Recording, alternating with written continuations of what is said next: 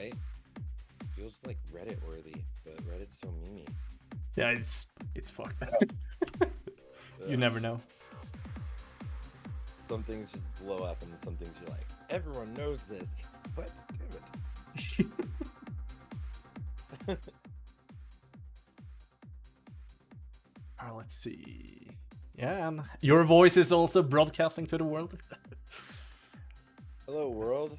My name is Sarthe, and I'm an okay speedrunner with a lot of knowledge. True. Yeah. Maybe. No shade, of course. Oh, man, I've gotten so many of the cool shit though for this. Yeah, But yeah, you like, put together like every run pretty much. Like other than the one poll in the Discord we were talking about with yeah, you guys had tested in BWL, I don't know if we're missing like any polls whatsoever. no, and the Calamity, like, there is one Calamity pool that potentially could be linked. It's from the end of Black and Lair, when they were pulling double techie pack into Nephirim. Like, it was something that was like discussed by all of the guilds, but like they were the first to properly do it. I mean, it got so hectic towards the end, it's ridiculous. Yeah. Like, all of the tech packs ended up being a lot scarier, but like, if we had, like, how the meta evolved with the Petries and stuff, if we had, like, done that earlier with major, like, large pulls, it could have easily gone in the way of just destroying all the tech packs you had to do all at once. Definitely. Yeah? Which is, I think it's so interesting how speedrunning evolved, especially, I think it kind of helped that we had Kihra and Warcraft Vlogs requiring certain amounts of trash, because then it forced you to think outside of the box.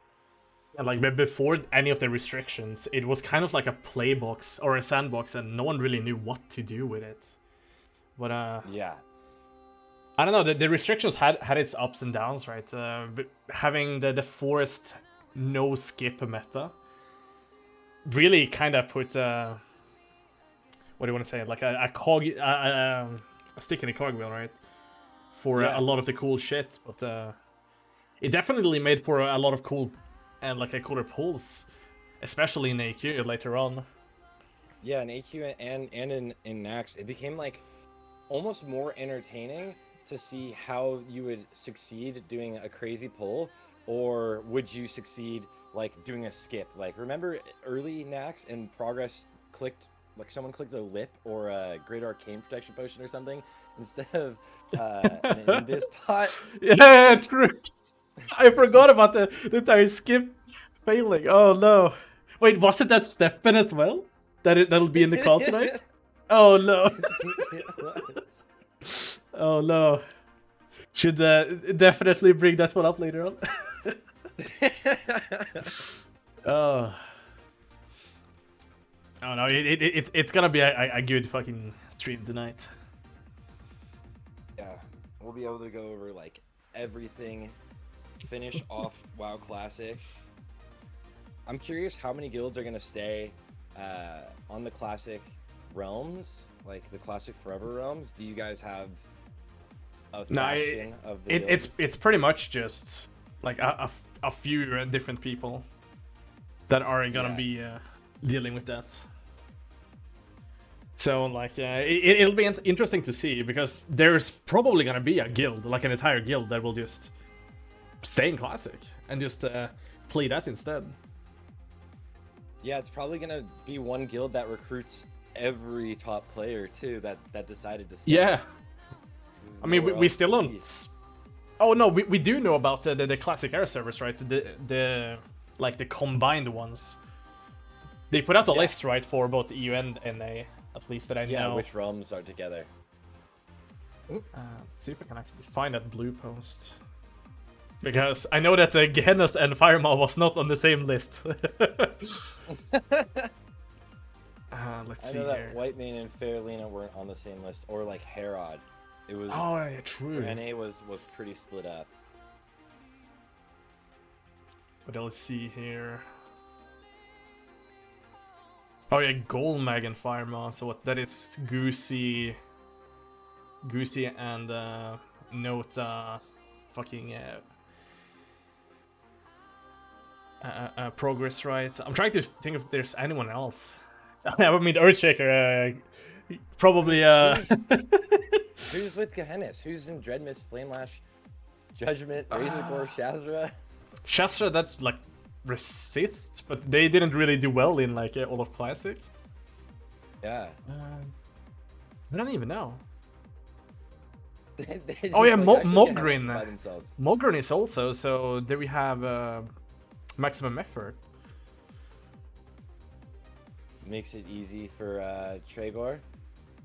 No, it makes it easy for like Roguish, actually. Oh yeah.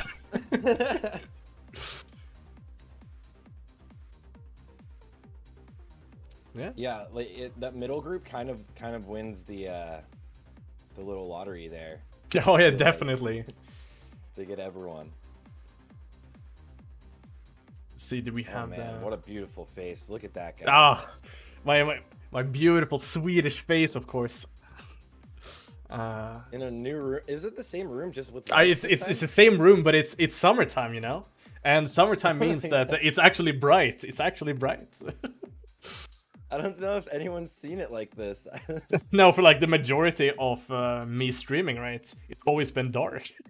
Yeah. But it's about to be 9 p.m. and the sun is pretty much not even gonna go down. Oh, that's great. But holy shit, yeah, all of the like NA servers, they're pretty much not even combined. Yeah, look how spread out things are. Yeah. Like, I guess it makes sense. Like that first group has a lot, but it's just, I guess it feels like NA doesn't, or it has a lot of realms, but like they aren't that crazy population wise.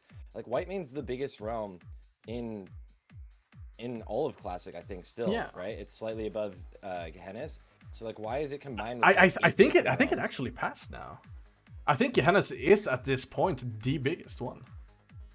Oh, sweet. TBC login queues are gonna be dope. Oh no. Realms.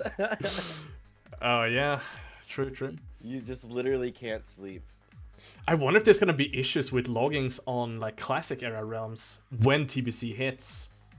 Because when Shadowlands hits, right, there was like logging queues on classic servers, because the like, what is it, the major login server like started crashing, so you couldn't log into fucking WoW Classic either. Yeah, that'll be. I mean, hopefully they fix it by now, but honestly, with Blizzard, we don't know. And every time there's a new expansion or something, it's never smooth. The like beginning's never smooth. Just try to get in early and never log off. You're done. But yeah, for people that just tuned in to this stream, I'm gonna be opening up a package that I actually received from little Blizzard themselves. So I haven't actually taken a look at what this boss box actually contains here. Let's see, I should probably be able to cover everything up here. But yeah, if you take a look there, you can see that it says Warcraft. Somebody's probably gonna take a fucking picture of the thing and like find out my real name, but who the fuck cares? Yeah, like who the fuck cares? Most likely moving in not too long, but let's take a look here. So I haven't opened this up, as you can clearly see, right? You have no scissors. Let's see. No scissors, dude. I'm just gonna rip it open. Oh. Oof. What can we find? Are you? There we go.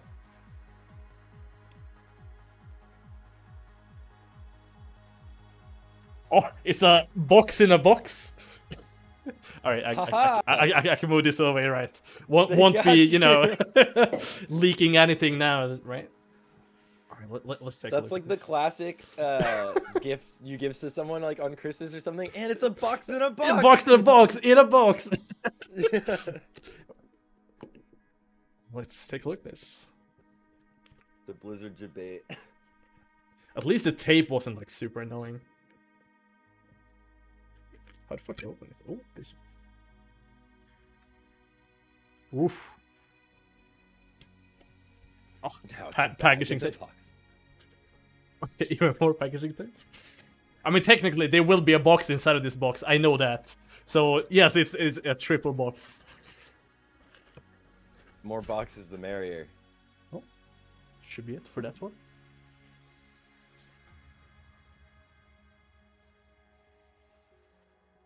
See, this is it. And there's like a present wrap, like wrapping paper. Whoa. It's called. Oh, here we go. Take a look at this one. Oh my god, that is so sick, actually, dude. I gotta make sure before I show everyone if there's any codes here. Oh, game time card. Moving this one away. Yoink. But yeah, so when you first open it, we can see a little Illidan Stormrage, of course. Oh, there's like mini boxes inside of here. Trying to... Dude, this is a whole package, actually. Yeah. Take a look at this. Gonna move it a little bit better there. But yeah, so... Ooh. Outland map puzzle. Wait, so they want me to do puzzles? What is this? The perfect Christmas present. See, you get the puzzle. True, too. true, true. You give it to your significant other while you play TBC. Keep them busy, of course. Look at this. Cork coasters. Damn.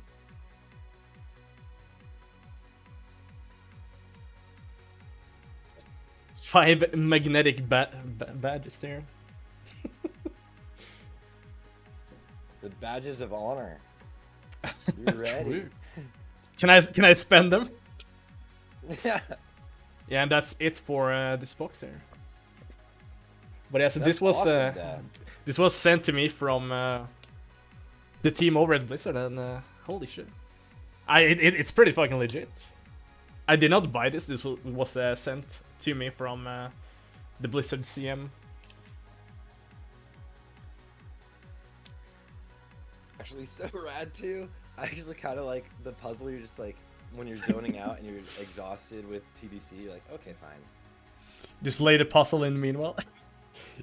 You're waiting for the raid to get back after having a wipe. Yeah, you DC or something and you're stuck and you're like, I need more TBC content. What do I do? Make the puzzle on stream. Gotta keep the contents, of course. Speedrun the puzzle. Yeah, dude. Whoa. All right, so here's the badges here. I'm gonna actually turn on the lights so we see even better. Don't look in my ass, chat. Okay.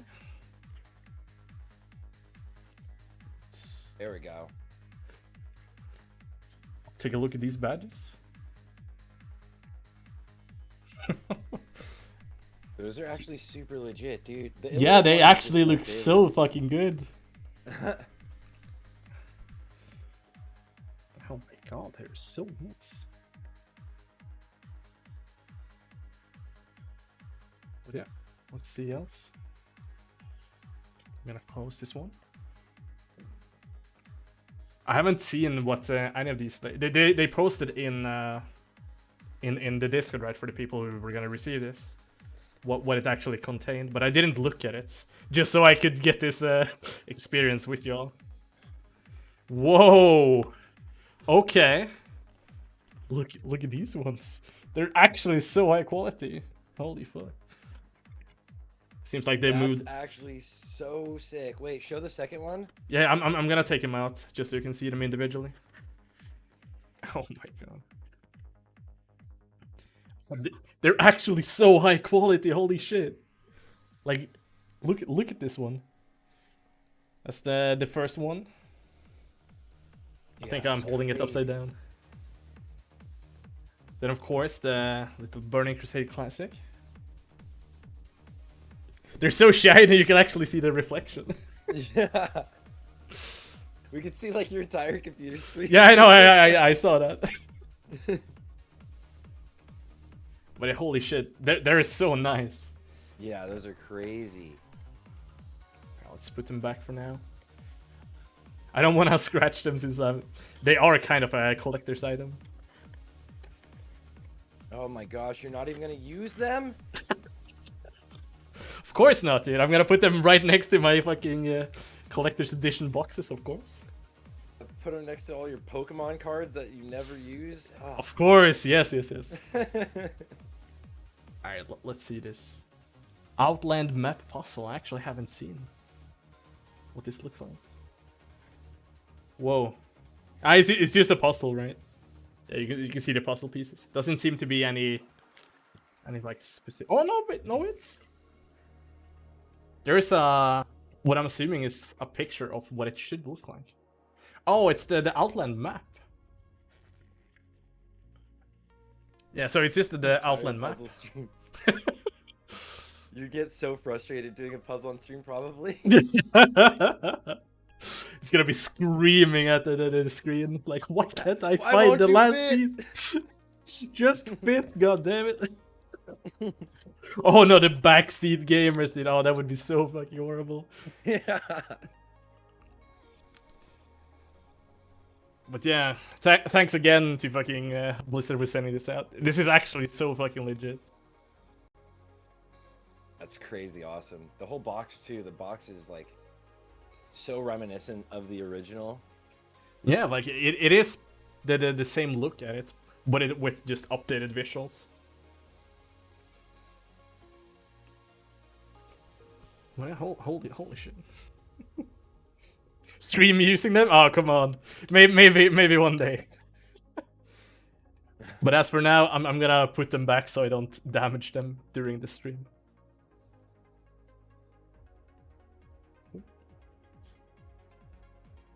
Can I turn up Sarthe a little bit? I can most definitely do that. Let's see. Hey, Sarthe? Can you hear me now? Should be better. I upped it at least. I'll put you at 200%. There you fucking go. Oh, I'm gonna be the loudest guy in history. Let's go. Oh, you're still not loud enough. Dude, the box turn Sarthe on. It's because you never it's because you never play with like anyone on voice comms, because you don't do PvP and you don't do like in your actual runs, you never have comms, so like you'd never have any idea like what the actual volume levels are when you swap it over like this. Yeah. No proper input to it. Yeah, that was me for like the longest time, like every different stream. Now I have like set levels for when I stream with people. But yeah, so that's what the game card thing looks like. I'm obviously not gonna show the backside. Come on, chat. Just a quick flash. No one's gonna screenshot it. Just do it, dude. Just do it. Yeah. But yeah, thanks to Marie over at the Blizzard team for sending it out.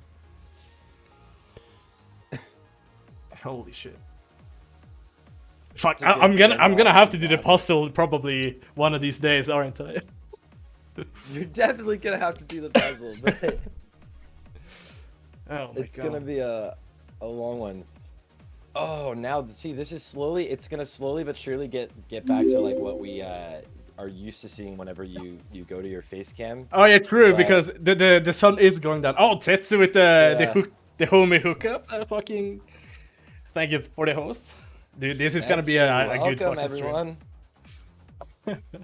Yeah, this is gonna be a blast going through all of the speedrun world records and all of the like crazy innovation that happened throughout classic history. By the way, Tetsu, did you want to join? I knew that you were gonna be busy for the start of it at least.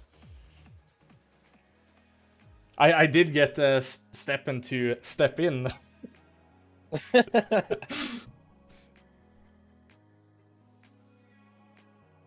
But if you can't, then you can't.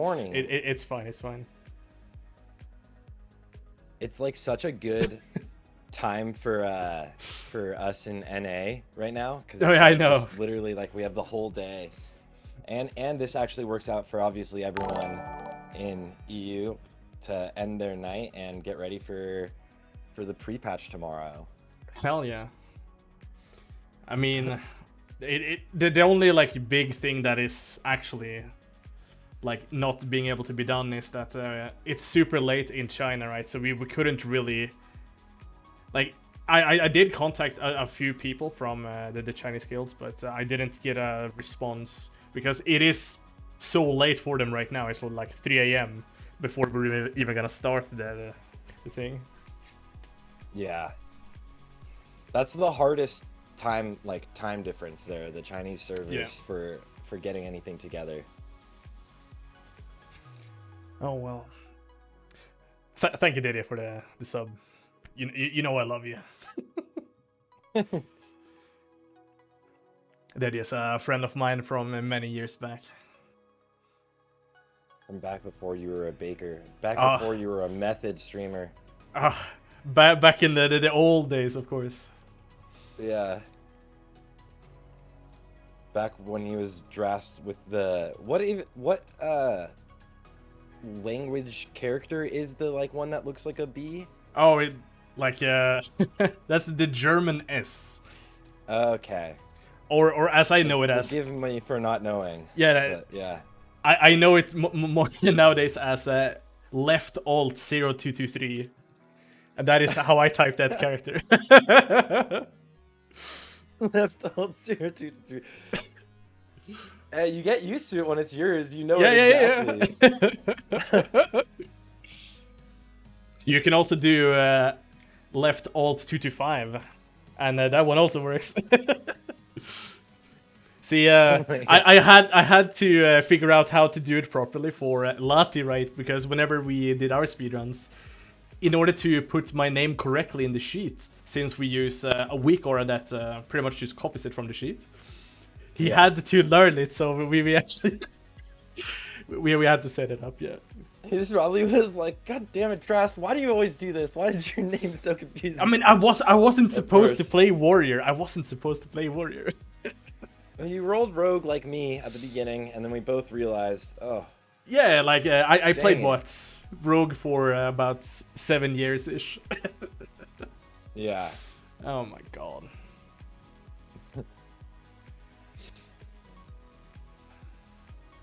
Then you saw the warrior light, which was the theme of classic. It's actually something I think we'll see with some of those earlier runs, where you see a little bit less warriors. Maybe like everyone knew, right? Bakers already knew that it was going to be a warrior meta, but less people ran warrior than towards the end.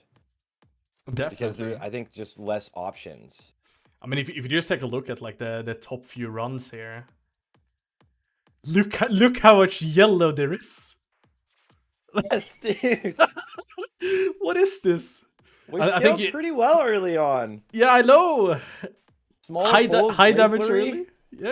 Yeah. Oh. Especially with like MC, that you're moving in between packs quite often, so like Blade Flurry gets a decent uptime. Look at that.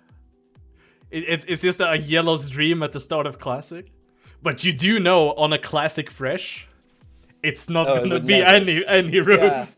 Yeah. Never. Look at that. There's even 2 hunters. See, we did it. You need the double hunter meta, of course. Oh my god, there's so many people that I haven't seen in like forever. So like, just take a look at this. Donaldinho used to play on private service, right? I haven't seen that name since I played on private service, pretty much. I know a lot of people stopped playing super early. Yeah, I mean, during like the original or like the MC days, it was easy to like everyone translated over from the private servers. All of the guilds probably changed significantly from their first like phase 1 records to the later records. Oh, definitely. I mean, return disbanded in phase 1, yes. Yeah, yeah. Yeah, I'm not in return at this point. Oh, return actually ended at 17th place. I think I'm in this run. Yeah.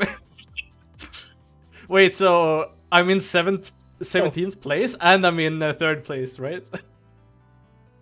Wait, I haven't even thought about this. That's the way, but now you need to also go horde and get in first. Like, you should have just gotten all of them. One run in every guild. Of course. Just be part of all of the speedruns. Yeah.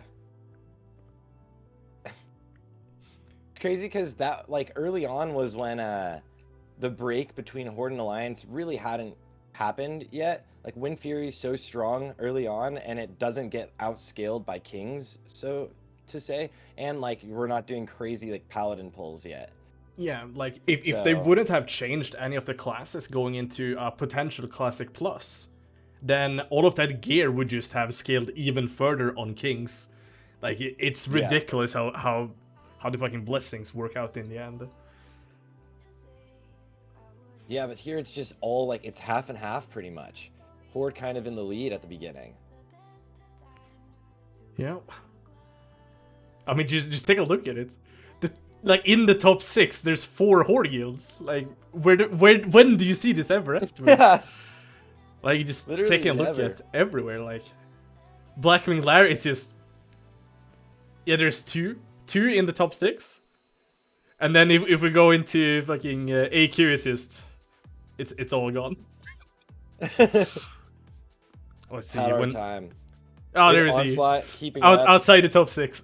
Top 7. Calamity always being just great. Dreamstate. Yeah. And then we start seeing, like, Statement coming in and pumping really, really well. Oh, I thought... Oh, no. Onslaught never had a good run, did they? No. Onslaught kind of...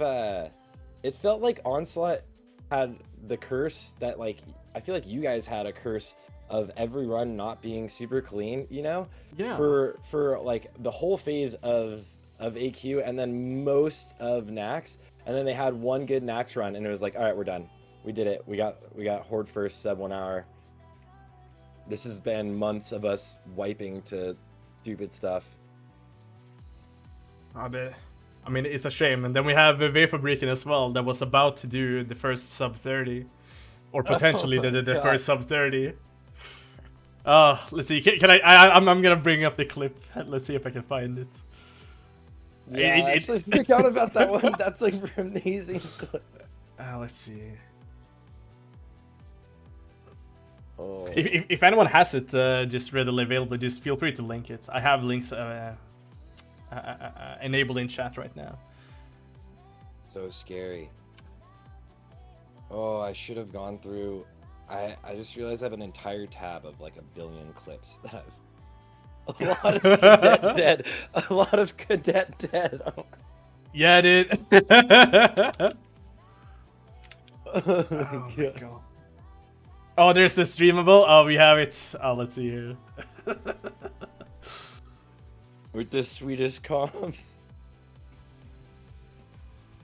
Jag är mountad. Dismountad! Din jävla sopa! Oh my God. You see, you just hear someone in the background absolutely destroying their desk. Oh. Literally, the time was so good too. It was, that was it. They did it. They had made it, and then it was all gone. I think at this point they're at like 27 something, right? And they're like on pace for high 29. Or it might have been low 30, but at the time that was like 4 minutes better than Horde ever did. So much faster than any other Horde. Yeah.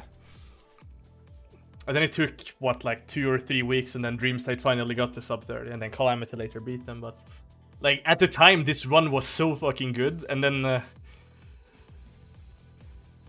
Jag är mountad. Jag är dismountad. And then all right. Little like Keva sends his regard.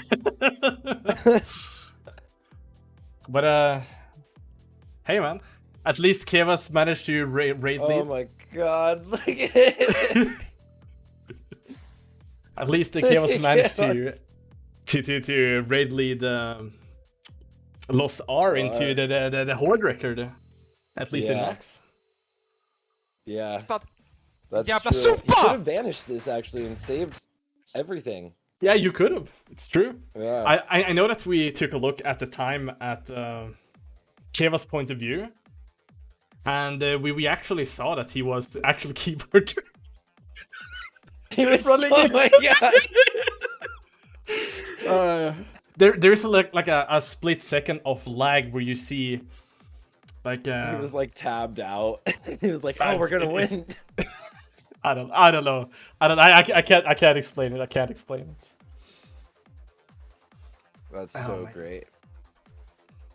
Well, see, I think we should have the time to bring in some new people, right? So we can start introducing them for the few upcoming runs. For Here. today. Yes, exciting. We have such a good roster of insane speedrunners today for this breakdown. From all of the top guilds. And Tetsu never responded. Ah, he never responded, dude. Maybe They're probably busy. Yeah, he is. Probably. Wait, what is this clip? This is Parla. Wait, where are they running? Look, he teleports and they run to the right. Oh my god, no! Oh no, what? I haven't seen this one before. How many are gonna do? Yeah, they all get. Holy Oh yeah. I haven't seen that one before. Holy Oh, shit. there's 9%. Is this on the first kill? I don't They have know. echoes. It might be because he has Echoes of War, the quest tracker still. Oh going. yeah, he does. Oh. Oh no. But yeah, let's start introducing these people. So I'm gonna do a ping for them to join in here.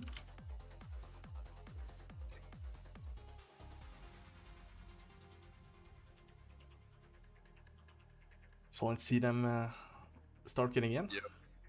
Oh, some people tuning Oh. Did you have to do us like that ending? in. What do you mean, dude? Ah. That was Parla. It was. We didn't even know about that clip. I didn't know the clip at all. Forgotten about that raid. Holy shit.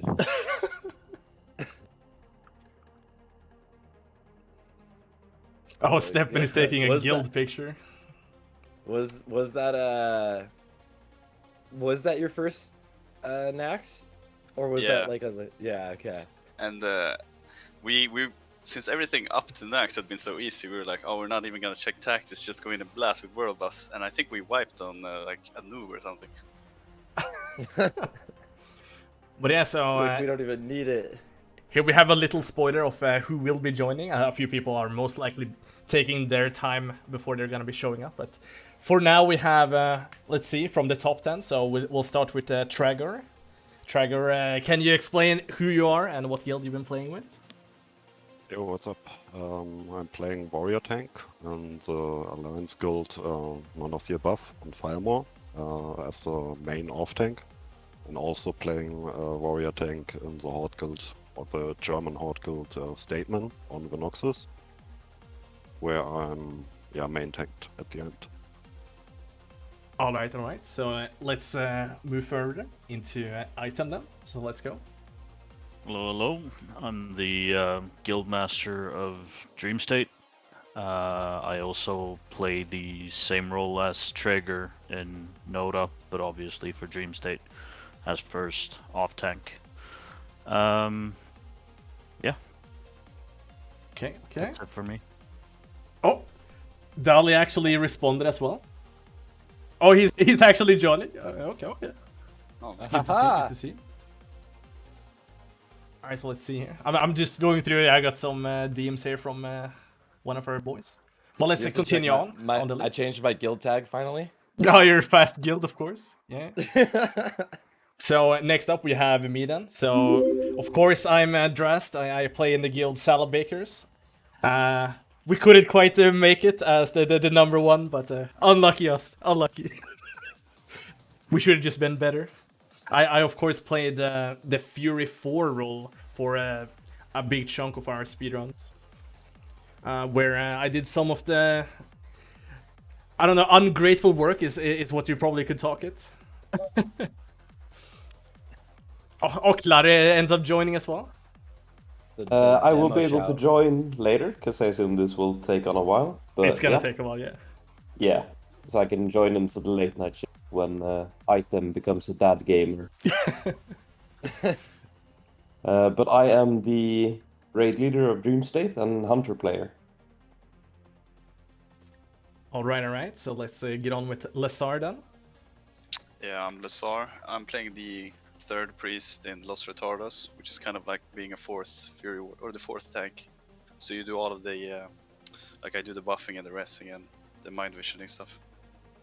All of those things. All right. Let's see a little Mordfustang. Yo, a little. But yeah, I'm the guildmaster of Calamity, and I'm a totem bot, so a shaman. So yeah, I do a lot of resing as well, I guess, since we're horde. Yeah, that's me. All right. And we'll most likely have a lot more people joining on later on. But commentating with me today is Sarthe, of course. Yeah, I am Sarthe. I'm from NA's notoriously known fast guild. We're super fast, but we don't show our logs. That's why you don't see me. I spend a lot of my time breaking down speedruns and trying to get my guild to do them, and having them not do that. So TBC will be different. But this Hopefully, yeah. Yeah. But yeah, so we can probably get into the first few runs here. So I'm gonna move my thing off the screen, right? Let's see. Oh, Yeah, Steppen sometimes asked you if have to we're move really your thing starting. off the screen. So let's see here. Just gonna prepare the very first run here, and we are gonna be starting off with the Salad Bakers phase 1 time. This speedrun in itself is a little bit special because it's utilizing a buff that was, after this run, banned.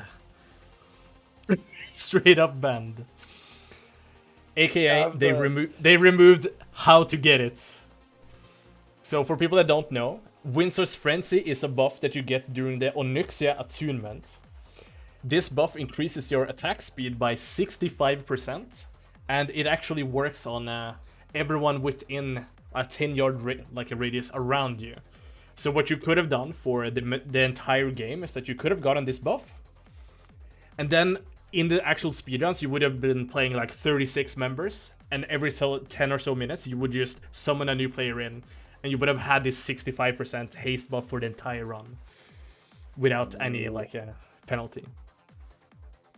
As a horde player who never knew about this, what? I remember people like utilizing it when I was getting the Oni attune on Alliance, but I remember like zoning out doing it and like trying to do some cheesy things. But like, oh my gosh, actually using it in speedruns, completely forgot about this. But yeah, so this buff was actually not party exclusive either. So anyone within your range, in your raid, within your range, would actually get this buff. And a little side note after they fixed it, anyone that still had the buff applied to them became a quote-unquote a Marshal Windsor. So the buff stacked with itself. So if you had, let's say, 30 players with this buff, we can take a quick calculation, shall we, right? So 1 times 65 to the power of 30 is a lot of fucking haste percentage. So if you were to do, let's say, a 2.9 weapon, right? And you divide it by the speed, then every single attack would happen every 0.0000008 seconds. AKA, you would one-shot anything. So yes. Well, Dang it, Warcraft logs banning this fun.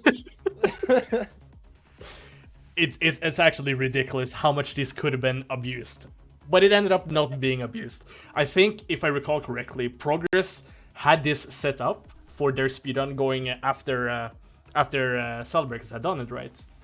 Mind you, I wasn't in there at the time, right? But they actually had the buff on all of their players, so they could have done a run where they just one-shot everything in MC. But if I recall correctly, they clicked the buff off. Why? Were they scared of invalidating the logs? Or? I don't know, and I think Steppen should be joining in a little bit, and we can probably ask him for what happened during that part. So let's see here. We can start off and just taking a look at the run, right? So this run actually has quite a bit of memes off the time, right? So I know it throws shades at a few different guilds. Yeah. Including Progress, of course, and I think some other people. Let's see here. All right, so Laty will be joining soon as well. And you beat them by seconds. Yeah, by seconds. Mind you, Salvdali doesn't have VCB in this video. No Yeah, VCB at all. stack? They do stack. Oh my gosh.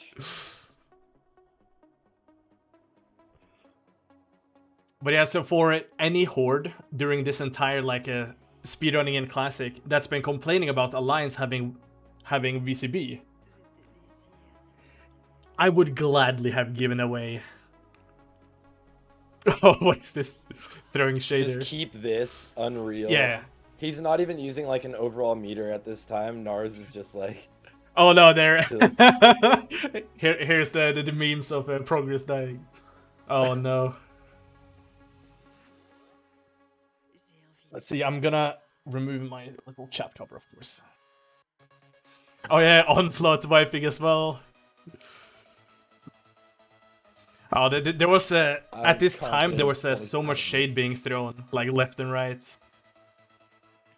Yeah, all the guilds were memeing each other. I know Return was talking shit about different people as well. Oh yeah, Skiro got kicked. Meta right? too.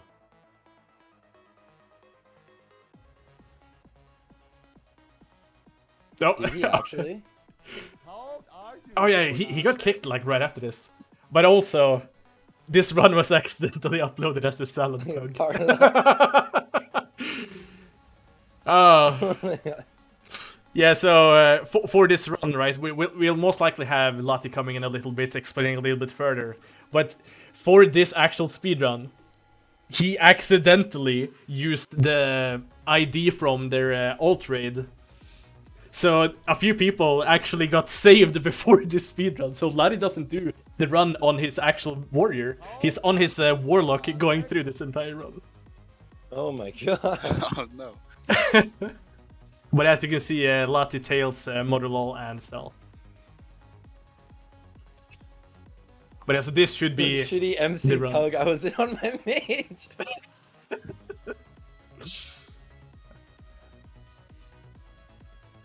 And here you can see the juicy UI of Nars, of course. Playing with all of the add-ons. Not even full screen Windows mode. Nope. I actually like the editing of this in the sense of like, I feel like in phase 1, the editing and the memes on some of these speedruns were so well put together, you know? Yeah, an Internet Explorer. Yes, Internet Explorer open. Wait, he did this run with Internet Explorer open. I haven't even seen that before.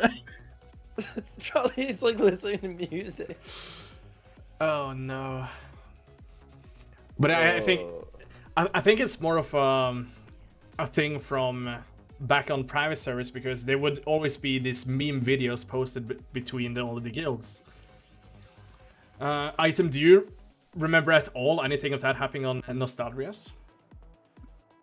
I mean, there was plenty. You had the whole Tubergate, and just in general the Rositas and Hitler in the bunker subtitle clips.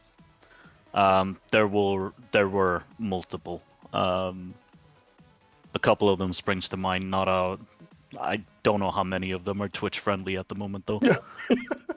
they're most likely not Twitch friendly, to say the least. Yeah, there were less filters back in the day.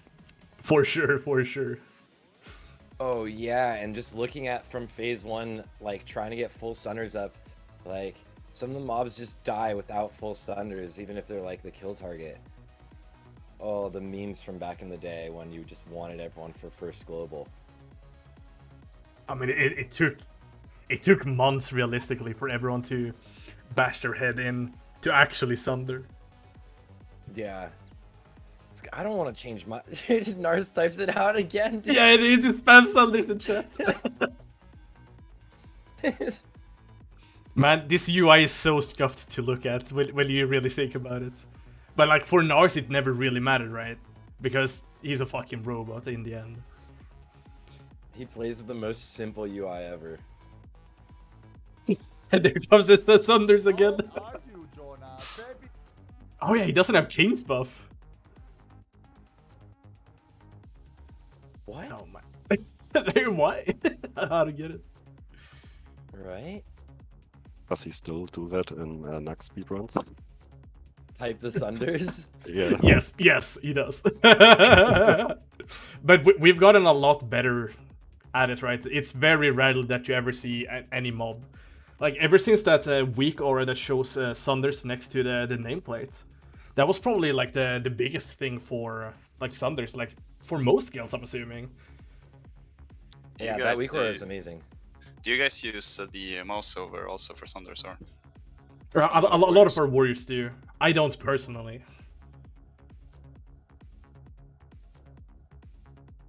Look at the like actual RNG of waiting for the pat for this. I mean, at this point, like this point in time, you probably could have just killed the fucking mobs with the boss. Right. But it was scary in phase 1. Like the damage could actually kill you. And like the way we dealt with everything, like the way we dealt with trash, the way we dealt with like skipping or anything, it wasn't really about like a massive pull yet, and like figuring out a safe way of like living in rotating taunts. Oh no, he buff caps me. Oh yeah, like at this point in time, right? Blizzard hadn't changed the entire buffing meta, right? So Yeah. like all of these different enchantments was actually taking up the buff cap slots. Oh, Speaking of the little guild master, of course, we have Laty joining in. Hello? Hello, Hey, Laty. Laty, welcome. So I'm assuming most people, of course, know who Laty is, but Laty, can you explain who you are and what role you play in Salad Bakers? I'm just GM and I guess main tank and really there. How are you, Jonah? Only. Yeah, that's the most casual. I guess. Let's see. We have FMS currently joining in the call, but I think Dali will be joining. Well, there you fucking go. That timing. Sweatlords have gathered. Oh, there we go as well. Fucking Steppen joining in at the same time. So I guess we can take the introduction of Dali first then. Yeah, I'm just a former washed-up speedrunner in a guild that no longer exists. Yeah, decent back in the day, but now at this point, like I said, I'm just washed up, casual gamer. It's alright though. Hey man, I think wrestle. That's all that matters. True. Yeah, you got the mouth blade. You did it. And Steppen, if you could introduce yourself as well. I'm the self-proclaimed warrior god. I'm the admin of Fight Club, and I'm a speedrunner in progress. Hell yeah. A bit washed up now though, so like Dali.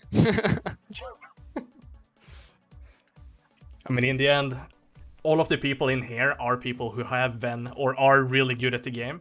And I appreciate all of you guys for taking the time to join in. Thank you. But yeah, Laty, you can probably explain a little bit more about this run we're currently going through. What exactly happened with this raid ID? Oh, yeah. As you can see, Laty is not in this raid because I managed to. We were prepping the Windsor's buff on like 4 of us. I think it was me, Tails, and Modulol, one of the rogues, and one of the warrior. And I had done a pug on my mage, and for some reason, the mage had gotten leader because one of my other alts who had leader earlier when we were doing the Ubers, because you have to start jailbreak quests and stuff, right? So leader had passed to my mage. So when we zoned in, and this was before they added that, are you sure you want to get saved to the ID? So I managed to save like 4 of our speedrunners, including myself, before we went on the run. So you can see I'm in this video. I think I'm on gas, my warlock. And that means you don't get to bring in the Windsor buff. Did you guys were you able to have the buff the whole time? We had it. You can see in the clip right now. I'm watching Just Stream, and like Nars has it. It's the Blood Rage icon next to it. Yeah, the 2 minutes fire left. resistance and, yeah. But are you able to like chain keep it going since you have a couple people that got it and got saved? We just got we only brought it on like 5-6 people, I think, and we spread those out in 5-6 melee groups. They like because it gives like an aura around them. Because this was before they changed it, right? So after this change, you could have just had it on anyone, pretty much. It's a shame that Windsor's was actually nerfed, because if they instead would have just made it so Alliance couldn't get a VCB, I don't know. I would have been fine. I would have been fine with having Windsor's for all of Yeah, you would have been fine with 65. Because Alliance would have been like by far the best speedrunning faction. Would have been closed at that point. Well, we would have had it for like half the raids, right? Horde literally would have just been dead at the start of the expansion. If you look at the clip right now, I think you can see that Nutella, he doesn't have the buff himself, because you can see there's no duration on it. He just has the aura. Because is that the little? Oh yeah, that's the perma blood rage, right? Right next to the blessing. It went away now, I think. It just went out. Timed out around Gehennas. I think Nars died as well, as you can see. Nars is dead. He was too busy typing out for Sunders. He was too busy calling for Sunders. This is the speedrun, and you. This was a typical Salabaker's phase 1 Gehenna speedrun. Yeah, like, pull it all. Yeah. Salad steering through all of it. I don't know modding a lot about this buff. The Rock Blocks Discord. Yeah, there was some memes in the Rock Blocks Discord around this time for sure. Oh wait, you lost Actus as well. He was off tanking, right? Second tank. I think he was tanking. 3 down, standard phase 1, right?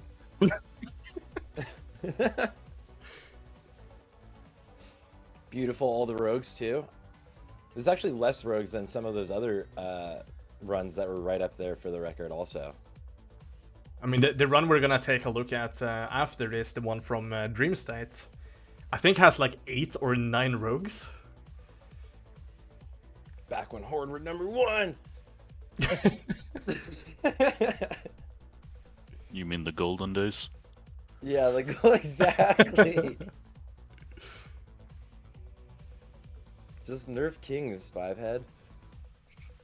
I mean, it's just down to scaling, in my opinion. Like, Wind Fury doesn't really scale as well as the Kingston might, or especially Kings does. Yeah, I mentioned that. Like just the uptime, right? Like Paladins, you should have 100% uptime, and then with totems, if you don't have like Strength of Earth and Wind Fury all the time, then you're just losing out. I disagree. Like, Wind Fury is much more powerful, but like the utility that Paladins give makes Alliance stronger. Like, TPS wise, Wind Fury is better for sure.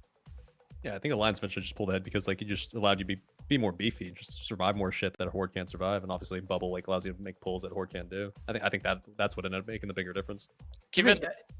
I think the whole Paladin, especially like just the meta right now, has been like a lot of just stacking pulls, right, and shit like that. Paladin's definitely really, really good for that. It's also that you always have one shaman in your raids that's griefing you because a totem pulls any shit. I know, bro. I've had the fucked up runs in on Northdale from that. Yeah, imagine not wiping in the Abomination Wing while the slime run. The totem pulling the 4 rights apples. Just stun you Oh with one no! of. Who even drops a totem running through there? Like, why would you do that? I mean, Dreamstate had the one totem that like pulled the mobs through to Faralina, and I thought that was a tactical totem, and I was like, that was so clean. It was just an accidental. Oh yeah, when we ninja pulled the spiders in fairly. Yeah. Yeah. I mean, it was a died good one timing, time. dude. So who cares? Yeah. I also died one time at Maxna as the web spray came out. 4 ghouls came in and destroyed everyone while we was done. Oh yeah, I think I've seen that clip. Actually happened in Dreamstate as well. I guess it's really as common as you can expect. And on that topic, I just want to shout out Comets, Shaman in Dreamstate. Probably the most glorious totem puller we have. How many accidental pulls have there been? Safe to say my hands aren't big enough to count them.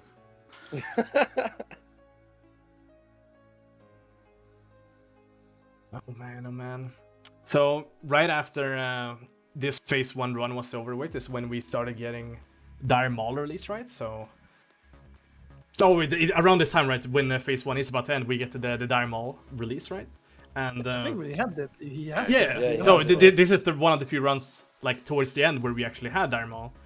So at the very launch of Dire Maul is when they actually had it working properly as it should have, which meant that from the very release of Dire Maul, you could have stacked infinitely the buffs that you got from Dire Maul by just re-clearing an entirely new ID, because they weren't unique IDs. They were based on I'm not even sure what they were based on, but you could. They were based on the instance IDs themselves, probably. Yeah.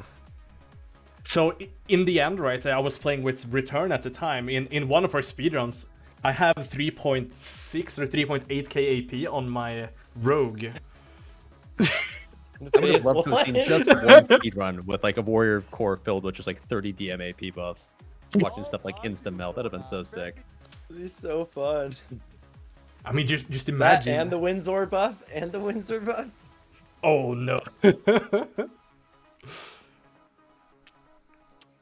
I mean, the issue would be buff cap then. Oh, true. I mean, you would probably but like, which buffs do you choose? I guess. I mean, in the end, you probably would run like 20-ish, like AP buffs, right? No consumes, of course. Like, why would you ever run consumes? This was back in the day where like the Librams, the 8 strength, counted above slot, sharpening stone, and like all that stuff. This is back in the day when the best helm enchant was no enchant. Yeah, true. Imagine chanting your Lionheart. Tell me, what the fuck are you, noob? You know. But yeah, so what we saw in the meme videos throughout this video is that all of these different guilds, top guilds, ends up dying on Baron Geddon here over and over again. And this is how you're supposed to do it, right? FMS, any comment on that? Yeah. The famous staying call. I think the entire part of MC is as a healer, this was the scariest part of the entire MC speedrunning. Like this up until Golem Mag is always where you had people die and stuff. So many ninja pulls from the packs on the right. Yeah. I don't get how people do it. Like, if you just hug left, you actually can't pull them. Yeah, but but don't you remember, the big reason why is because on Pro servers, the meta was to kill the far pack and then skip everything, hugging the right-hand side. Yeah, I know. But even so, but people always try to do it, but I think the levels of some of the elementals like vary, and then you can ninja pull if it's 62 instead of 61.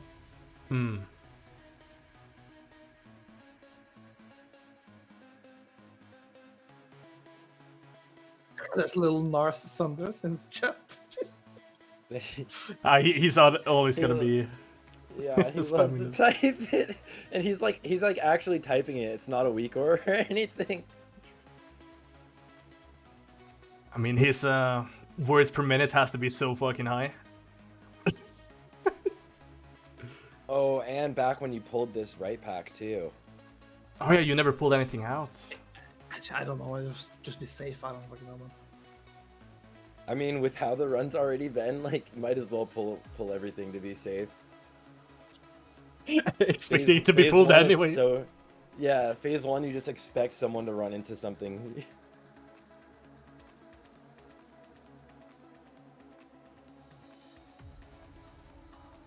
Oh my god. I think you would have had quite a bit of death in this run if it wasn't for you killing Chester there. That last Arcane Explosion would have probably killed like 3 or 4 people. Yeah, it gets super close at the end.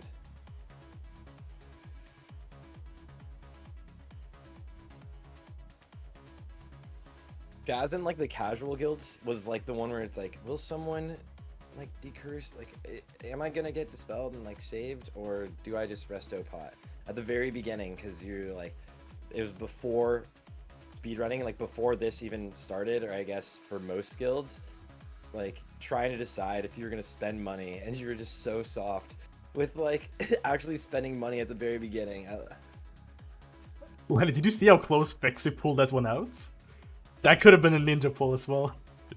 Hey, bro. I was calculated, of course.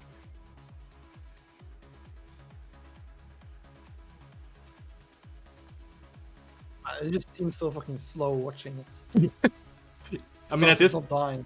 Yeah, honestly, like if you didn't tell me this was a speed run, I would just think it was like regular ass farm run. It's kind of amazing just how kind of the meta developed over time, like chain pulling and how fast people started going. This run only beat the progress time by a few seconds, right? And so for the people technically talking about the next progress run that they did, that one was technically when the PvP had started, right? The week of PvP coming out. So oh my god! Even though it's phase 1, it is quote unquote phase 1.5 or whatever the fuck you would call it.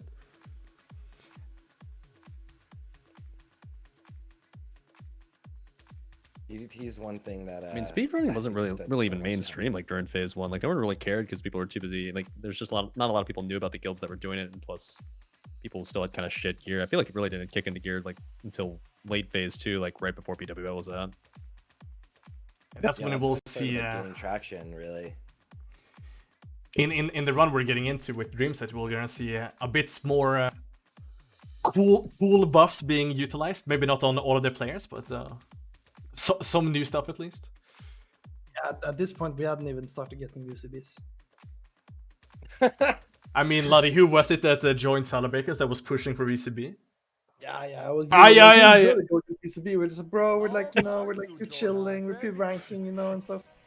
World PvP, I come in from return, right, and I suddenly come pushing like, all right, I'm just gonna get VCB. Like, I don't care. I mean, and then suddenly everyone else. No, go ahead, Just. I was just saying, like, after that, everyone else in the fucking melee camp suddenly had VCB like the week afterwards. I mean, it didn't make sense to go harder on either, because like the phase wasn't low, because like, the game was new. True. I mean, like, just for my own sake, right? I've been getting VCB for the past, like, 3-ish years. So for me, it was nothing new. Like, I just leveled up Capper as soon as possible and just started using VCB, I think, like, 3rd or 4th weekend. And then coming to Salabakers, the #1 private server guild right at the time, was like, oh, we don't get VCB. It's like, what? No. You're wording it. We said we hadn't bothered with it yet. Yeah, true. Ranking and stuff. But just being like said, like, oh, you don't need to get it. It's like, what the fuck do you need to get it? I want to get it. Ranking and raid logging for buffs would have been rough. As I started on Alliance side, I think I played around 2 or 3 weeks on Firemore, and after that I instantly regret that I started on Alliance side. Maybe Steppenwolf can agree. I mean, Firema was super bad for VCB. I don't know how it was on Gehennas, but like on Firema it was crazy griefing every week. I hate the server. Early on, nothing. There was literally nothing. It was like 1 week. I think Dreamstate like mind visioned us when we were standing on Thrall's roof getting VCB. And like after that, it was downhill. Gotcha. I mean, after the Boon, Chrono Boon changed, it was super chill, but like before that, it was from like BVL, it was crazy. Like every VCB was contested and you had to like, there was always a risk you get killed or ganked or dispelled or whatever. I think we've all seen the Fire Mob videos. It's like having to deal with that sounds more than exhausting. I don't know if you guys had people like quit the game for just the sake of not being able to deal with getting world buffs. And as I said For to you sure. before, what we can see in the videos, it's like only 1 day of 2 weeks in total. Yeah. Or you could I just be like Onslaught and win phase 2 completely. Yeah, you can't get creeped if you don't have the other faction on your server. Easy. Oh yeah, true. Man, raiding as an alliance guild on Scarum would have been so scary. Now that I think about it. Wasn't there only like one alliance guild on Scaram or something? Yeah. Not the start. We were like 50-50, but we pretty thoroughly brutalized BRM for like all of phase 1 and phase 2. So pretty quickly Pretty driven much out. like every raid day for Alliance, there was like a gang squad, 2-3 raids. Yeah, like BRM was just like infested with horde every night in phase 1. Like alliance guilds raiding with world buffs just wasn't happening. It's not there. Yeah. They're just like, I'm done. I quit. Let's transfer. Wait, Kors died here? Was he tanking? Or did he just over aggro? I think. I think I he don't know. just pulled aggro. Boss just turned and clapped. Is Karth like Knar's little brother, or why are their names so similar? I won't lie, when I first joined Salvbreakers, I thought it was just an alt of Nars. Maybe it's multiboxing them. And typing out for Sunders at the same time. That's why he has Internet Explorer open. I mean, the fact that he doesn't even have it copy pasted is even more impressive. Yeah, right? That is true. Or like a macro at this point. Okay, just a random question. How many of you guys were pulling out mobs here on Major Domo? But not in speedruns. No, in Speedrun you just separate everything. Yeah. It Farm took... runs, maybe. I mean, that tactic kind of settled in fairly quick. I think pulling out was only a thing for like the first 2-3 clears. I just remember it like always being the fucking meta. Like early on, at least. Once the warriors became more beefy, it was just zugging it, really. I think what we did there was we just nuked down one, just to, you know, force people to let the mobs gather, you know. You still see people are dying, right? But it's probably the people who already died, so they don't have buffs, right?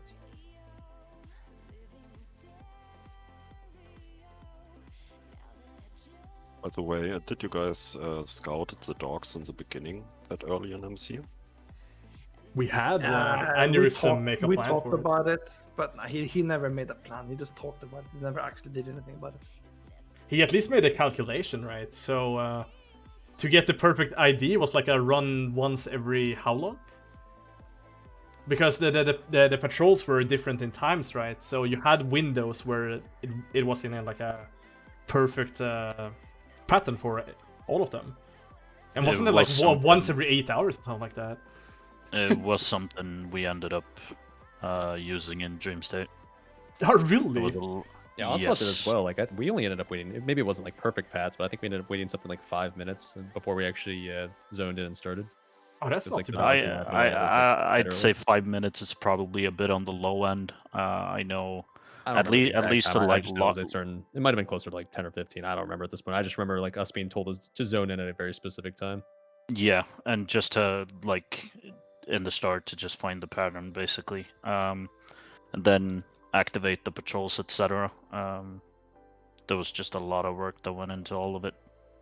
I'm getting information from Klarreqt that the window was 8 minutes and 12 seconds, so you were actually very close, Dali.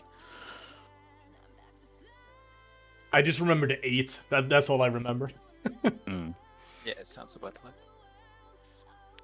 Oh, So is we this had, swimming through the lava? Yeah, this is just the mages in front just chilling for the rest to catch up on.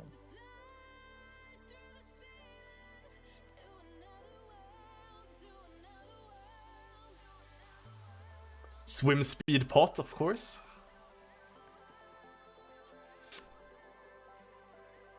I mean, what was it? Speedbot never made an appearance in the speedrunning meta ever again.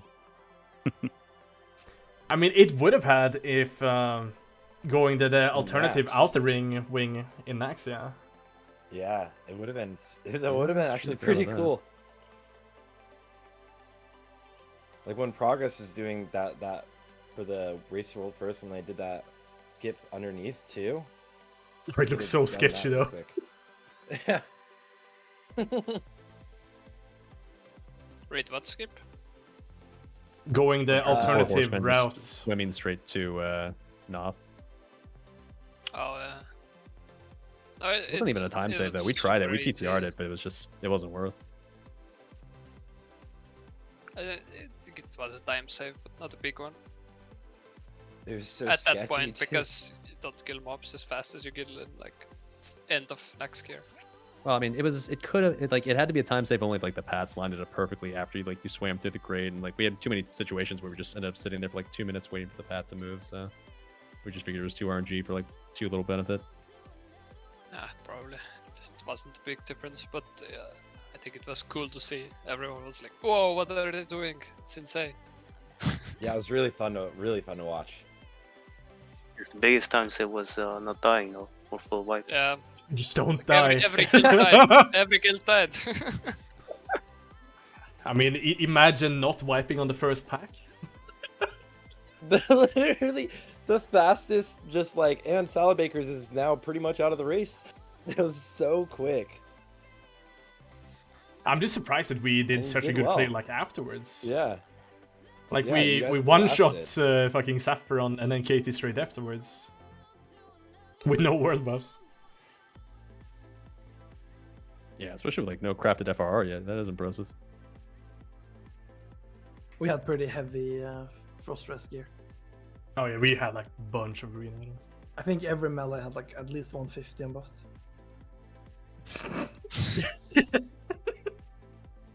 You know that was actually like my mistake. I was gonna upload the logs and I forgot to switch the guild tag in the uploader. And then we just rolled with it. It's pretty funny. But yeah, so the difference in time, right? So this is a 28-minute run. So the next run that we're gonna be taking a look at is the Dreamstate run, of course, which ends up being the fastest run as of phase 2. And yeah, it's 6 minutes faster. Just a tad bit. I mean, there was many runs in between that were faster than 28. Yeah. Let's see here. But yeah, so as you'll see here, towards the end of phase 2, then we can see that the Dreamstate ends up beating all of the Alliance guilds, of course. And we can see like a heavy favor for for Horde compared to Alliance at this point in time. And look at the yellows. Oh yeah, we can take a look at the Dreamstate's roster here. Look at these. Like what? All Horde, Onslaught, Calamity, Storm. I really think that Horde has an advantage in MC and PVL. Like the maximum potential is on Horde side, at least. But in AQ and Naxxramas, where there are many like crazy paladin pools and stuff like that, Alliance becomes better. Might be harder to execute, but I think that like Molten Gore and People really suits the Horde faction. But yeah, so Ajjtem, what can you say about this run specifically? That it was pretty planned out in terms of number crunching. Like Claire spent a lot of time going through more or less each specific pull. A lot of it comes down to him keeping the motion going, and at this point we didn't do any like private server testing or PTRing, etc. So all we had to do was basically just up and do quick farm runs. And in terms of the roster, if you want to call it, like anomaly in bringing a bunch of rogues, was basically that we had a lot of good rogues that did good damage and were also keen on speedrunning, and simply decided we wanted to go with the players that had the drive and the motivation to do it, because we figured that would be the team put together that in the end would produce the best numbers, which pretty much ended up being the case. Another side note that I actually didn't think about here is that you can see me on the Druid in the top left of the UI, because I actually re-rolled the Warrior during AQ, so at this point I am just a Fairy Fire and D-Curse bot. Safe to say playing the Warrior is a bit more fun. But more or less we just instilled a overall guild mentality that staying alive was more important than anything else. And as long as Klarreqt could just keep bringing mobs, preferably more than one, into what was later on named the meat grinder, we knew we would end up with a pretty damn good time. Yeah, I think going just from this last run to this run is you see the difference in like an actual speedrun mentality of an entire guild moving together as like a mob, and a hunter really bringing mobs back into the group, and you just kind of and it's going to be showcased even more going into like the lava packs and the dogs, obviously. Yeah. There's also sorry. No, go ahead. There's also like one thing to note about rogue gearing, because rogue gearing is significantly easier as well. So even though if you had like a big roster of warriors, it's possible that those warriors had like absolute trash gear at this point. And Yes, as you know, the tier 1 is really good, like at this Yes. point in time.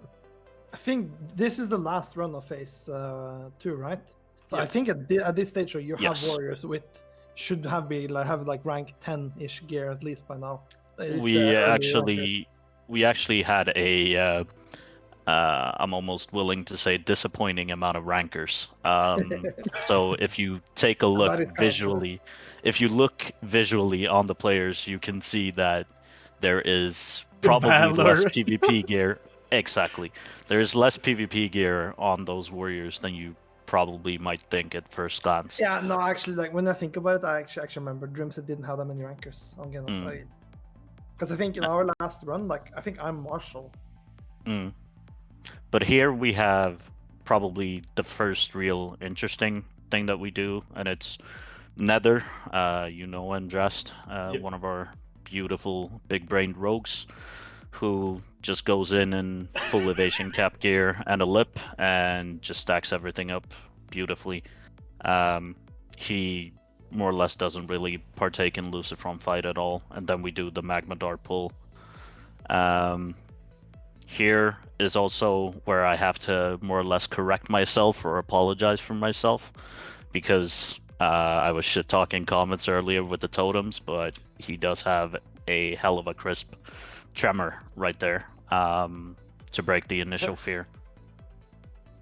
And I think the shamans on the Magmadar fight really make or break it to some extent, because I think we actually used Death Wish before Magmadar, I'm not fully sure. And I believe we put our faith in the shamans.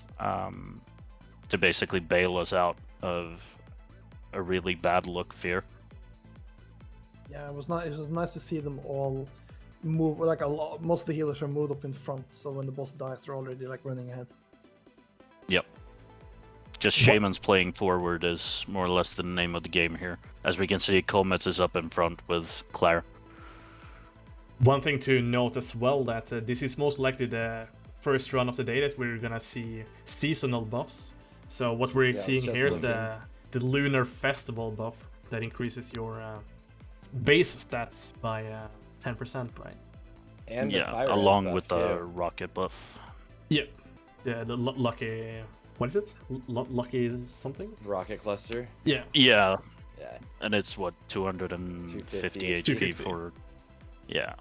And of course, something we didn't touch upon that was heavily argued or criticized openly, that we only see in like the first minute of the video, is Spirit of the Wind on our Shamans.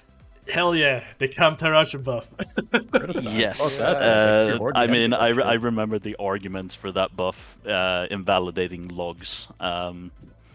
And I think if you look at the uptime of that buff, it's on 2 healers? Yeah. You'd probably find your argument fairly unreasonable at that point, but it was fun at the time, and it kind of falls in line with what we were talking about earlier with like guilds memeing or shit talking each other. So we more or less just laughed it off at that point and figured, hey, banter's back on the menu, let's go. Although, if you were like in the current state of speedrunning, that buff most likely would be the best buff you can have at this point if you were to do a phase 6 speedrun of Molten Core. For Just sure. Yeah, it would last increasing so your, long. Yeah. Like You'd destroy everything. The I run mean, along with War Chiefs, for sure. Like the run we're about to see, right, from Noobs coming up in a little bit, the run is 16 minutes. So that is another 6 minutes shaved off this time. And like, you don't get much time saves from the clears after that, because your kill times are gonna be like so small and insignificant compared to just the amount of time you spent running. And there is only so many speed items you can use. Yep. And here we kind of got to see the first taste of Klarreqt just feeding the meat grinder. I mean Claire, my bad. Just always bringing it back, which is really nice. I think one thing that's very clever by Dreamstate here is that they really utilized Moist Towelette, because they only have. I mean, it's really good though. It was really smart. I think they were the only ones that really thought of it, and. I mean, we really just had a thought process that naturally we were gonna be low on magic dispels. So what we do is we specifically reserve it for the attack speed slow debuff. Onslaught actually extensively used it, like Towelettes really early in phase 1 actually in our speed runs, and I always remember like being kind of a mistake thinking we should save it at least for like later MC runs, but we did use ours. We used them when, to be honest, they didn't really matter. Yeah, no, we made a fairly early call to just do the quest and not use them. Basically fill up one of your bank slots and let it rot until we say otherwise. Meanwhile, Salad has what, like 5+ on each player rotting because they nerfed them. I mean, so do I on my druid, seeing as I didn't use. Holy shit, Rubberfist almost going down there. Yeah, I mean, there are a couple of close moments in this run, and we had a couple of runs before this one that were very similar, only that in those scenarios, those players died. Like, Rubber would die in that scenario. And this time we just managed to play sort of preemptively, knowing that the damage is coming, and just taken like itty-bitty steps to play a wee bit more safe. And we ended up keeping more or less everybody alive. I think our death count is fairly low. You could see really good discipline there as well, because usually you will just have all of your warriors cleave down the targets ASAP, but it looked like to be very methodical killing of at the mobs there, because you could have died if you had like 2 or 3 explodes at the same time. Yeah, we had a very good enforcement of discipline thanks to one of our officers at the time, Kamisayo, who more or less went on a finger snapping tour. If people didn't do what was expected of them, and it seemed to be the kind of motivation that our raiders responded to.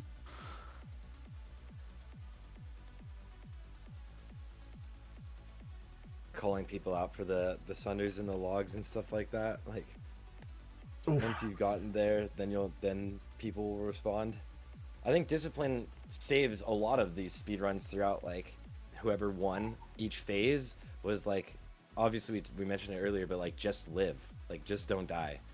Was like the actual difference between some rank 1s and some of Salad Baker's runs, unfortunately. Yeah, I mean, we lost that mentality during like BWL and AQ, really, and then it took us a while to more or less instill it again. We had some roster shuffles, we had some leadership roster shuffles as well. So for our last next Rama speedrun that we did before the batching patch, we just went back to the same thing, just repeating more or less over and over again. Don't die, stay alive. You only had 1 death throughout the whole run, right? Or something. It was something crazy like that. 2. Yeah, it's super nice. 2. There's only 1 in the log. There's only 1 in the log, but there is another one that dies from polarity. Just, there's only 1, okay? Log says 1. Logs are final, right? No Petris, right? Video lies. Logs are final. Logs are finals, right? So no 6th Petri, right? Oh, okay.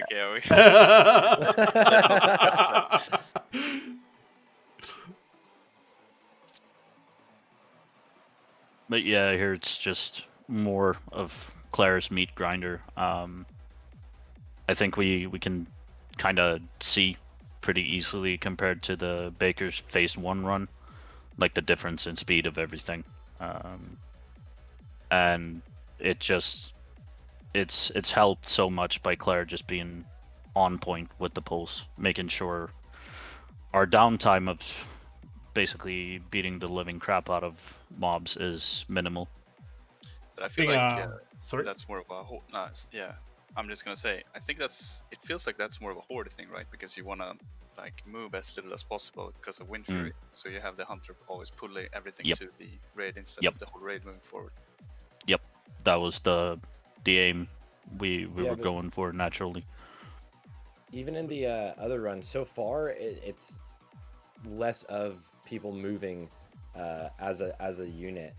I think obviously for Horde to be able to keep up and do that more, it requires a little bit more of the green mana pots, but it's like something that came in for a meta that ended up saving a lot of time on the longer raids, where the entire group just kept moving as they pull things instead of fighting them where you pulled them to.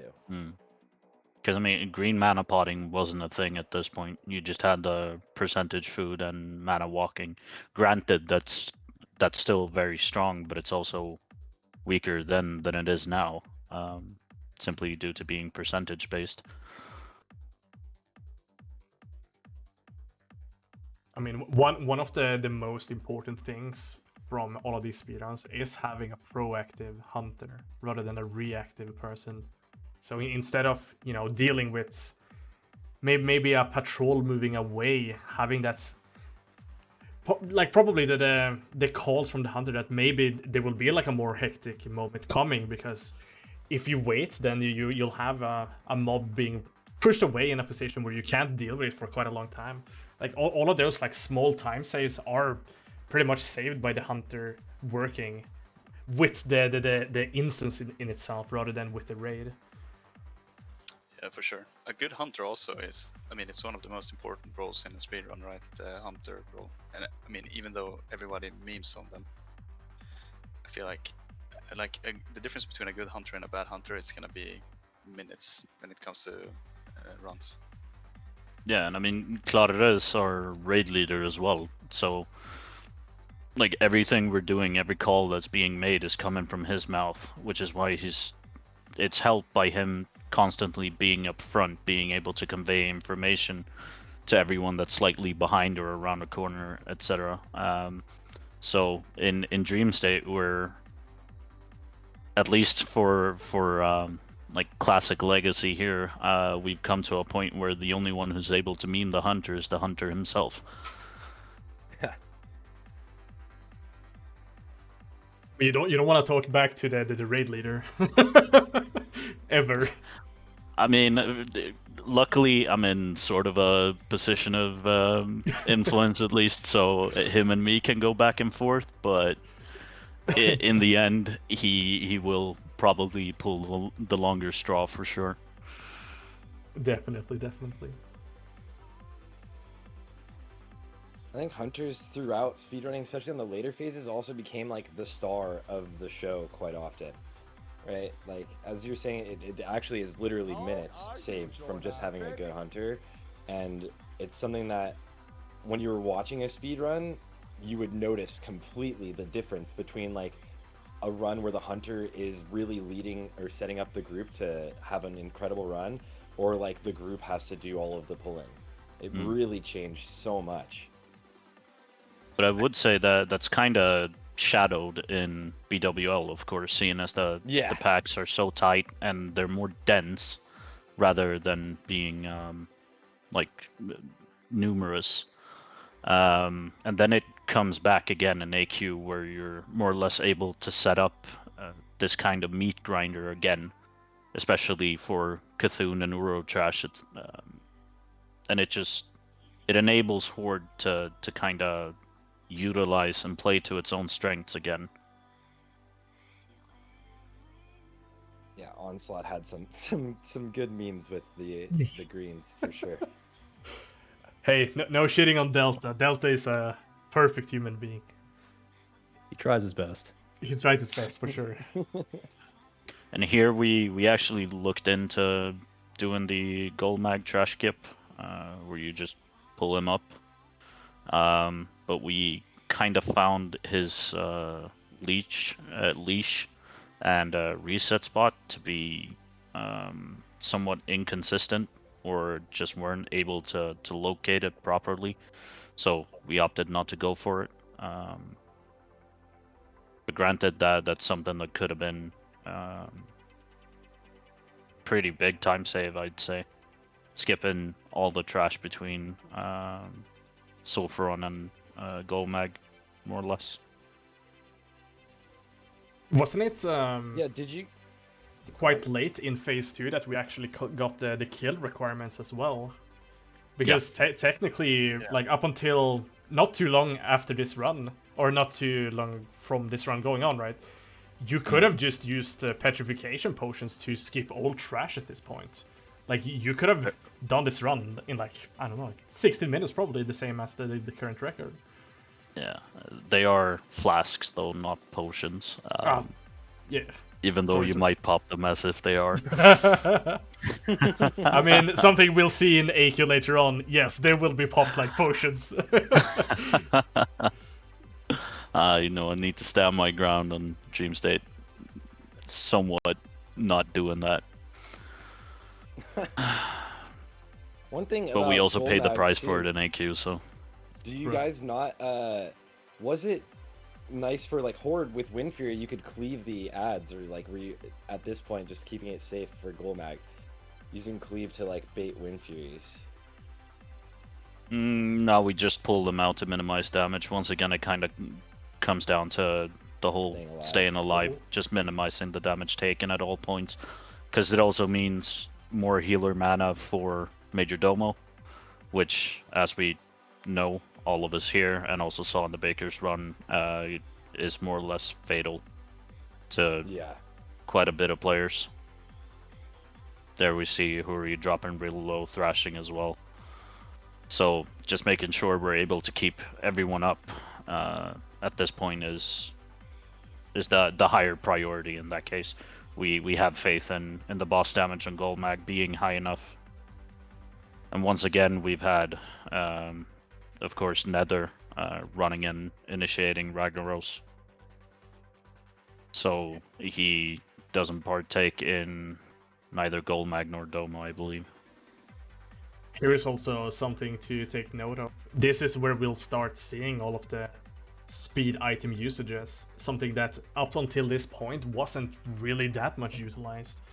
And of course, the closer you get to the quote-unquote optimal kill times, right, the speed items are just gonna take over, as you'll see quite a bit going forward, at least in next Ramos later on. And the battle chicken. Oh, you love to see it. Going for the bars. I don't think I've ever had a battle squawk on fucking Ragnaros. I think I've had it one time, maybe. It just dies before you can do anything. Yeah, but I mean, it's all about the chicken getting that one lucky hit. Yeah. I think the more optimal usage for chicken is on like the talkbacks before Lucifer.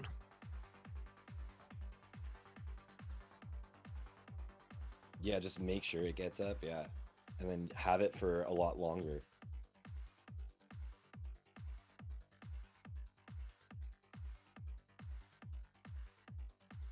Oh, does that guy get away? Ooh. I mean, in the end, that mob isn't actually... It doesn't matter. And they don't have any, like, melee or any, like, casters to really worry about. They can just kind of run in. I mean, you have one Warlock. He can just banish it. Yeah. I do believe that's exactly what happens. Kami just banishes it. You can see he's kind of located towards the mob here in the top right. So yeah, it looks like he ran away and probably banished it at this point. Yeah, there he comes back. So there's most likely a banish off on the mob at this point. Yeah, as I said, Kami is basically the essence that we had in the guild. That was play safe and stay alive as much as you can as Horde, seeing as it's always going to be a bit monkasteer. But he will always do whatever's possible in order to make sure that he's done whatever you can to make sure that everyone else survives. But yeah, so I mean, Rag's probably the most boring fight in the whole speedrun, of course, seeing as it's just kill him at this point. But yeah, so this kill him and win. This then ends up being the fastest speedrun then in, as you call it, tier 1. Yeah. I mean, I think the titles on all of the speedrun videos, more or less, are always up for debate. In what category you should like name yourself in. I mean, we have a couple of weird ones. I think we all know. But I mean, we figured tier 1 would probably be the best collection of like phase 1, phase 2. Let's see here. Trying to pull up the Chinese run. So we're taking a look at the current fastest run of Molten Core, right? Wait, where did I put the fucking video? Oh, here you go. So this is now way later in the game. Phase 5 is out, and we're taking a look at the difference it's gonna be over the gearing, the strategies, and all of it, and it's quite ridiculous how much faster the actual clearing got in the end. Only a couple Thunder Furies there. Yeah. But yeah, so noobs of them. Jesus Christ. just a few. But yeah, so this speedrun was done on the Chinese tournament realm. So at the time, NetEase and Blizzard had a competition, actually, a speedrunning competition, where all of these Chinese guilds were competing against each other to clear out not only Blackman Lair, but CG, MC, and AQ. Like all of those 4 raids at the time were being competed against. So this run, which ends up being is it a 16? Let's see if I can find it. It's a 16xx run, and I think no one is even close to beating it compared to to this I one wish at a time. Blizzard had done that for like live, right? So that, I mean, I guess it takes away a little bit from everyone fighting on like the live realms, but it also gives you the chance to like know when everyone's gonna run. You don't have to worry about buff protection and stuff, and you can do like it within a tournament aspect, right? I think we obviously only did that one time on live with the like Raid Masters thing, but I think it would have like maybe once a month or something that Blizzard would have done. And like I know that in the Chinese realms they had like actual legit prize pools too. So Yeah. it could have been really interesting for everyone in the community to watch and to participate in. It's a shame that Blizzard never made something for the Western audience. It is something that I would have definitely have pushed for if there was ever anything like that. But yeah, so let's get right into it. So the first item you're gonna be seeing from this run is actually in this pot. So even though at this point there are kill requirements, they're gonna be killing a different set of mobs than the very first one. So here goes the very first speedrun, or the very fastest speedrun of Molten Core. So I think those mobs at the start aren't actually part of the kill requirement. Well, they are. No, They're the same type of mob later on, so they just kill the different types as they go forward. Yeah, there was a guild on Skeram that also did it, I believe. Like in MCA. I just don't recall anyone else doing it.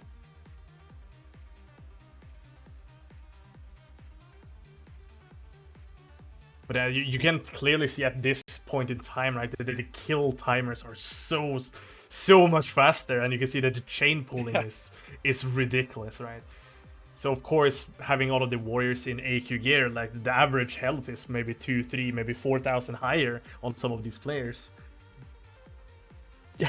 Yeah, this is where you start. This feels like the speedruns, you know, we're used to. So even in Nax, like mobs die at this pace, pretty much. So this is the only POV that I've been able to find, and please don't mock this player, but he doesn't know how to get back up after getting knocked down.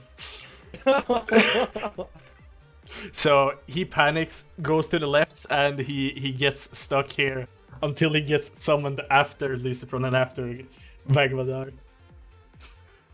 So we're actually gonna have to skip forward here a little bit. As you see, he's gonna be stuck here for quite some time. This is actually great. So you see, his raid actually comes back at this point, and they're just running past him. He misses all of it. It's like a third of the entire raid. I can't believe that this guy got in Thunder Fury. See. There is also one more thing that I couldn't find. So in this run, at the current point in time, they have one of their warriors charge a mob and actually get flung underground and falls to his death. So you'll see in a little bit, there's gonna be one disconnecting. So not only did that guy not know how to get back, but there is one guy in group 4 that is gonna be away from the rest of the run, because he actually gets under the ground and he can't log in onto that character anymore. So the rest of the run is with 39 players. I mean, the POV we're watching, this, like, Classic must be his first experience of Molten Core. Because even just the pathing after the jump, after he gets summoned, like, he gets stuck on, you know, that little lip. Yeah. Yeah. So I kind of need to agree with, I believe it was Tragor. I can't believe this guy got a Thunder Fury. I mean, this is clearly a highly skilled individual. I'm sorry, I shouldn't flame, but that was like pretty fucking bad. I mean, he even sees the other guy go the other way and go up, and he still just stands there for 2 minutes. It's like, well, as we know, Chinese servers have 100% drop rates on binding, so. Oh my god, come on, dude. And they can also buy their buffs at least. Is that a tinfoil hat conspiracy, Dully? No, everyone gets full bits on Chinese servers, I've heard. Yeah. And they I mean, have I can't argue. I can't argue with it. We're more or less under the same impression, of course. Might have something to do with the like 25 raids they run per guild, but yeah, it may be something to that extent.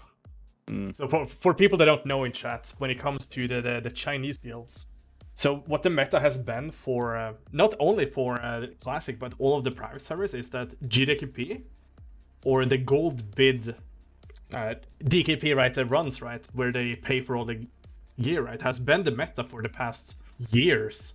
So in order to gear up your main characters, they will just bring all of their characters into like an infinite amount of different GDKPs. And then at the end of the week, they'll just bring their main character and just buy everything. So if you go look at any like raid clear from workout logs, you can actually see that every single person from the fastest like speed clears are in different raids. Like I think it's something like 40 different raid IDs for the entire like raid roster. That like literally not one person. Yeah, like it's ridiculous. So like you might not be playing with your guildies for the entirety of the game outside of the few speedruns that you do per week. That's pretty impressive though, that they managed to build synergy despite like never playing with each other. Unless they have, maybe they have 40 alts that they do a max clear with every week. Or like I really don't know how they actually manage it. I mean, plenty of PTR, I'm sure. Yeah. Yeah. It wasn't for a long time. There's a lot of PTR that goes into it. Yeah, it wasn't for a long time until they had a competition round though. Like when we first had the PTR with Black Midlair, they actually had no way of practicing. But later on, during the PTR, they got their competition realm. And our PTR was taken away. I think it's a little naive to assume they didn't have their own private server they could practice on. Well, probably some kind of private server. But the quote-unquote competition realm is they're like NetEase host the PTR, right? I mean, I struggle to see how you would actually find enjoyment in the game playing it this way, because you'd have to feel so detached from any sort of like community aspect in the game. Seeing as, for sure, as you mentioned, like there's a chance you don't raid with your guild more or less all throughout the game. But in the end, it is the way that they end up in Naxxramas, right? With 4 characters or 4 full raid setups. With everyone having Biscare. I know. Is it worth it? I don't know. I mean, if you want to be the best, I guess, yeah. You're not first, you're last. I mean, they haven't been the first until Nax. Until the end, yeah. That's a long ass time to suffer through pugs. Oh my god, 2 years of pugs only to be number 1 at the end. Yeah. Dude, that's the new meta for Fresh, you know? No ideas. Okay, listen. You don't do guild raids, you know? In non-DMF weeks, you only GDKP, and you have like 6 warriors. And then in DMF week, you just raid on the one with the most gear. Yeah, whichever one was able to see the drops, and you could buy it. Oh my god. I would quit the game in a heartbeat, no doubt. Like, the game is so much about community, at least on the western end. Like, I'd have so little enjoyment doing that. Laty already Will runs probably like be 30 a bit GDKPs. Yeah. Oh, dude, I'm not the worst. You should see the Cadet, dude. He is crazy. Cadet race like 70 times a week. Not even joking, like it is 70 times. No, not per week, but per month. It's like, who the fuck does that? You should show the calendar of his logs on Workout Log. Yeah, that was insane. Oh shit. Thought we were bashing the Chinese, not Cadet. See, can I find it? I'm gonna try to find. Is it the Do Nothing Guild? You find it under? No, search any of his raids. It's just called Cadet Logs, I think, or Cadet Log. But didn't he suffer enough during Scarab Lord? Dude, Cadet is a machine, dude. Never stops. What, zero emotion? Yeah. Nah, dude, He's always running forward when he sees those like little black circles in front of him. Take a look at the Oh my fucking God. calendar. Wow. So this is one calendar. Does he like make his living with the raiding or what? Yeah. Oh, it's ridiculous. Holy shit. And I love that he's like the logs unreal. are named like I want to go to bed. It's just ridiculous.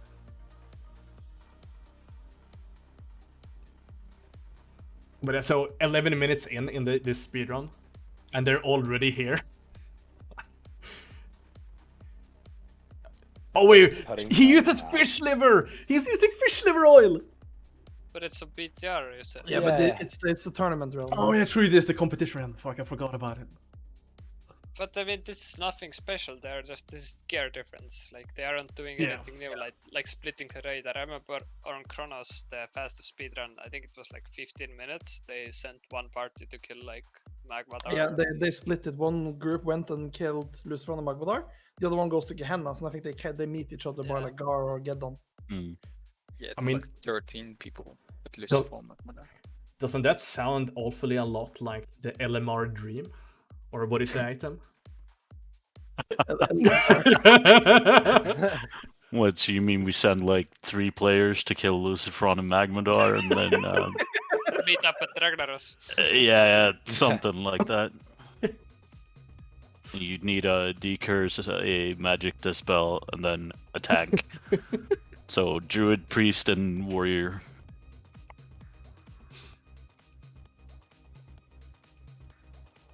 Sounds fun. But you'd have to bring a mage instead of a druid, because the druid has to stay with the big group for fair. Spring Moist Toilet, hello? Yeah, you need that fairy fire. Yeah, but the fights are gonna be too long for Moist Highlight. You only have 10. You're gonna be running out by the halfway point. Yeah, how do you kill Luciferon, dispelling both curse and magic with 10 Moist Tilets with 1 mage and a warrior? No, but you can just petri it away. Ooh. Ooh, infinite Petris, yeah. You can just go hard. I reject the Petra.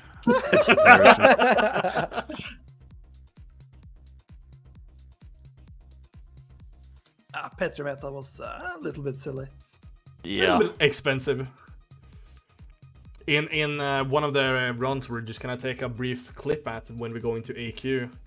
The total amount of petrifications used in that run is, I think, 120. And, You mean the Chinese? Yeah, in the run where they skip to visit us. I think it's 133. I looked at the article something like earlier that. today. And what is it? I think like Flask of the Titans was like 50, 60 something, and like the Sealed Wisdom was like 100 something as well. I mean, Like, there's doesn't even save time too. Yeah, it doesn't save time as well. Yeah, but you had the beautiful clip of a mage when they're killing Cthulhu Uro Trash, who just bounces between Petri and Supreme Power like 7 or 8 times during one pack. Oh my. So he gets like Mind Flayed and Petris, or gets Mana Burn and Petris. I don't know. He just keeps on going, and for every Petri he pops a new Supreme Power. Holy shit. So he rolls through like 9 flasks in the span of, I don't know, 45 seconds. Oh, So my expensive. God. I think like at the time, right, I did calculation after that run, and I think the run cost them something like equivalent on EU server at the time, like 50,000-60,000 gold for one run. It's just, I mean, if it was all like a tournament realm like this for everyone. yeah, but like at the time it was just live runs. It's just fucking what? Yeah, I mean, it would also be more fun for the court because you could just neglect the skip trash requirements, and then the court has way better chance at winning. Just don't kill trash ever. Yeah, like you can just petri pull a lot of packs and then walk past. Isn't that like is that Onslaught or Vanguard? The run in BVL on Kronos, where they just the rogues petri everything to the side and you just run through the middle. Yeah, that was in Vanguard. Like basically, you're not killing any of the lab packs. You just go from boss to boss for most of the part. It looks less fun, but like it's the most optimized way. In BWL, it would have been fun during the Petri meta to do like a massive mega pull of all of the trash packs at the same time as like the double drakes or something like that. And then just get all of it done instantly. And the problem is that like you can't really AoE because there's too many elites. I mean, Onslaught Yeah. did a triple one, no? Yeah. I was gonna say we're gonna kind of get to that. Yeah, we're Yeah. getting to it. Yeah, we will. Yeah. That's when the green mana pot started for real. Oh, that was the beginning. The beginning. Beginning of the end. Yeah. But yeah, 16 minutes speedrun. Like, it could definitely go lower though. Like, oh yeah. I'm thinking like a sub 15 is probably where it's getting pretty hard to actually get any lower than that. They'll just think it's a 16-minute speedrun with basically 39 other people you barely know. 38. 38. One guy Oh, is yeah. is not able to join. He's still on like the in the thank you note. True. Might not be at the top, but he's probably in there. Like, I was part of that record. Were you? Yeah, I did Luciprol. Thank you. Yeah. Ajjtem is baffled over the Chinese system. I think also the thing I is am. that, like, overall in classics, you do so much MC. It's hard to motivate yourself to go back in this gear later, you know. Mm. But yeah, so we are finally getting into Blackmail Lessarr. As for me, this is my favorite fucking instance to speedrun. I don't know about you, but I prefer this fucking instance over anything. BDL, it's like 6 minutes of dead time or more, like 7, 8. Yeah. The worst is the worst is the start beginning. sucks. The start is so lame, but the rest of it is like I really like. Yeah. It feels so short then- for me because it's like 6 minutes of phase 1, nothing, and then 1 minute AFK on Veil, and then there's like 2 min ad phase on Neft, which is like okay. And then Maybe also watch- the suppression room and Laty kicking the rogues. Oh. I think BVL would have been fun actually a few more weeks because I feel like the meta of like just pulling mobs into Nef was just starting, you know. We Yeah. had like a couple of more circuses. I bet you would have seen like all lab packs eventually killed in Nef's room. So, Exactly. yeah, I agree. It's a shame it didn't last a little bit Kind longer. of like Gothic in Nax, right? I mean, we it's watched perfect, the right? entire Resegor of every video. It's We just have so Calamity satisfying. here, right? I can So- just skip Yeah. The thing is, I am gonna let this run, but we're gonna take a look at a different thing at the same time. But yeah, Calamity is probably the best people to talk about that pool specifically, right? Because at the end, you guys were trying out a double tech pack at the Nef, right? Yeah, our second to last run was the sub 21 or sub 20 run, and and we had one more speed run left after that, and we discussed it with the guild, and we figured out let's just go balls deep, right? Like we have nothing to lose. Like sub 20 was the goal, we hit it, and let's just go for it, right? It ended up being quite chaotic, doing 2 tech packs. Like we put a lot of planning into it and everything, and it could have probably ended up better, but unfortunately we didn't beat the time. Like there was no wipe or anything. It just ended up with all the chaos. Ended up being a slower kill speed or clear overall. But it was the most fun ever. Most fun run I've ever done. It was really fun to do 2 lab packs into Nef's room. So the one thing I do want to mention, which also is something that Calamity was the first ones to be using, right? Is this little pool here at the start of the raid. So technically, at This one was awesome. point, you could abuse the item Blade of Eternal Darkness. Blade of Eternal Darkness would then cause mana tick while you used Mind Vision. This mana tick actually aggroes the mob, as you'll see here. So how did you guys actually figure this one out?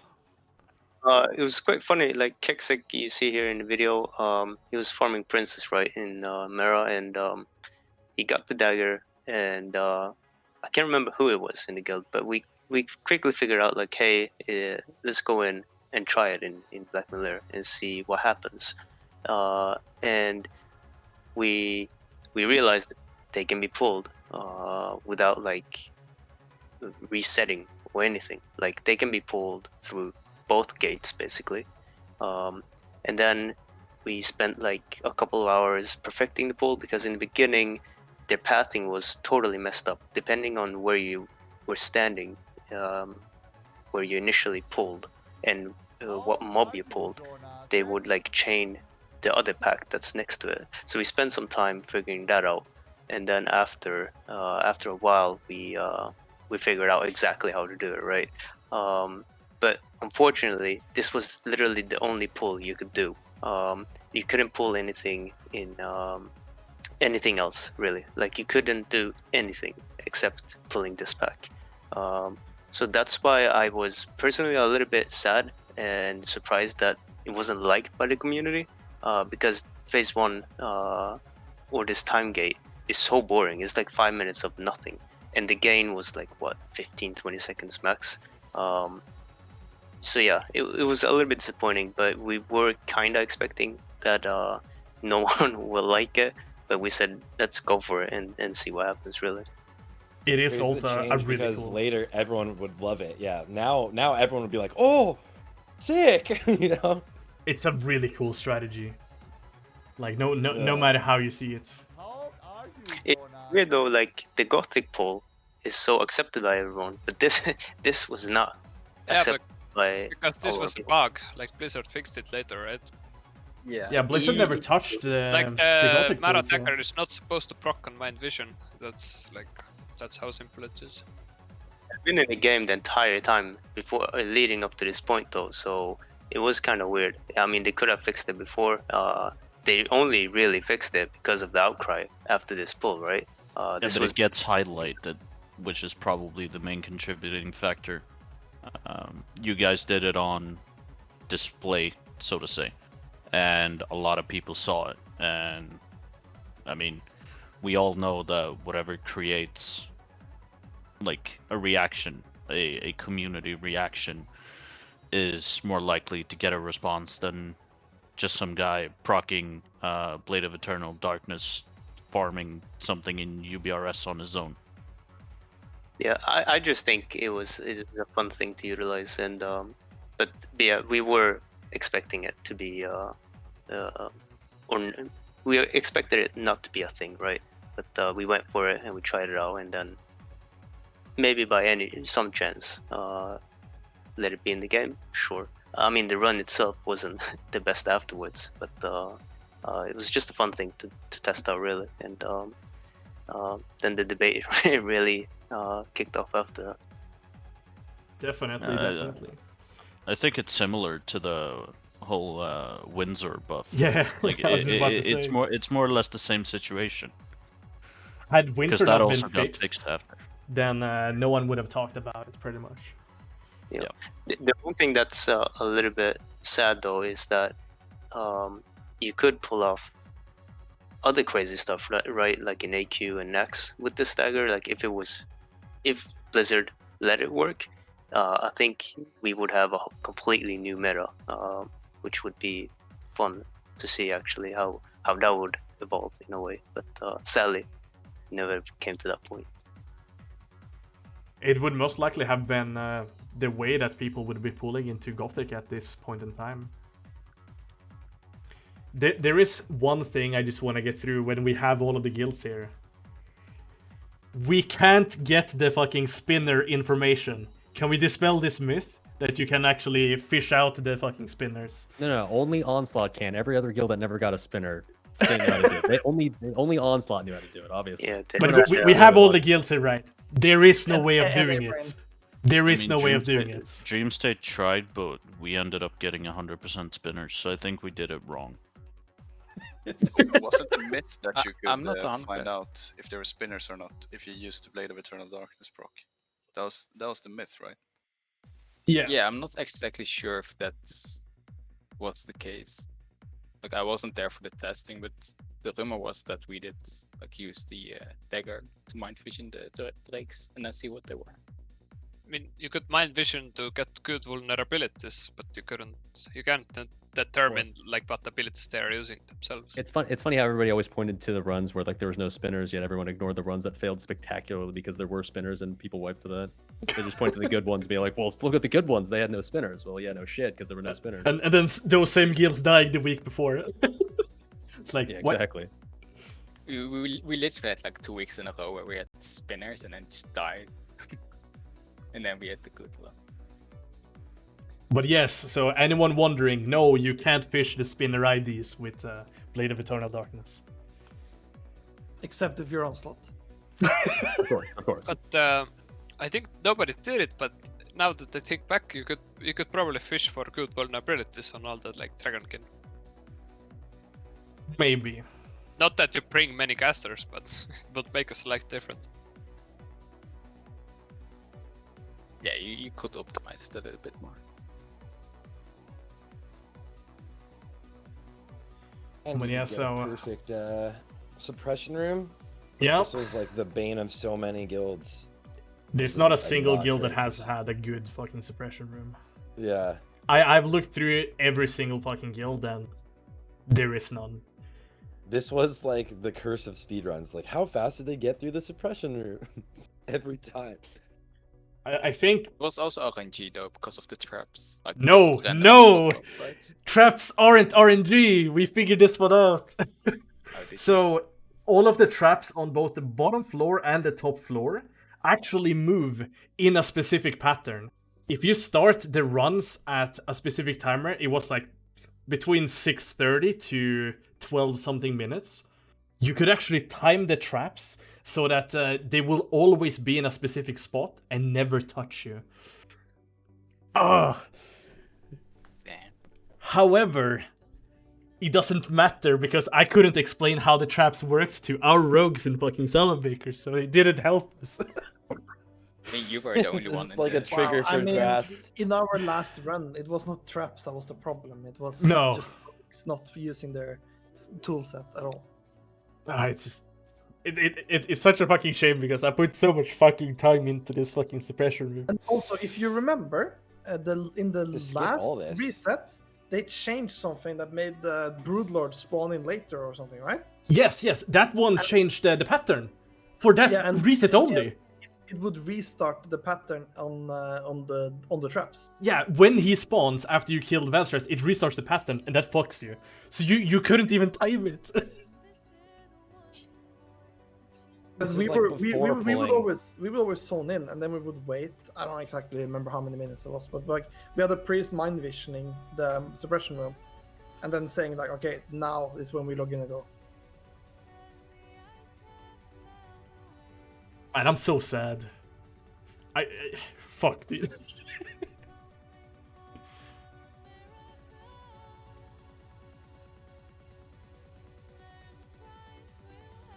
You could potentially then, if you were able to do the Blade of Eternal Darkness, like mind vision through this gate while you're fighting also and grab like a tech pack. It'd be like sketchy because, I mean... You can actually pull the first tech pack before the door opens. As both Horde and Ally. We actually... You can attack it through the wall. Yeah, we were messing around with it using gnomes with Orb of Deception. So if you were standing, like, you can jump in the side hall, the hallway, right, that is always closed. You can jump into that. So we figured out that if you were, like, a Tauren, right, you had the increased hitbox. You could, when the goblins are pathing, hit them, causing them to run all the way into the room, right? So you could also pull the boss that way. I'm just sad we never got to do that one as well. That would have been so much fun.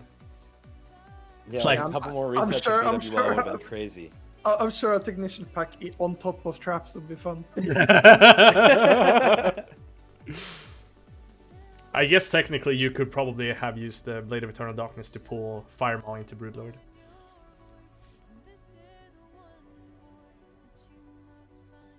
Armagh, the bane of so many guilds.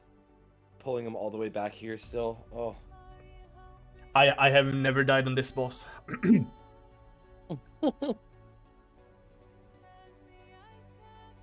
Actually, We've I mean, never if had a tank guilds death here. got slow at, like, if they were killing it slow, like, at the end, you were just zerging this boss, but if you were killing it slow, you could probably just, everyone Petri drop stacks instantly. Real expensive and real slow, but, ugh. I mean, in reality, it would never be a problem just because you just kill him. You just died so fast, it didn't matter. Yeah. Yeah. Even in the early stages of BWL, like the gear was there, and like for farm raids, you just run fire resistance. So the Petri even on was slow raids, never you really literally on never the had to table. get out. But yeah, something we are gonna be seeing from Onslaught, right, is in this very specific position, we're gonna see a triple pack pull coming up a little bit later. That pull was sick. It was tight. Really good job.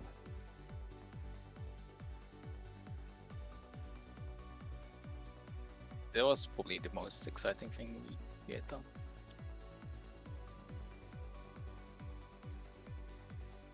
I mean, and then we're just gonna get to Progress's run, so right? Fun. Then we're gonna get to Progress's run where they do nothing. They just killed pack after pack. No double, no triple, no nothing special. It's just clean run. Just fast. Nice clean run. Nice clean run, yeah. And that's all you need. I wish we had a nice clean run in Extremis. I wish we had a nice clean run in BWL. But we didn't even get close. I think classic speedruns really came down to having a nice clean run.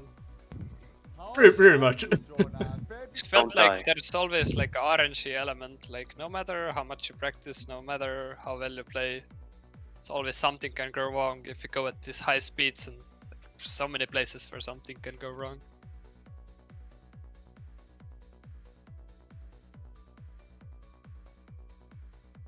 I mean, we made a BWL speedrun video. It just ended up being the fastest way to hit the floor with the raid multiple times. And we posted it on YouTube, named it Floor State. Yeah, so. Oh, that one is so funny. I mean, it's always the same thing. Like our fastest BVL run has a mage ninja pulling another pack, right? And one pack respawning. And we have one pack respawning. That's true. I mean, we had ninja pulls on Bale after a wipe. yeah. And not one, not two. I think it's 4, possibly 5. Happens. That's speedrunning. Just don't die, dude. Yeah, no, but we were in a that was basically the transition period we had, both roster wise as well as leadership. We had big parts of the leadership stepping down, leaving me as the only still leadership member from start to finish in Classic. So I basically had to reform leadership, and that's when Klarreqt officially came up. Instead of only being the raid leader and the kind of conductor of the train. I mean, arguably, that's But probably one of their took some best time things. to clean up. Yeah, for sure. But it took some time to basically pick up the pieces. So BWL ended up being probably our worst period in all of Classic. So we more or less just thought, let's have some fun with it. Tragor, how was Nota doing at this point in time? Because Nota was pretty much a new-ish guild throughout all of Classic, right? Yeah, to keep going with the good, funny speedrun runs. I think on this time, Nota had a speedrun where DPS warrior AoE taunted Firemore while he flame breath, so the whole raid was dead after. I think it was Oh my god. yeah, he changed keybinds one day before speedruns. It's always smart. Yeah, this was speedrun before I joined Nota.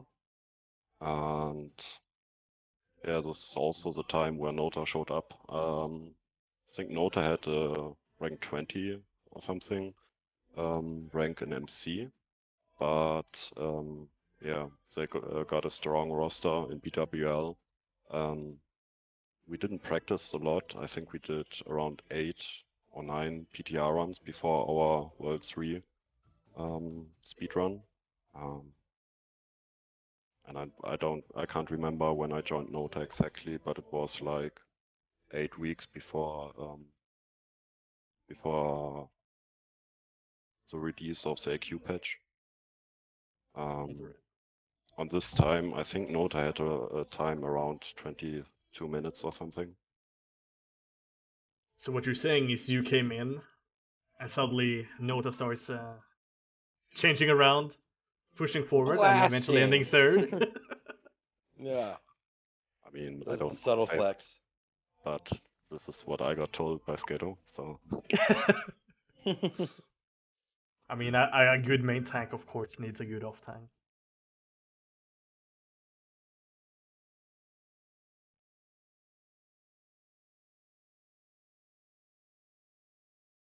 I mean, Yeah, so around 22 minutes are still good. I don't know which rank it was, but I think it was around sub 10 or something.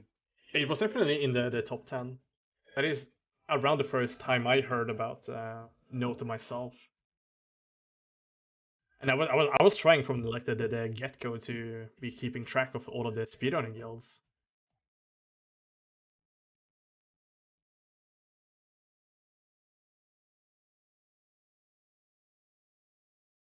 And then a perfect chromag just would be so nice. Man, it feels so bad looking at casters whenever they don't have the correct Yeah, like the vulnerability. 47 to 72, like these ticks, and you're just like, oh. Yeah, like Shadowball for 300 he doesn't have damage. all the ones yet, yeah. And then suddenly he does 7,000. But it is oddly satisfying. It's like watching paint dry. Here's one where honestly Petries could have been abused if the meta was a thing, but like you could have just immediately pulled Chromag to the gate already and just like Petried every breath. A fun fact regarding this, you can actually pull him through the gate by using Thornling Seeds. You don't actually need to press the lever, yeah. Because for whatever reason, he's like actually active behind the wall, and the Thornling like causes him to pull. It doesn't open the gate, so you're kind of in a bad situation when it happens. Speaking from experience, or maybe.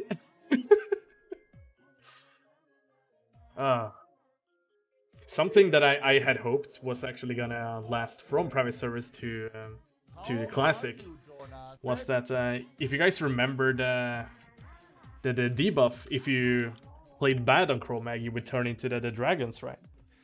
Mm. On private service, if you actually killed Chromag while someone was already a Dragon Knight or a Dragonkin, they would maintain the stats that that Dragonkin had. So you could actually hit for, I think it was like 7 or 8 times higher than normal. You just get mega buffed? Yeah. But, First time I've heard of that actually. Yeah, it was actually fixed in Classic, so I tried it out at one point. What server? This was on the Noscore, so on Northdale. Alright. Yeah, I didn't play there.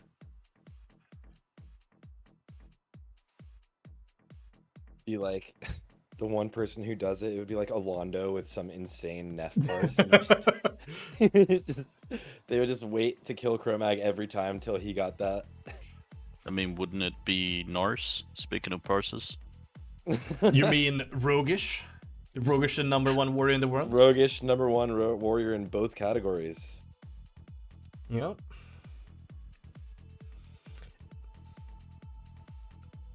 Or should I say bye?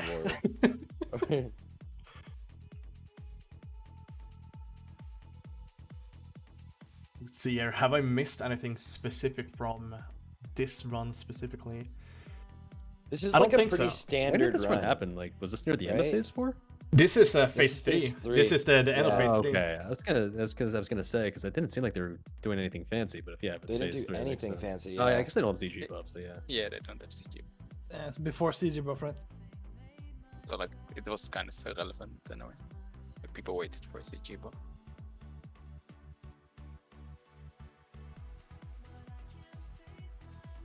Man, and then I It was remember like a really chill run. Like they didn't like try anything crazy. They kind of just like, I mean, obviously like Progress goes through and does a similar situation where they just blast through the raid, but CN in this one didn't do anything gnarly, I guess. I mean, this is just literally a normal run where they just pull fast, kill fast, which I mean they did Yep. it well, but yeah, I mean Yeah. it's interesting. It's to just see, a like, really phase clean 3 run. speed run. Yeah, it's interesting to see a phase 3 speed run compared to like what phase 4 ended up being like, because it ended up being pretty fancy in comparison to just this. yeah. Yeah, I I mean, think as- this is as you see here, where right? speedrunning started growing the most, right? Where everyone started like paying attention even more to speedrunning, and everyone started innovating. Like And the that's where proper speedrunning got theory super crafting. fun. Yeah. Yeah. Yeah, but you have the common theme of just like early phase speedruns essentially look like farm raids when speedruns are in later stages. Yeah. But yeah, Sorry so- if you hear that. It's fine.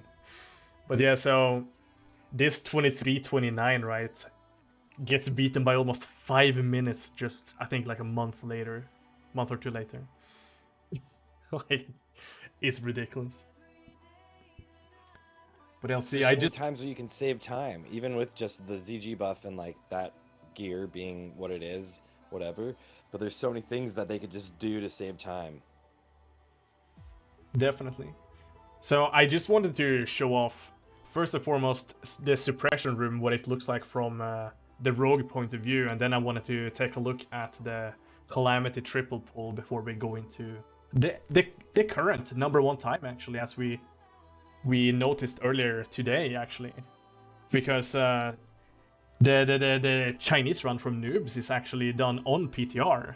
It's not with their actual characters as the MC run was. I like the no PTR in. Yeah, no PTR, dude. You gotta have the low PTR in the title.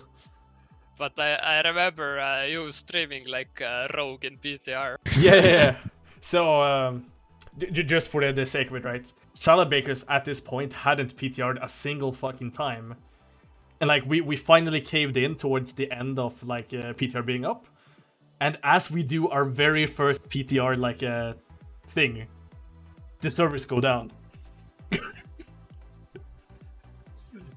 Right as you're ready to do it. Yeah, like we're like, okay, we'll finally cave in, do the PTR right, do the fastest run as possible, and it's like, oh, the servers are going down. But yeah, Sounds so like us in AQ. yeah. But yeah, so here you see me. I'm not even participating in fucking Veltra, so I will just be using Sprint and Invispot to get as fast as possible to the room here. And I didn't know until pretty late on that you can actually swap items in Invisibility Potion. And that is something that most people don't actually know about, because anything usually, when you do anything in Invisibility, it breaks it. Lore-wise, it makes sense Yeah. that it would break. But yeah, so at this current point in time, right, as I mentioned earlier, you can see that I'm doing the entire left side, right? There is no like hesitation about it, because the pattern, who is supposed to not happen at this point in time, whoa, yeah, I forgot this fucking patrol here. Holy shit, I almost pulled it as well. But the pattern at this point in time is not supposed to be here, because we waited with our run start, like, intentionally. But yeah, the suppression room. Whelps. Yeah, and I'm using a combat spec, mind you. I don't have increased stealth. The only thing I'm using is the boots. So we actually have a thing here where I think a healer uses Holy Nova, and that Holy Nova actually pulls this this fucking whelp here somewhere. It resists on the target, but it actually ends up causing me to have the whelps run over me, which causes me to get pulled out of stealth as well. Wait, how can I wholly know a bull? It has to be line of sight, right? When they're jumping on the bottom floor, it reaches a whelp. Yeah. It's just super unlucky. The same thing happened in that one quote-unquote famous run where Laty kicks all the rogues. It's a healer pulling from the top, and then all of the rogues gets blamed. Fucking yellows, man. Ah, typical jealous. That's the best BWL that I ever saw. But yeah, what you'll also see here in a little bit is me pressing my wrong keybind, causing me to go out of stealth, and then pulling Broodlord, and I barely don't get hit because a healer heals, so he just runs past me. No, that was So a this wasn't tactical planned? Broodlord pull. It wasn't planned. The pull is What the not hell? planned. I thought this was planned, like a guild started doing this, right? Yeah, every guild started doing this. Every guild started doing this. Was this the first one on live that people saw? It's like the first or second one, but it Then you just wasn't. started It wasn't skipping all of the intentional. ads up top too. Yeah, with It wasn't distracts. intentional, but yeah, all of the whelps just keep running towards the raid group, right? Because they pull. But that's it for a suppression room. So let's take a look at the onslaught run. And this is one of the more impressive things that we see throughout all of the Black Lair speedrunning days. You mean Such a the fun triple run. pull or? Yeah, the triple pull. Yeah, we tried it multiple times, but we determined it wasn't worth to do. Basically. Because it was too risky, or? It brings so few casters at this point that you don't have enough AoE to like kill them fast. So with warriors and rogues, warriors can cleave maximum of 2 targets, right? Well, Yeah. 4 with whirlwind, so you don't really gain much by pulling all of them. Well, it ended up being worth more for Horde because Yeah. because we're gated by Fury. totems, so like not having to move from tech back to tech back and redrop totems was really helpful for us. Oh yeah. Yeah, for hard. Also, maybe with chain heals it's a bit easier, but I don't know. Never mind. I think prayer of healing is a much stronger option. We had the option to like what's it called? The totem that soaks the spells. You mean grounding? Yeah, grounding. You could grounding totem the shadow bolts and whatnot, and like Yeah, with the shadow patching. bolts actually do a lot of damage there.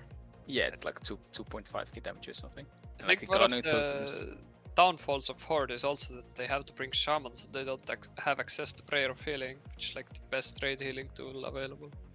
Yeah, but on that pack specifically, like grounding totem was super strong because with patching it would soak multiple shadow bolts as well. And we used like goblin mortars and whatnot. So like we had some AoE to kill all the attacks at least. Yeah, that was the part that really mattered, was just killing the techs. Like with mortar plus dynamite, they all just instant melted. Like the warlocks were still scary, but we originally were experimenting with like having the entire raid pop shadow reflectors. We ended up thinking it was not worth it, but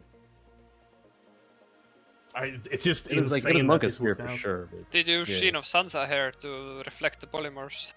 Originally, we were doing that. That was part of our strat, but the problem is that you reflect the polymorphs on the spellbinders, and you end up Can't sheeping kill them. them. And Yeah. heal them, They so heal up full, and we you had to- can't yeah, kill we had to them. ditch You that. can't kill them at all. It's like super sketch. This is like perma heal. We had it accidentally happen in one of our speedruns. I think it's like the 22-minute run.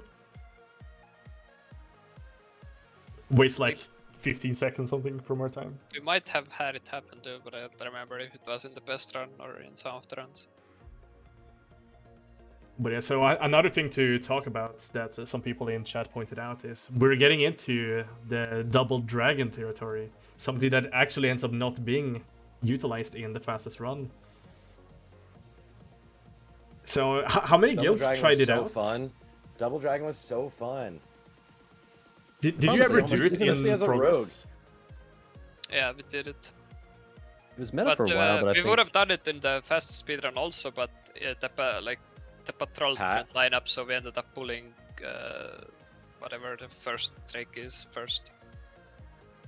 Yeah, because if they're like not near each other, if they're down below or whatever, there's no point. Like I think it was like the dragon was down, so we couldn't pull trash back like safely, and then we pulled the dragon and killed it first. But I don't remember. I guess we will see if we go over that run also. I mean, it ends up fucking us over in this run. This is the only reason we didn't get sub 19. Like the rest of them was good, but the reason why Progress was able to beat us is because we end up losing like 30 seconds here because it gets scuffed. So I mean, I in my opinion, like double Drake, even if it's a time save, the problem is like you had such a small margin for error, and if something goes wrong, that it goes like horribly, horribly wrong. So is it really worth saving the 15 seconds at best you do by getting double Drake? I think it isn't that risky. It's not that I bad. mean, for us, it certainly was. We fucked it up plenty of times. We did it on some live runs, some BTR runs, and I don't think we wiped once, but I mean, it all came down to timing for us. Green the mana pots. Tier 2 shoulders.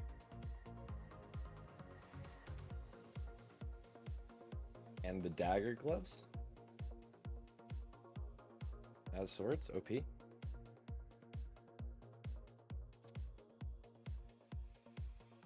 Somehow we managed to get knocked away from both drakes, and then we got like. I feel like that's one of the biggest problem with double drakes is that you need to have them in a good position where wing buffet, doesn't completely fuck you over. And from a lot of the attempts and stuff I saw and we thought about, it was just like you would end up getting like too much movement, you would move too much when you could just like kill one and then just pull the other one almost to crumb, right? Yeah, here we also saw that they're utilizing petrification in order to pull the mobs away, which later will be pulled into the net fight. And as everyone knows, the entirety of phase 1 is a timed event, which means that it's an auto-scroller. You can't actually make it any faster. So in order to save more and more time, you'll see... I think we had the Calamity pool. Right? Yeah, you deemed me the Calamity one. Yeah, exactly. Yeah. But that one only had the one tech pack. I couldn't find any footage of the double one, so... But we can take a look at it right now as well. So, as you can see, the packs on the left here are not actually pulled, which later gets pulled into the Nef phase 1 and just killed there. So let's see here. I'm gonna bring up the Calamity one. My guild even was gonna get a sub 20, and then all 3 of those guys were spinners, and it ruined it. It destroyed us so bad. So that's like the last that RNG one at the very end. But you could negate a lot of the spinners by just if everybody spammed dummies. Yeah. Because they would put the debuff on the dummies instead or whatever. And that did nothing because the dummies doesn't have weapons, so they can't attack. Yeah. Here we can also see yet another seasonal buff, by the way. We can see the Midsummer Festival buff that increases your crit by 3, right? Is it only melee crit or is it spell crit as well? It was both. I think it's both. It was both, yeah. It's funny, I remember at the end of the BWL speedrunning era, it lined up pretty much exactly with the Midsummer Fest, and I think the week after it ended was the last week of BWL, so a lot of guilds were desperately trying to squeeze in like 2 durations worth of Midsummer buffs, like so they're raid logging immediately after the runs ended, just so they could use their Midsummer for the next run after. Because it was big, because you got fire resistance too, which like was really helpful for true. Tech packs and Suppression. Stacked up with the Uber's buff, you were like really helped a lot. 300 FR, 330 yeah, 300 FR and OP dampen magic and Suppression room. Also. Yeah. Like, Suppression room was just yeah, dampen magic. I forgot about that. And like it got dampen magic got nerfed like the week before AQ came out. So like you saw that last week of BWL speedruns get super scuffed because all of a sudden guilds were like failing the Suppression room because they actually had to deal with the stacks. Yeah, that was pretty sad that they fixed it like the week before. I mean, it was just nice for like casual clears as well. Like really. Yeah, we just pulled 4 hatchers, who cares if we have 18 stacks? Imagine actually doing mechanics. Nah. I think I've died more in Suppression room after because of like people not resetting their stats. due to like the fucking mechanic, right? But as you can see here, they start off with pulling the worm guards, right? But yeah, you were saying that you did get another clear, right, where you did a double techie pack, but it wasn't a proper run. Yeah, like we couldn't kill the second lab pack fast enough. So when Neff landed, the tech pack was still up for about 20 odd seconds or something like that. So it ended up being a time loss in the end. But with fine tuning it would probably be, of course, faster. But we didn't get much practice, fortunately. Also, in retrospect, there is not really any reason why you wouldn't have the entire raid just standing at the door here. You could just kill the left side as they come to you. Like, why would you ever move? They're pulled quite late, right? Like you have some time to stay at the other side and then go back here.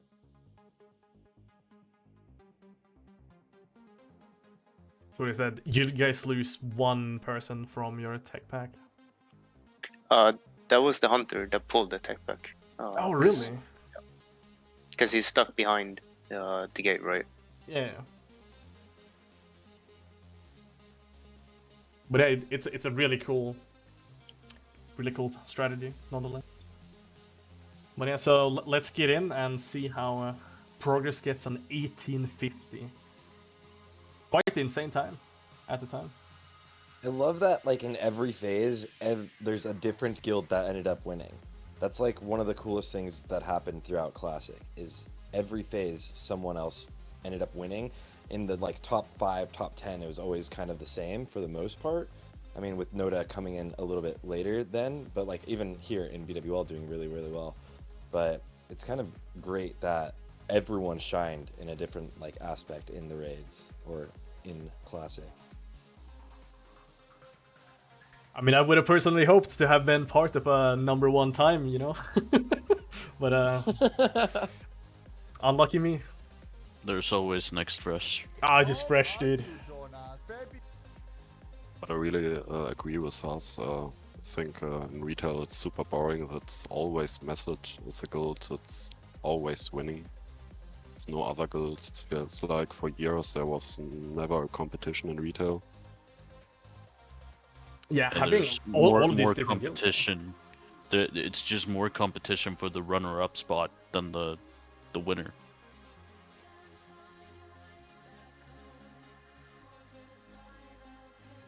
Yeah, it was just ridiculously even between most of the top guilds throughout all of these phases. You can see quite a bit of time difference going into next, though. I mean, Black Lair was literally the closest progression race ever, right? Because both Calamity and Progress got the exact same time, right? Oh, you mean for progression? Yeah. Yeah, That is true. progression and non-speedruns. Let's be honest. Let's be honest, okay? Completely honest. Everybody got farmed by apes on BVL release. Pretty much, yeah. Their run crushed everybody. Let's be real. Yeah, they were the ones that came up with the rank 1 dampened magic in Suppression, right? Or I think they were the ones that utilized it first. Yep. Yeah, but it was And later. so- But yeah, they were the first. It's ridiculous though. Like they're clear of the very first Black Lair is like, is it 5 or 30? 6 minutes? Yeah, it was like It's like super 5-6 fast. minutes faster than everyone else. It just they couldn't get in because they played on Gehennas. Unlucky Gehennas. Yeah, because they tried going through UBRS, right? Because there were so many hordes at the orb. Yep. And that entrance was blocked. Okay, do we have to watch this first fight? No. We can go forward, you right? can see Laty. We've seen like this. posting in the chat there on Tetsu's stream. Like, God, dude, this part is just the longest. My immersion. It's like the early Gothics and speedruns where you're just like, oh my God. Phase 1 KT unless someone gets teleported like in that one Nota run. I mean, if you could pull a Veil into Razorgore, that would have been so nice. So watch it sucks, but I guess the guys speedrunning there, it's probably kind of nice for some people. Because they have like some downtime at the start. I mean, It's like a chill before the calm before the storm. yeah, it's basically just calming everyone down, going through everything one last time. That is probably the best thing about the Gothic. Even though that you're pulling things into Gothic, you have that kind of like calm in you, because suddenly there is no like time to technically be lost as long as you don't, you know, wipe and whatnot.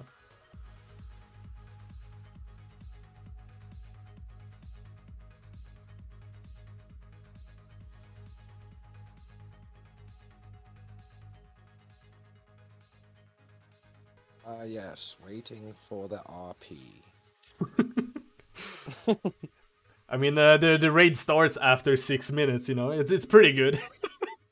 Legitimately, like it's such a long amount. It's like 30% of BWL raid is actually. Yeah. Nefarian too. Oh yeah, Nefarian too. Yeah, you're just yeah. waiting. The entire That's run what is I'm just saying, waiting. There's so much downtime. That's the best part of it, of course. Dude, I didn't see this part of the run personally for months. But I remember, dude. I remember when Rogues was here doing damage as well. Good times. But yeah, here you also see the difference, right, with using a lot of Rogues. Probably in like a proper speedrun now, you would maybe use 1 or 2. I mean, Progress probably had 2. just like a very solid rogue core for so long, right? Progress had just an insane, like, just a lot of the people that played throughout, right, with Fienzi, Xander Zeratu, and Klarreqt, all of them just were so good at the game that they kept up with a lot of the warriors throughout. So in the end, is that a good thing of the warriors? Or of the rogues, yeah. or is it a bad thing of the warriors? Right. I mean, I guess we did see Roguish swap to warrior and end up being #1 through all of Classic. So I guess there's there and Fienzi both swapped to Fienzi warrior and Klarreqt swapped to warrior. Oh yeah, true. Yeah, and they pumped too as warrior. Yeah, who would ever swap to warrior main? Hmm? Oh, you mean every? I mean, it even got to the point that we had issues with finding a rogue in Salad. Everyone was warriors. I mean, we had social, right? Sodis, right? So was picked up as a rogue in our speedruns because we didn't have any rogues. When you had John's being dagger expose armor in one of the records. Oh, yeah, that was true. a juicy run.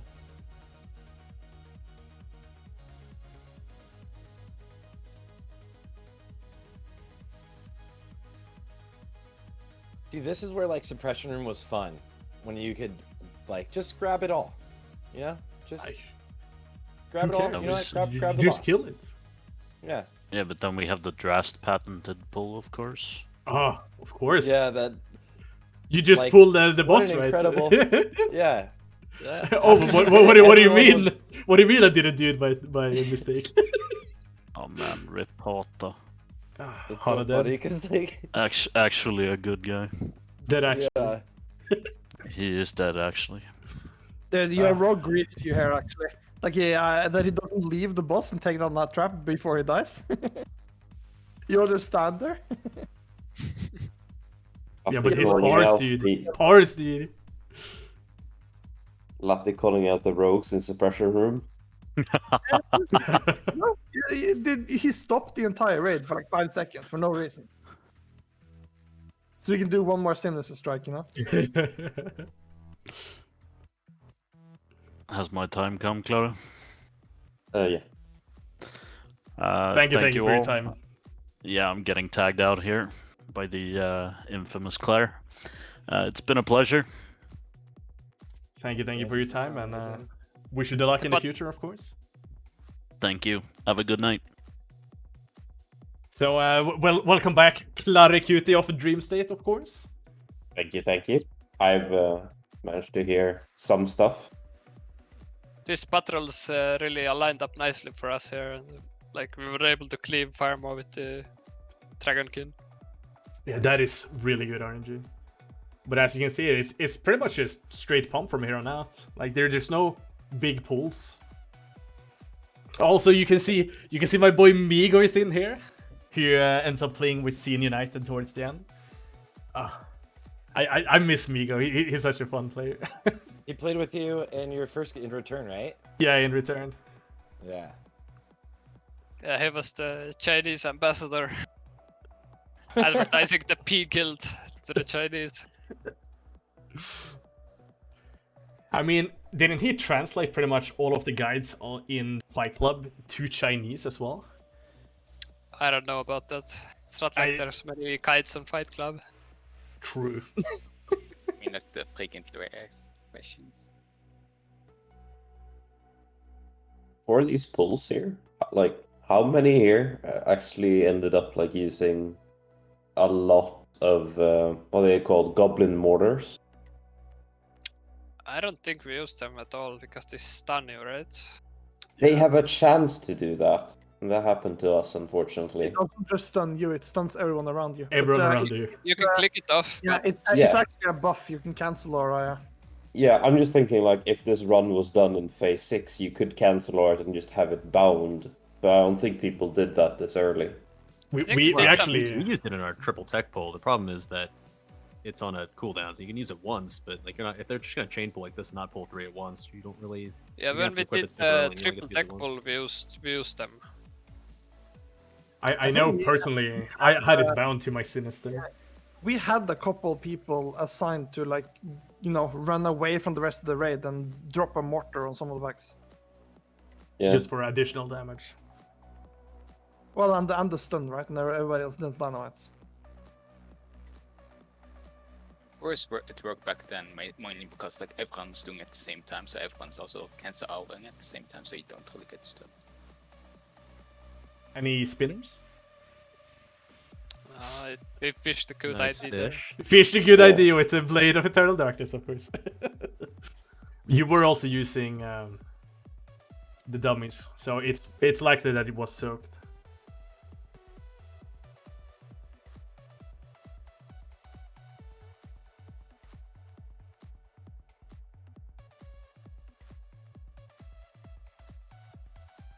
Argus really did like so well with this run for not doing crazy things with the tech packs. I mean, it doesn't save too much time, but it does definitely save a good amount. Once you're at like these paces where you're like 18-minute runs, like shaving off any time is a lot of time. We could have actually did the double Drake cleave here. I don't know why we didn't. I think we just wanted to play it safe, and since we had a good lead anyways. You had plenty of time Watching to this, pull I it in as assumed well. it's because it would allow you to pull Flame Core, like basically just on top of Chromag. Yeah, that's what I'm saying, because but if you double pull, you need to put them somewhere, because you have to soak the wing buffers, right? So you have to put them somewhere smart. But if you do this, then you just fuck it and just pull it almost all the way to Chrome. If you timed it like really well, you could soak it with a dummy. That is true. You could do that. I've seen the videos of that as well. Yeah, but having 2 Drakes and soaking them with dummies is... Yeah, I was... Can get bad quickly. Yes.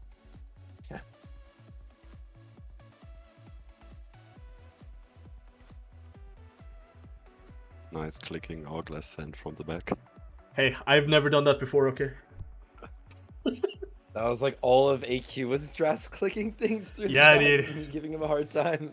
I was still trying to learn how to fucking play Warrior, right? Having played Rogue for, what, 5-6 years. Yeah, it's so different, right? Yeah, it is.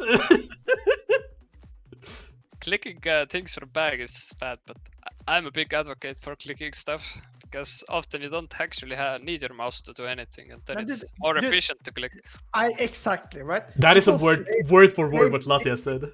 People flame clicking so much, bro. But if you're spamming several keys with your left hand, and then say you have something on a modifier or something, it's like if you click, it's just more efficient. You're standing still hitting a boss. You don't need your mouse to move all the time. Yeah, that's I ought to click some like cooldowns or something while doing my rotation. I can agree to a certain level that clicking certain very niche consumes can be fine. But at least have them on your bar, not in the bag. Definitely. Not in the bag. Yeah. And it's like everything that's supposed to be quick reactions and like reactionary stuff that has to be on a good keybind. But stuff that you can like pre-plan and don't have anything else to do, I think it's good to click. Yeah. Because if you to play completely like effectively, you would need to have all your like potions and anything you want to like then use keybinds for. You would need to have it on binds without any modifiers. Because if you, like, for example, have to hold on shift for like half a second, then you can miss a heroic strike, right? And stuff like that. Depends how fast your scroll wheel is. Yeah, but it depends on the timing of your swing time, right? By the way, it's been quite a while already, so we can probably take a roll call again just for people who are just tuning in. So we can probably start from the top then, where in this case it's me first and foremost. I'm dressed. I'm a speedrunner in Salvdali. I was playing the off role, one of the Fury tank roles for Salvdali for quite a while. Of course, in Black Miller meta, I played the rogue, right? But let's keep it on with it. So next up would be Tragor then. Oh yeah, I'm Tragor. I'm the main off tank from None of the Above. Alliance Guild from Firemore. And yeah.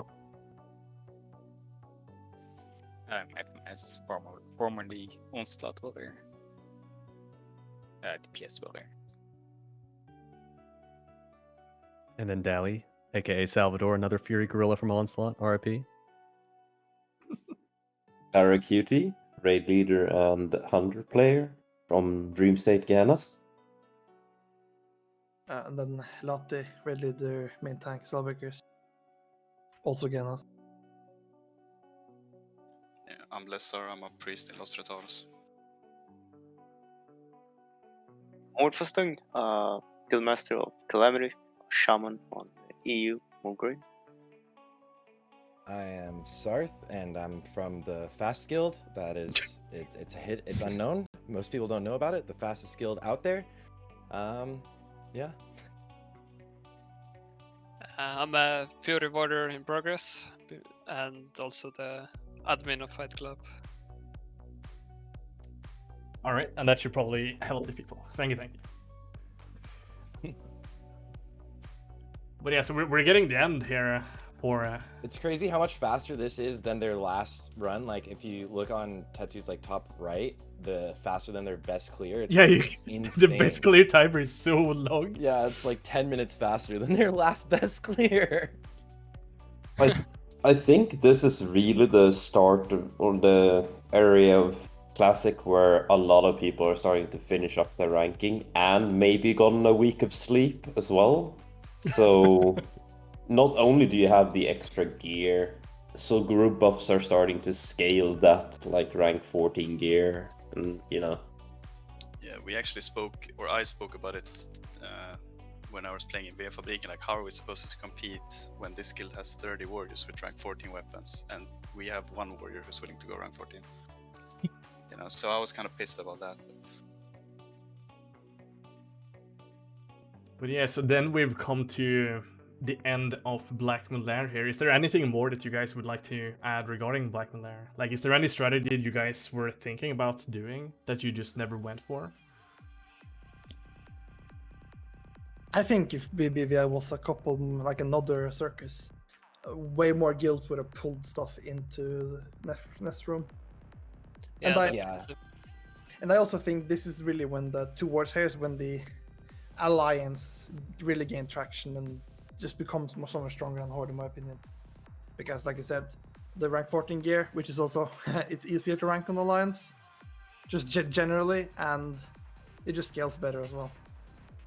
Yeah, those stats and everything go really nice. I mean, you get kings, you get soul group buff, you get rank gear.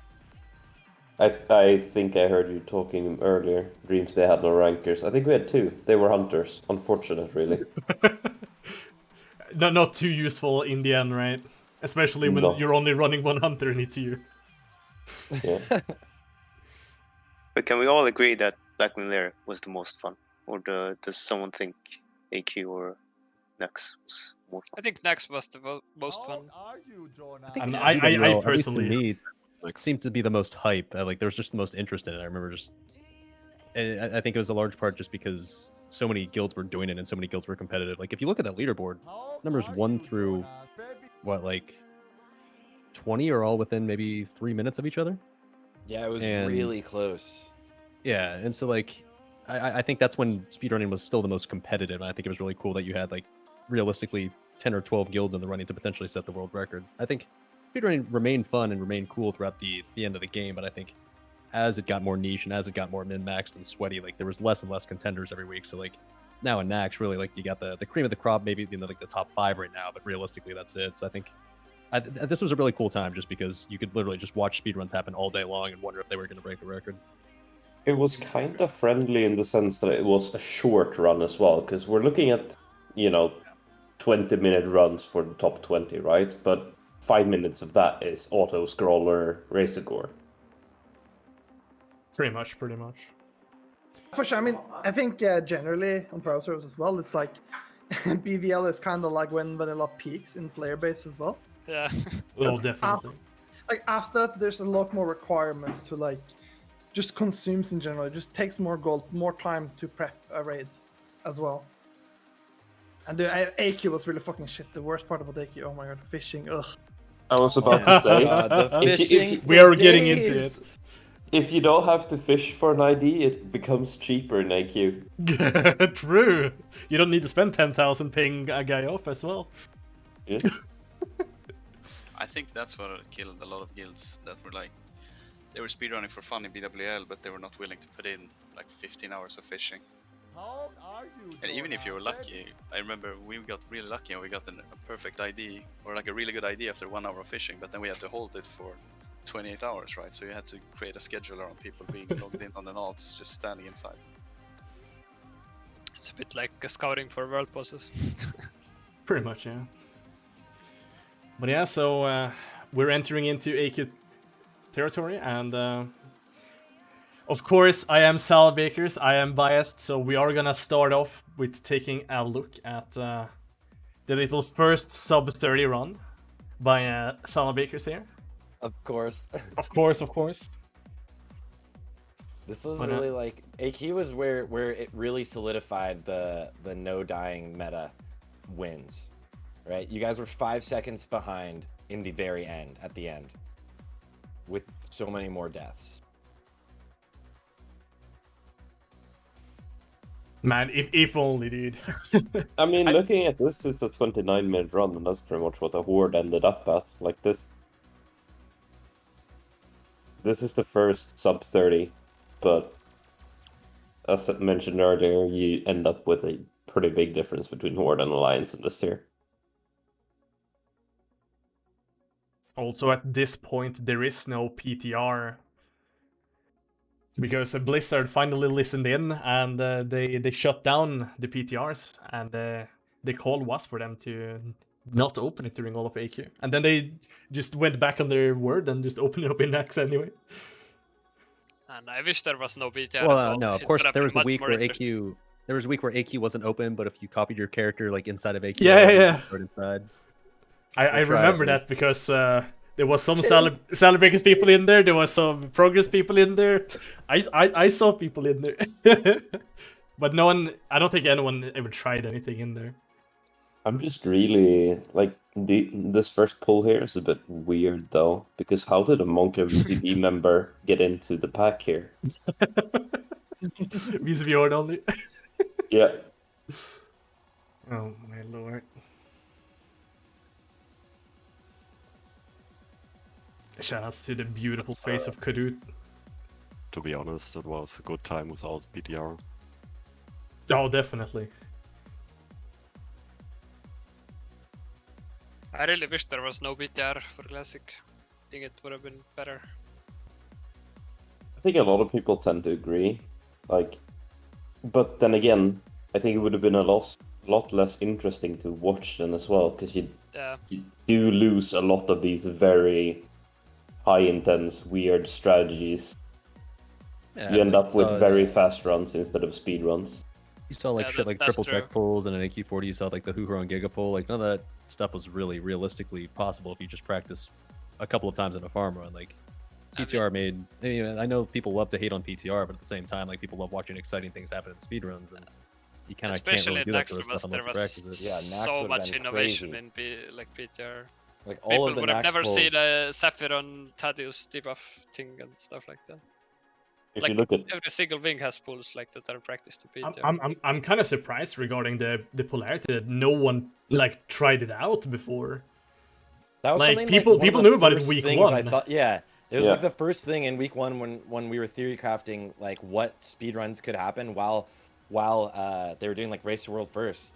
I remember just talking about it. Like literally, they could just pull the Thaddeus polarity into another boss, or they could use Thaddeus polarity to like split up raids. And like some guilds kind of did it, like and pulled a couple pulls in the military wing, but it wasn't like much of like a time save, and it was a lot better to use it in other ways. So, it's interesting it took so long for it to happen on the live realms. Man, we're about to see the scuffed clear from Salvdali here in our blender pool. Oh, Laty's about to be flying all over the place. there was some interesting strategies around this area though, where instead of doing like earlier on, instead of doing what Nota did, which was drag everything and running a SEAL Team 6, there was a lot of guilds who actually pulled all the trash back to where they're being killed right now. And that is a lot of wasted time in the end. Yeah. Yeah, of course, but it was like it was a Yeah, very early big on, it pull. was. Yeah, that was like or pulling it back after killing the bug trio, and so you meet it all right here. And here you can see Laty actually gets knocked back on the top floor here, and he manages to pick up the fucking warriors because of it.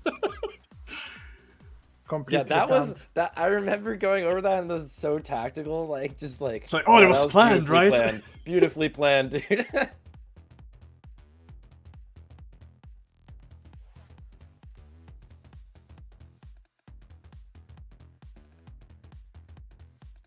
By the way, when it comes to noobs as well, in the same run where they do the visitor strategy to teleport to him, they also killed off 11 packs in one sapper in like a 10-second interval, no, 6-second interval, and it's just insane. Like when it comes to any other guild, they were like using so many fucking AoE abilities way ahead of everyone else. Like they had, I think, like 20-30 of people using the strat UD trinket, and I don't think we ever saw that from like any other guild until very late. I think Chinese in AQ were the masters of doing really cool, really weird stuff that didn't save any time. Yeah, that literally was it looked so awesome, but it wasn't actually a time save. They were just trying everything they could. Yeah, because they had the resources. Like, say what you will about the Chinese, they're gamers. I mean, just like we've taken on earlier, right, regarding the entire GDGP meta, they just have more chances to test out all of these speedruns because they have the gear on several characters. So let's say if you practice one strategy, at this time there is no PTR. Maybe you can only practice it once or twice a week, whereas they might have, let's see, like 16 times to practice it. Like, I think they only did 4 raids for the last reset though. Before that it was like 2 raids, right? probably, yeah. I mean, that, at least that we know of. Because they were in the AOT guild, right? And the Dota guild on the Chinese realms. At least thinking of noobs.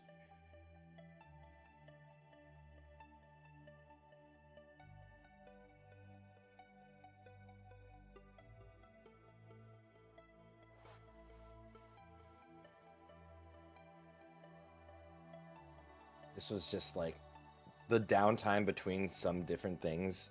It just like kind of goes on from BWL2 here, where there's just you're just moving in between like packs, and they have in this run you still have this pack here to deal with.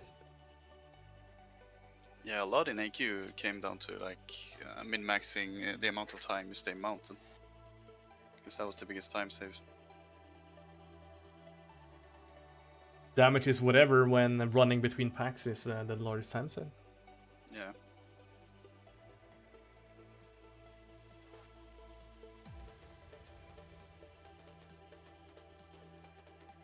Alliance kind of having a step up on Sarthe because like relying on all of your rogues to perfectly stun block all of these ads was one of the most annoying things as a rogue officer back in AQ. And I'm sure you guys had to deal with it in Onslaught and Dreamstate and stuff like and LR like if one Even in spin phase got 6 off, on Horde to this day, the rogues can't get it right. It's always. I think we had it perfect in all our farm raids and in none of the speedruns. Yeah, just one knock, it's so much downtime. You're like, oh my god, come on. Some of it wasn't always the rogue's fault though. Sometimes there was a very trigger happy brown player who wanted to intercept or do something. I just want to take this time here to listen into this run.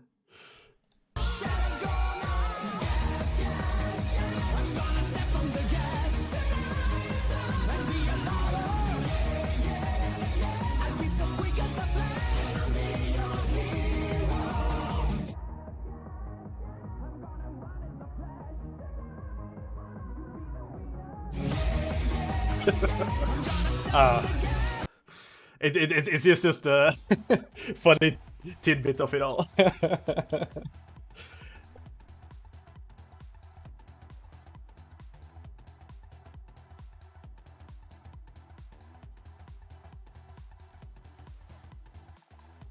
Man, you just love to see fucking Cadet's face before he, you know, delved into 70 raids per month. The way is it's a requirement to listen to Eurobeats while speedrunning. And I mean, Drink Monster listen Eurobeats for a lot of it, I guess.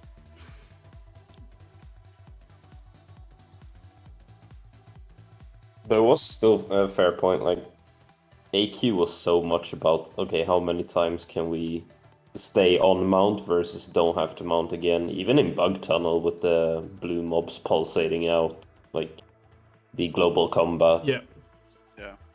And like swapping to like from before you might have not had like imp intercept and just using that to save a little bit of time overall even helps with the twin imps, but like here like being able to intercept more often while you're doing these running in between things, just little time saves add up pretty quickly in these. Yeah. And even here, like I think it was Progress, it had like a beautiful like one hunter setup with like a paladin or something to pull these scorpions, because as you can see, like Gooch gets dazed here a lot. Yeah. And that's something that gets refined a lot more towards the later, where the hunter's popping rocket boots and sending off the pets. You can even see the early adaptations here with the wind serpent making its first and last debut of speedrunning, because there's just so much. No, but it's so far away, and the mobs inside AQ don't make any sense, because AQ is layered in so many different like zones. So if you try and send your pet over from one zone to another, it just won't respond. That was horrible to deal with as a hunter player. I'd like to make sure we don't ignore the fact that Drast fell there on the way to this. Come on, you could have skipped it, dude. Oh no. Fucking noob drop. Taking out the fall damage, right? Of course. He was just trying out Has to be left in. He was just trying out a different jump to hide from Warchief's Blessing. I actually asked him intentionally to keep that one in, because it's such a funny part of that speedrun.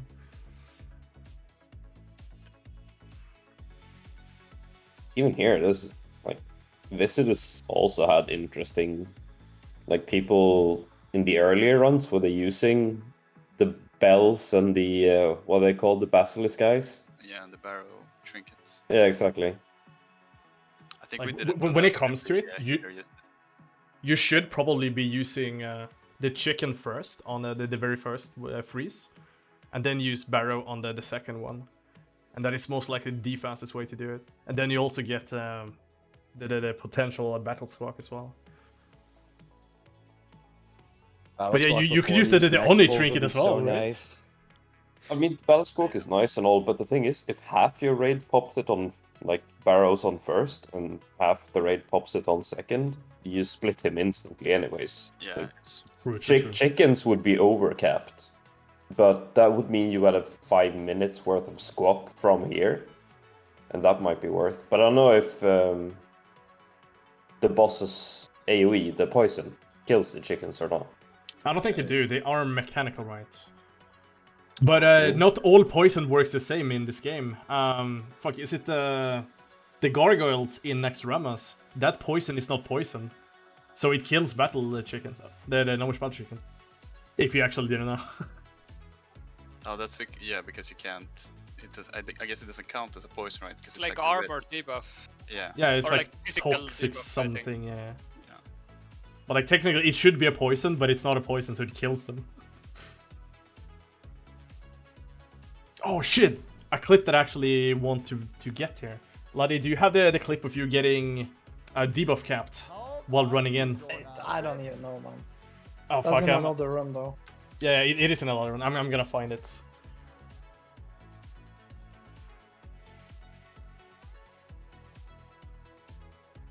Because then that's when it's the Petri pull. Yeah. Look how lucky you are with not getting any of the spinners here. Oh, but Oh, that's you're what lucky, we- yeah? We fished that, right? Yeah, I know. I'm. XD. I mean, if we want to talk myths of AQ40, anyone jump stratting on Visitors? Hell yeah! That is the best fucking meme in all of AQ. Jump strat to get your whirlwind to hit. No. On Visitors, there was like Oh yeah, to jump the AoE, yeah, of course. jump the poison, and a lot of casual guilds caught on, and they're like, we can't kill Visitors. How do you deal with this? And you're just like, just jump it. Just jump and it doesn't spawn on you. I think there was some like Visitor's Guide that said to do it or something stupid. Yes. That every casual like watched it and It spread like wildfire, and the only jumping it said that was actually viable for speedruns was jump on Cthulhu for Sappers and Whirlwind. Oh my god. I remember like that week after hearing it, seeing it in every single run. Everyone in all of those guilds jumping.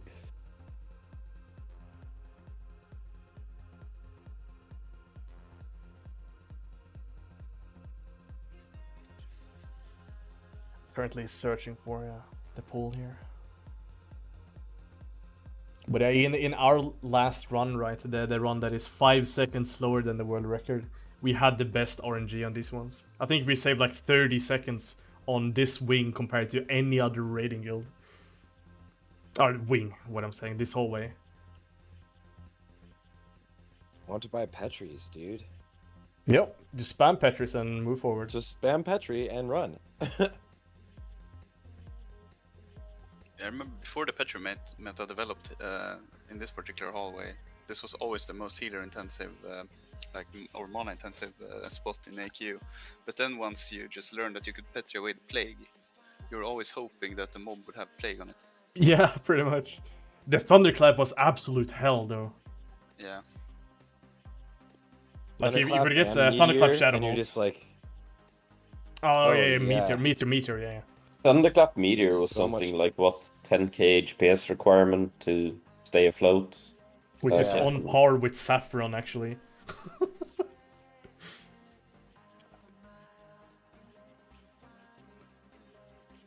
But yeah, while we're getting through this hallway here, this is the pool that I'm talking about. So Laty runs in, he doesn't have FAP up, and you'll see here if you take a look at his debuff bar. Take a look when he runs in with shield wall.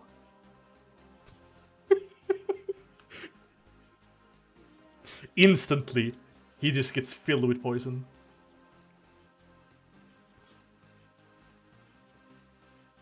Yeah, I mean, that is the the effect when you get multiple stings, right? You have to kind of prefab that. It isn't about. I fapped too late, but the benefit with that was that they all actually just charged me. Like every single stinger just charged me in my shield wall, and I can survive it. Oh, that definitely resets your DMF cooldown. Oh yeah. Easy. Ready to pump. Did you plan on shield walling there, or did you notice all your debuffs and you were like, fuck after shield wall? It was a planned one. Yeah, okay. The plan was to shield wall. I just tapped too late.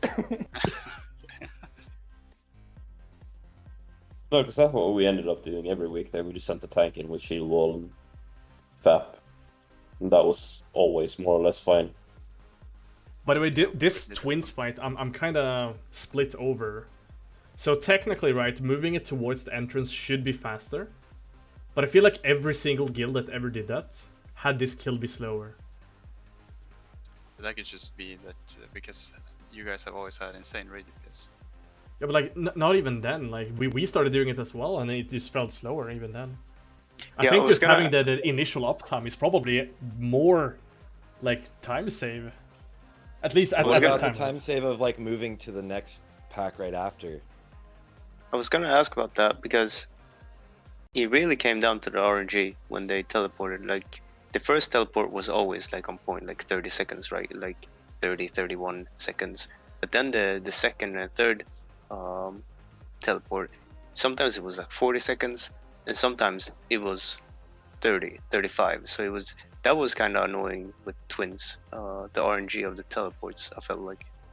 But then, but we always pulled it back. Like, we never tanked it like you guys were doing it. But what was the best thing? Can anyone actually say? I mean, assuming if you have like perfect uptime, pulling it towards the entrance should still be faster. But you have to then run to the uptime was always trash on pretty much every single guild that pulled them towards the entrance. So I think the kills was just too slow. I think we did both, and I think entrance ended up being faster, but the downtime on twins was really down to if you could kill it in 2 transitions or not. Like, it's about making sure that he teleports twice, and towards the end of AQ, I don't see any guild who like struggled with that. And if you did, you compensated with adding more recklessnesses there instead of on like something Cthulhu-esque. Yeah. But yeah, so that's a lot of slayers, dude. Oh man, no, where's the mind slayers at? Where's the mind slayers? I think this ID I think has 2 or 3 in it. But when we were fishing our very last ID, it took us I think 90,000 resets approximately. And Imagine we have a fucking new warrior dying here. Fucking idiot.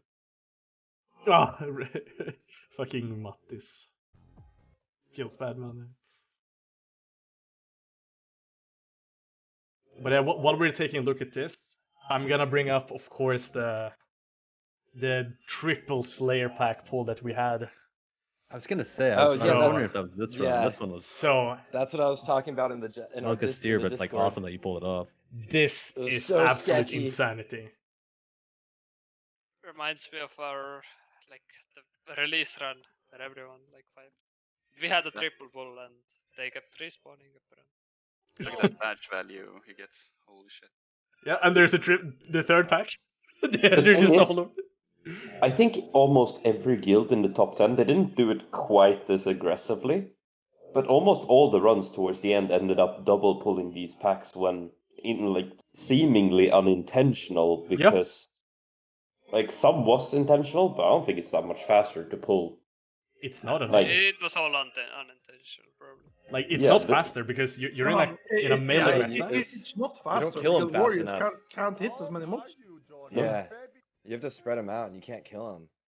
But it was crazy to see this live. It was so scary. This was like such a gnarly pull live. There were situations where double pull were beneficial because you would pull 2 packs, kill them off, and then you could mount up, right? This is one of the reasons. Like Calamity, for example, we were really Like we did all the dad gamer strategies, like this one, for example. We never did the Nota pull and similar, but we caught up a lot of time in this hallway.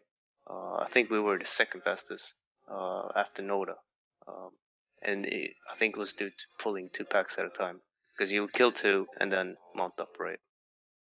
You would kill 2 and mount up, and that's fine. Like, taking a double pack isn't bad, but like a triple or an unintentional double.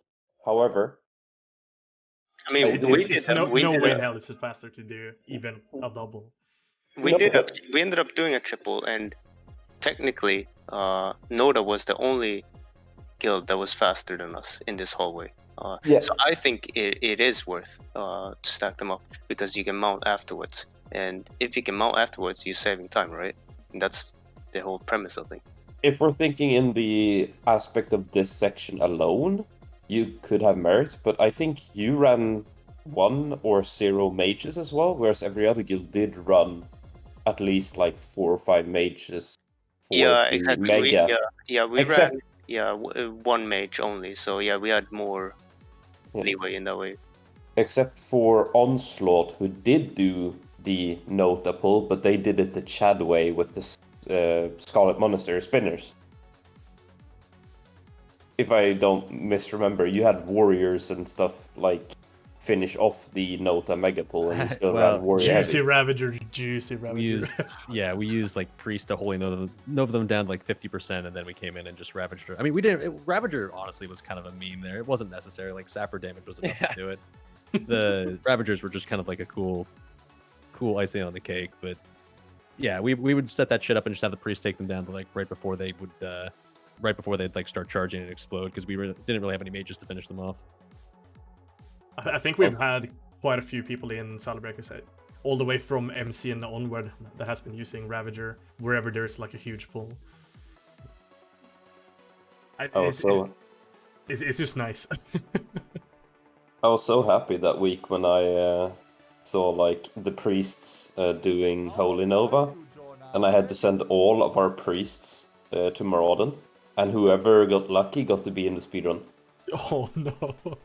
The funny thing is, from us doing that, we had 2 priests doing Holy Nova. One of them had the dagger. The other one literally was just chugging green mana pots. I think he drank 18 that run. Oh my God. we had one guy who did the same thing with the green mana pot, but it's actually nice to rip. Where's the Petri? He had lip cooldown as well. He just doesn't use it. Yeah. I mean, this could also be like in the before Petri stages. These dogs could be so much of a time loss or save, depending on if they decide to be wizards or if they decide to be do-nothings. Not with Eggnog in the raid. No, of course, but like the debuff that gives you, what is it, 80% negative hit or something? Yeah. The dust cloud or whatever, it throws dust in your eyes and stuff. And you have 2 priests that can dispel 30 warriors. We're still running 3 rogues in this roster.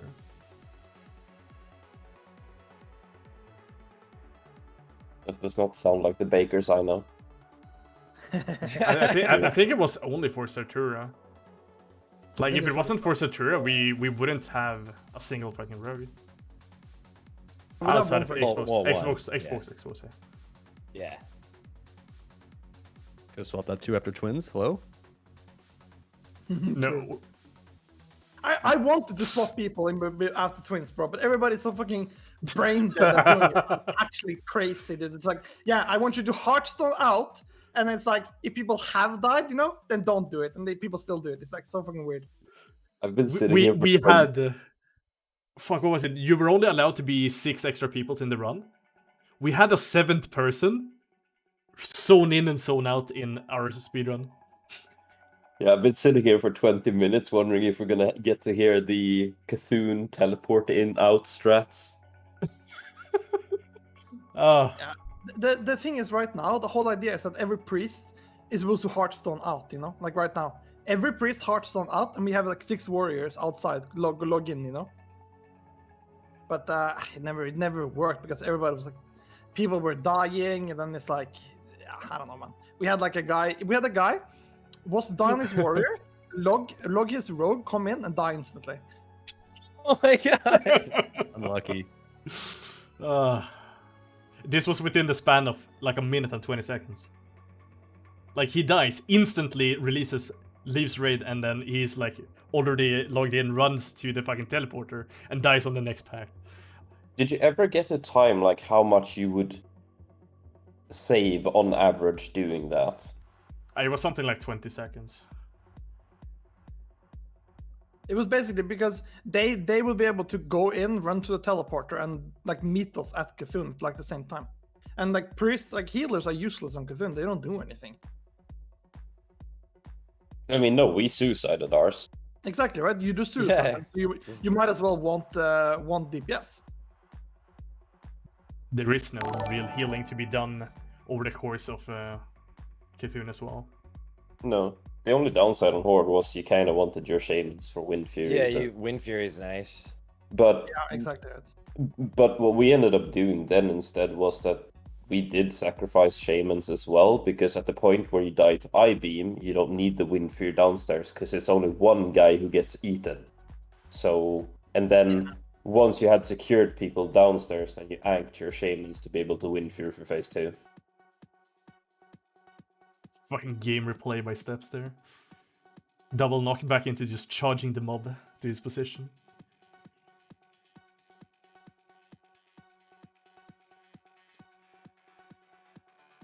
And then also, like, one thing for Horde was like stacking even more people, like quad stacks. You did it more often than on Alliance, kind of, because you're running more melee. Unless you were to swap out all of, unless you were to swap out all of the priests, actually. Yeah. I mean, that's what we wanted to do, is just swap out all the priests. But then we had already lost like 4 warriors to like stupid shit, you know.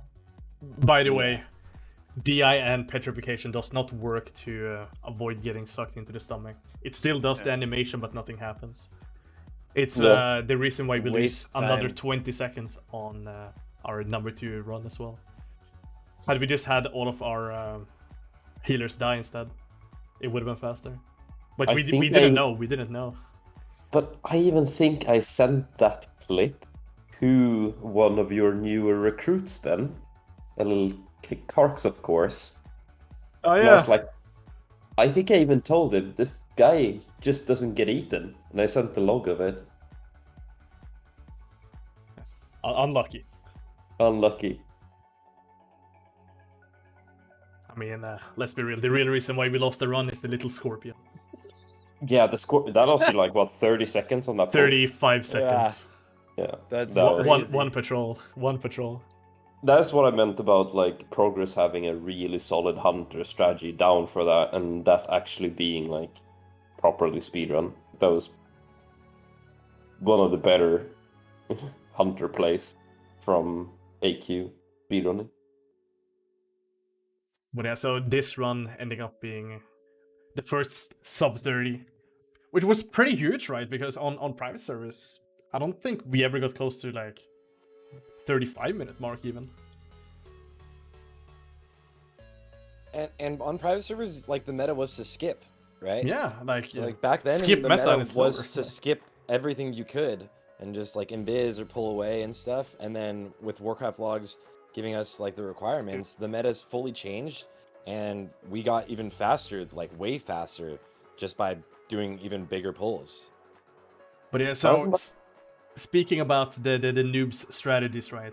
So this is one of the strategies that they tested out. So in this run, they run, kill all of the mobs towards Sarthe ASAP, and then they have a rogue move past all of the gauntlet to get all the way to Visitors, while the rest of the raid runs back and kills off the 3 bugs, right? And when you engage Visitors and no one is like in physical combat with the boss, right, or able to be attacked as you get with petrification, it targets the next available player, and if you're too far away, Visitors teleports you to him. But this mechanic was too slow. So in this run, I think it was 130 Petris something used, over 100 something distilled wisdoms, like 60, 70 Flask of Titans. Like, this was at the very height of the flasking meta, which is why we pretty much every single guild pushed for the reduction of flask spamming. But yeah, because also if you get teleported early, you have to re-petri when it runs out, and this was just so expensive. Like, this was crazy.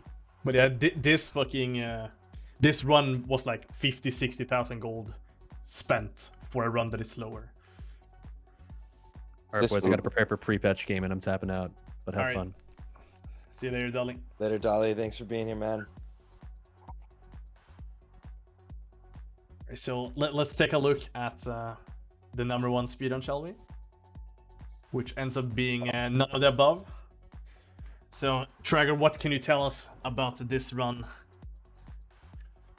Yeah, I think why we won is that pretty much no one died. I think the most people failed their run because, yeah, everyone suck and just die everywhere. And we also had this seal 16 pull in front of the Tura, which you will see it in the run later after Scaron, that Skater are picking up the first Guardian pack perfectly because our Priester scouted the patterns of the 5 packs before we start.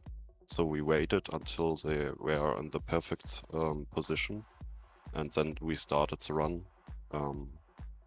Yeah, to get the perfectly on the time when we came down from Scaron. So I've had actually a question regarding this run. Why was this run done 1 week after initially planned?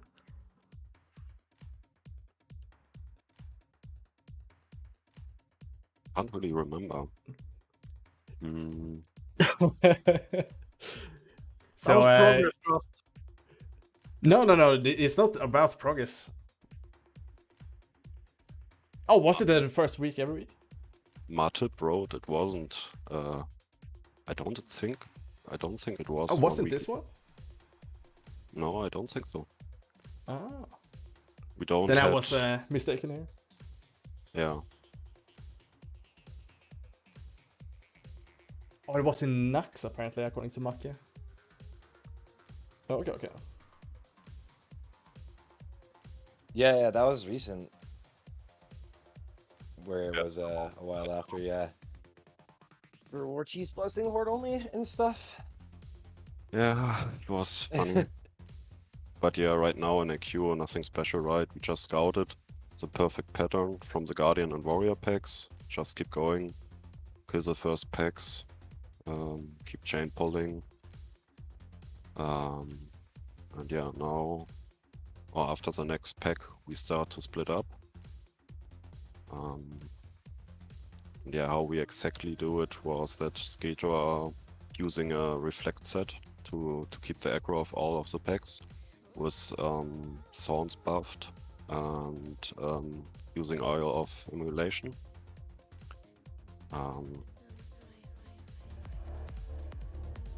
I wait a bit until we are there.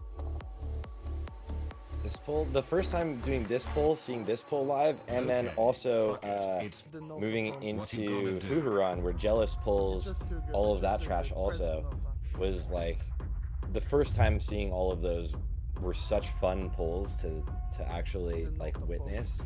And I think this was like the beginning of a really fun meta for like really huge polls that we took into Nax.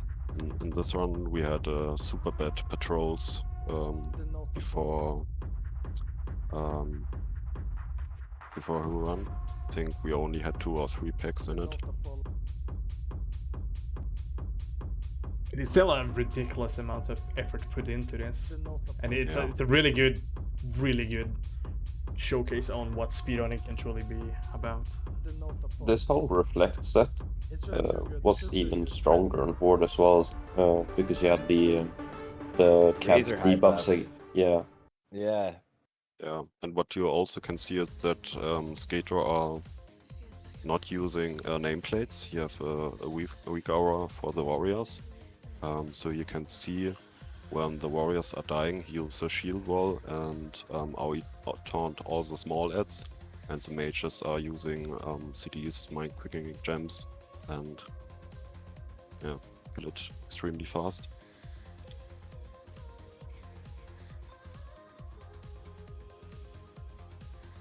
Mind quickening here, and like fetishes for most people, and the Mirarodon for Ooh, I never caught this in the run. Did you see this? For a split second, he Petris there. Yeah, he Petri to drop because he's the only one without fetish. Yeah, I never caught this in the actual run. Holy shit. He decided to not be a cowboy mage and do it preemptively instead of midway or through the fuck up. He used his brain. I would ever do that. Just be a cowboy mage. Yeah, I mean, he's a mage, not a rogue, so... Isn't it this this damage that is not counted on your speedrun logs? Because they're too far away from the person in your raid logging, so it doesn't actually get counted. And the bops too. The bops come in as the warriors die, right? So that's timed. Yeah, exactly. Yeah, the warriors die, and the paladins bubble themselves. And on Horde side, you Petried, because unlucky, no paladins. No paladin, unlucky. I mean, you got lip. Yeah, that works too. On the line side, it's that hard. I think we only tried it 3 times before the speedrun, in farm raids. And yeah, I think it worked twice of 3 times. What we ended up doing was we cleared out during one of the off weeks. We cleared out the first boss, and then we just let the small team that we're gonna do this pull just practice it over and over again in open ID. Well, they couldn't really practice it over and over again because it's kind of scuffed without buffs. I know. They did a couple private practice, but it's not really that hard. It's just about managing the aggro mostly and keep the the healers gotta like rotate who moves and who heals right when you're getting into position.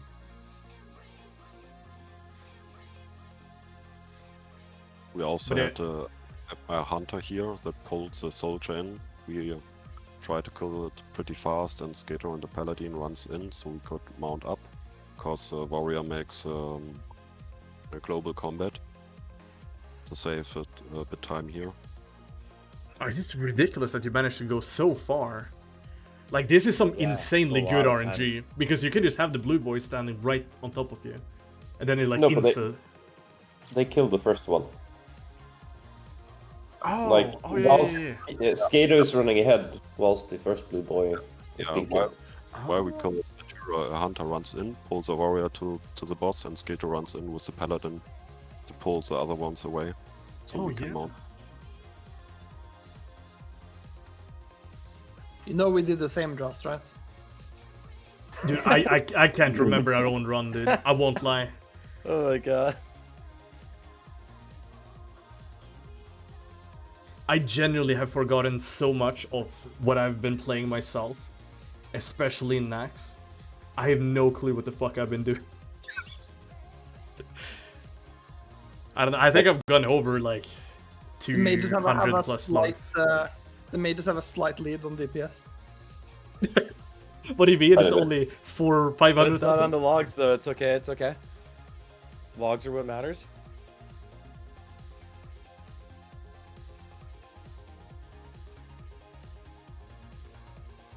And here we're just dragging Fenris towards Scorpions. I think in this run we had a good timing where we pulled all 4, I'm not sure. Yeah.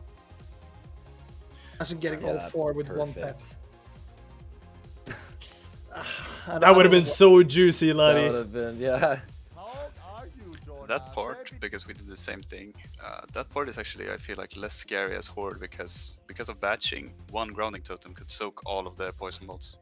What? So Yeah, because that they, is so because nice. they shoot all 4 at once, and so one grounding totem just soaked them all. Noah had some just AFK.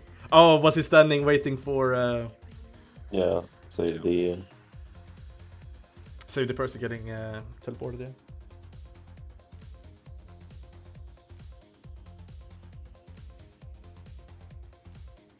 I think you also You can see Jealous out of range. He's gonna go do that other pull, which is nice. The one we saw Laty tanking Laty get every debuff in the game. On the road pool, we lost a lot of time because we had bad patrols and only had 2 or 3 groups in. We're true. I don't know. I'm another like week of DMF would have brought this time down to most likely a sub 25, which is ridiculous. Yeah, for sure. I mean, we also lost time as we pulled the second pack after twins. Yeah. But it's RNG factor. It is what it is. I mean, you just have to handle it right. We also lost Nyx Ramos because Noob had a 0 ability KT.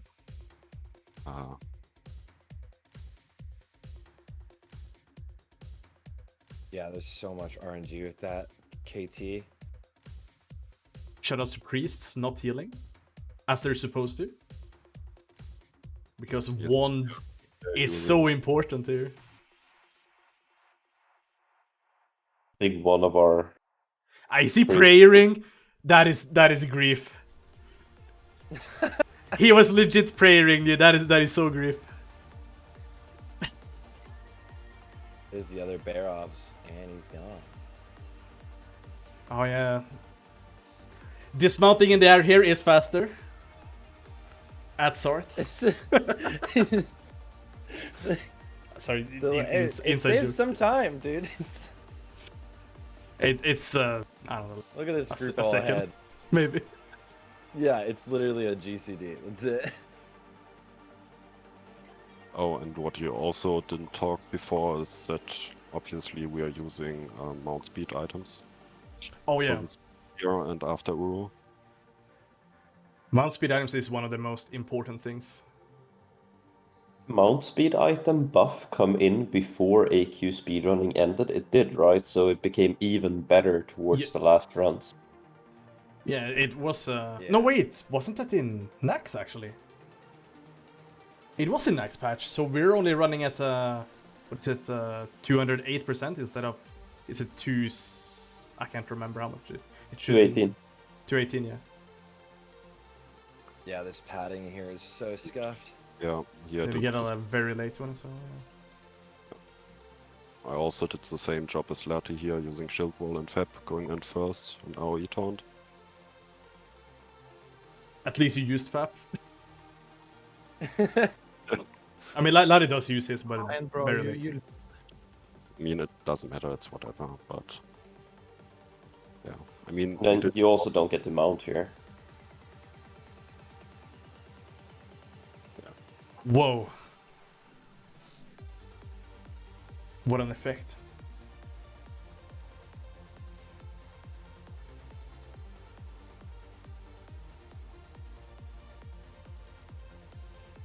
Probably a loss of 10 to 20 seconds.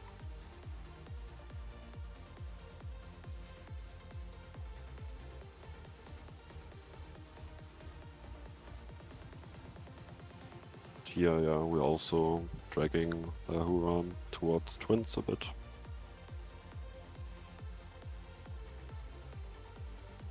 This is always something that I felt from Horde side, that you could like have optimized slightly further by sending like a hunter ahead to pull Huron, but later on I realized that on Alliance I think you would just flat up die to the, like, if you drag the boss, you start the enrage timer, right? So second enrage, you die. You Yeah, would need a few you would need to speedruns not did. trank the first one, right? Because if you trank the first one, then you get the second frenzy during the enrage, and you have both at the same time. You just get Omega on. Yeah, I just always felt like there was some sort of movement that could be saved there by like having it be pulled ahead of time and meeting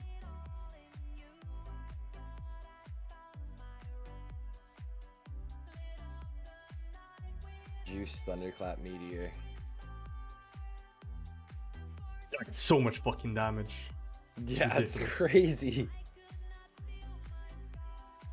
At least this one is Shadowbolt. And by the way, what we also did, if these defender are going in execute range, they could have two abilities. They could explode, or they could do Enrage. enrage. Yeah, right. And we tried to just execute it. So if it's explode, he would die before it the ability came out. So we just stacked rage before 20% and just executed. The thing is, it's probably a time loss doing that. Because just moving through them to the next mob is probably better in the end. And also, dropping off all of that excess rage is gonna make the next kill a lot slower.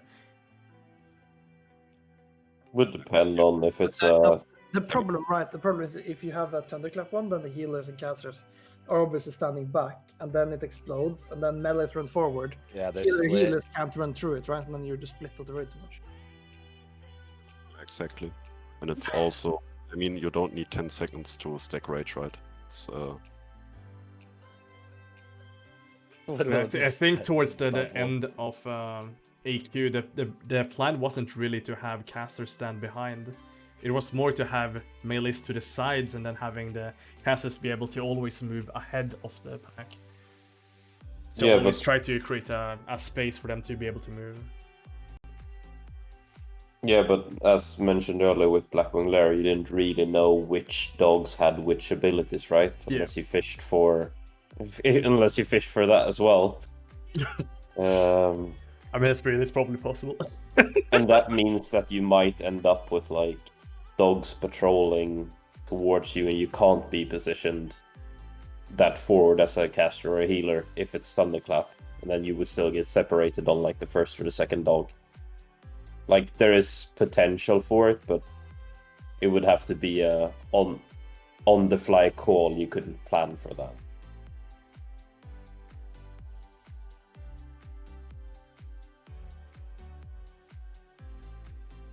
Tanking with a paladin, of course.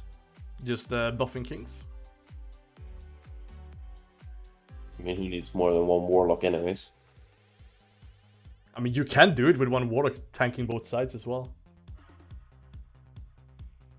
Oh yeah, Riven Spikes or the other maces. Bashgooder. Bashgooder, yeah. Keep forgetting that you can't actually get full armor shred on the bosses, right? Due to one of them being immune to magic. So yeah, you would have to use armor shredding weapons in order to get lower. I don't think you quite got all the way down. Does anyone remember what the actual armor value was afterwards when you were using Bashgooders? No, not me. Like less than 1k.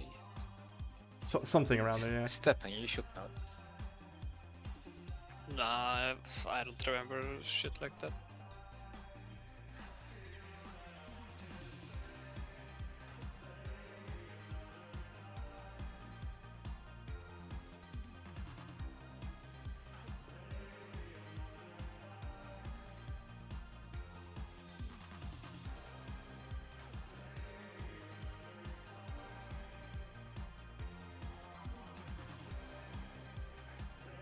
Oh, here's a double pull.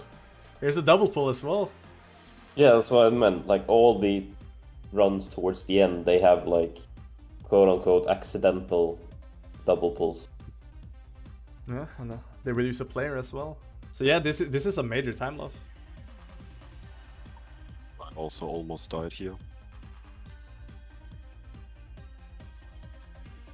Is this in this run? Is it when you had the split for the fastest of this area?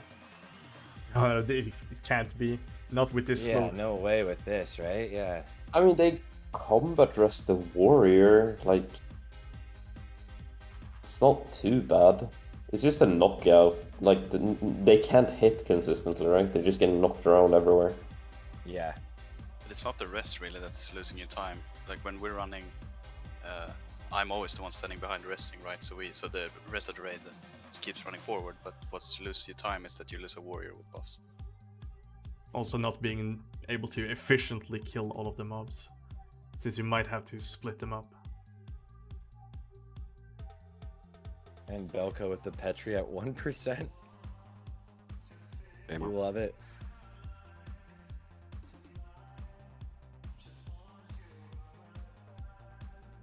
But at least you get a pretty nice padding here where you get to mount up pretty far. Yeah, should be able to take second back. Yeah, comes down. Because this sort of double pulling is what you want to do. All four of the first mobs are dead. Now you get 4 new ones, and you just have your like whirlwind cap at all points, and then you also get to cleave the 2 champions. It's like 1.5 pack. It's also at this point that you gotta remember, Nota is kinda catching up in gear at this point. Because so much consistent gear, right, with all the Conqueror sets.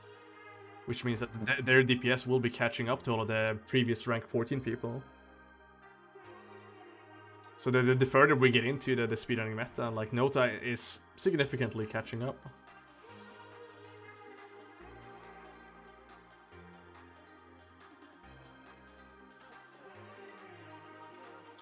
It's like from the beginning of Nax, where of course noobs had like 8 Gressels or something in like a couple weeks, like 2 weeks or something.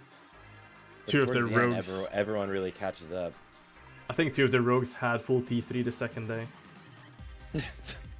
There's also some niche differences here between like Bakers and Nota here. Like Bakers, didn't you tend to prefer to pull like both dogs at once? Like the... Yep. We always did the double. Yeah.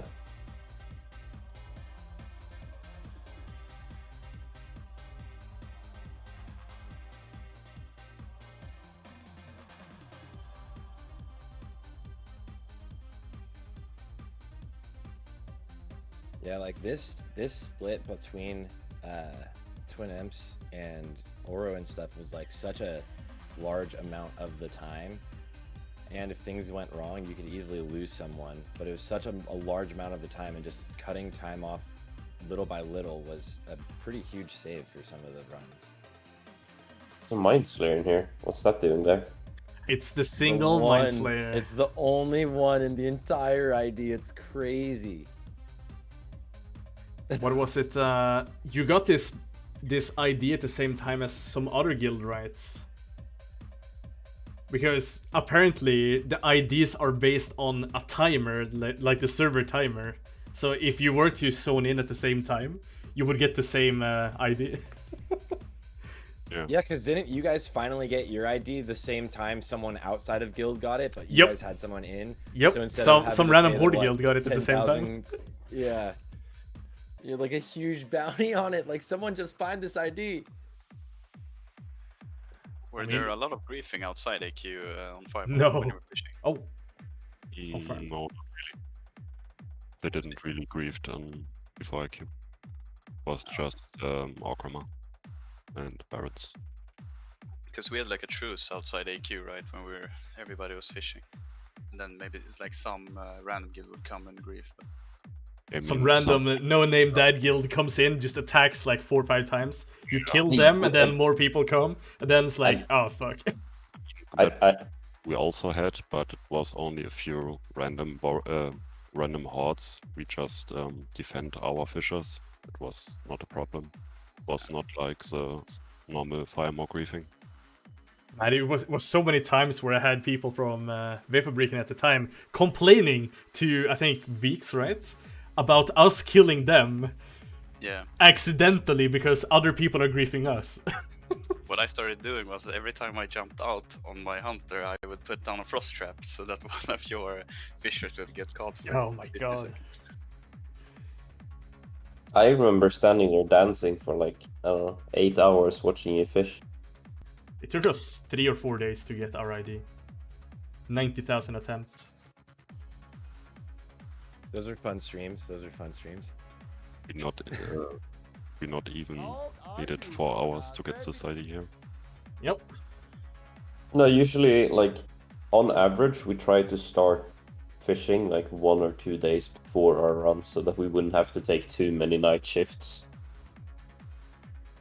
Yeah, it was the same for us. Oh yeah, one more Mind Slayer would probably have cost you the time as well. Because Mind Slayers are like awkward to kill. So yeah, fishing this ID is definitely... By the way, we also did a contest in Nota who is fishing the best ID. He won around a couple of thousand golds and around 10 petries and other consumables. I can't remember, but I think it was over 10k gold. That's what we did for one of our last ones. I think Klarreqt actually managed to get the ID in the end, right? No, he had the most amount of fished IDs, like 8,000 IDs or something like that. Yeah, he did the most IDs, but you also had a split pot in Bakers, right? You had 3 different, like, who had the most IDs fished, who got the actual ID, and then something else. The person who The sat... guy who got the ID probably got like 13k worth of like 10k gold and like flasks and shit. We crowdfunded the event in Dreamstate. We just said like, okay, so whoever gets the ID, and then we made a pot and people contributed to it. I mean, let's just say it wasn't only gold. No. It wasn't only items in game as well.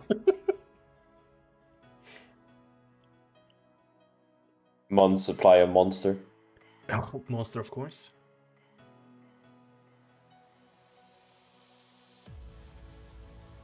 I think in our run when we watched it because of the beam, I think we bought the ID from you, from Dreamstate.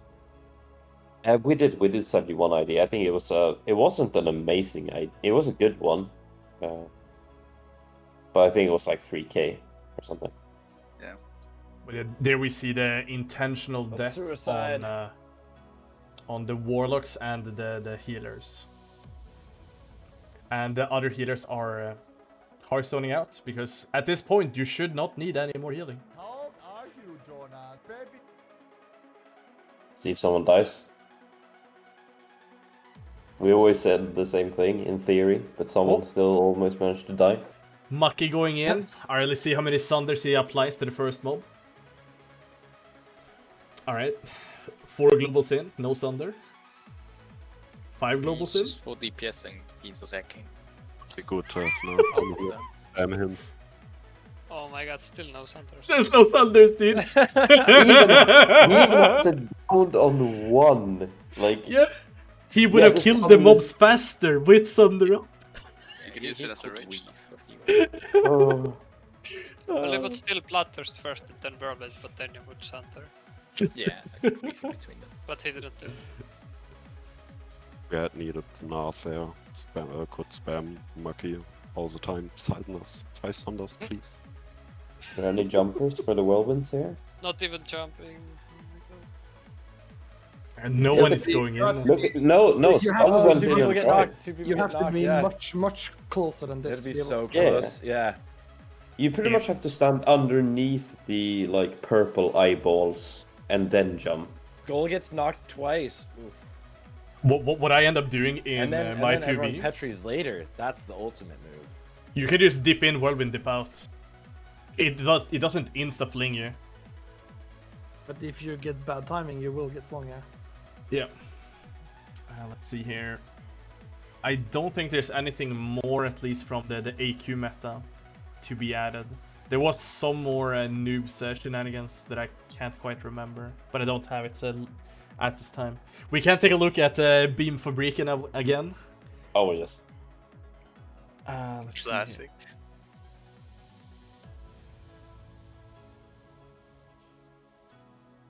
Definitely one of the best moments in AQ. At the time.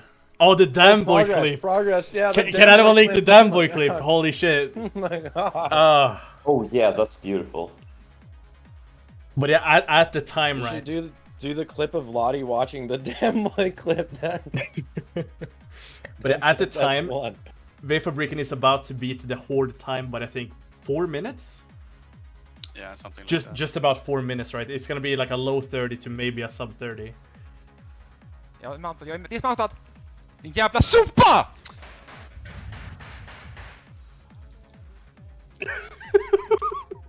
Oh my god. Jag är dismounted! Ah, little chaos. Oh, that feels so bad. Did he ever fix his trinket menu after that? No clue. No clue. Because he lost it to a DFT equip, right? He's auto-running trying to swap trinkets. Yeah, he Oh. has his character screen up, I think. You see your buff? And the sad And point look- is, look at what you he's have targeting, 1 right? minute and 20 seconds running up from Uru to change trinkets. Yeah, I know. That was a fun character. I mean, Look there were at this, legit right? conspiracy theories Still targeting being Sentinels. There's flung around. two in Redicators, Discord there, right? after that, because Two Redicators. This was Still the targeting run Sentinel. right after he joined from With two Scrub. Sunders, by the way. Two So Sunders. there were people Still literally targeting like, Sentinels. having conspiracy Did you theories look that he down? was a secret agent planted there by Scrub Club to fuck with our run. There.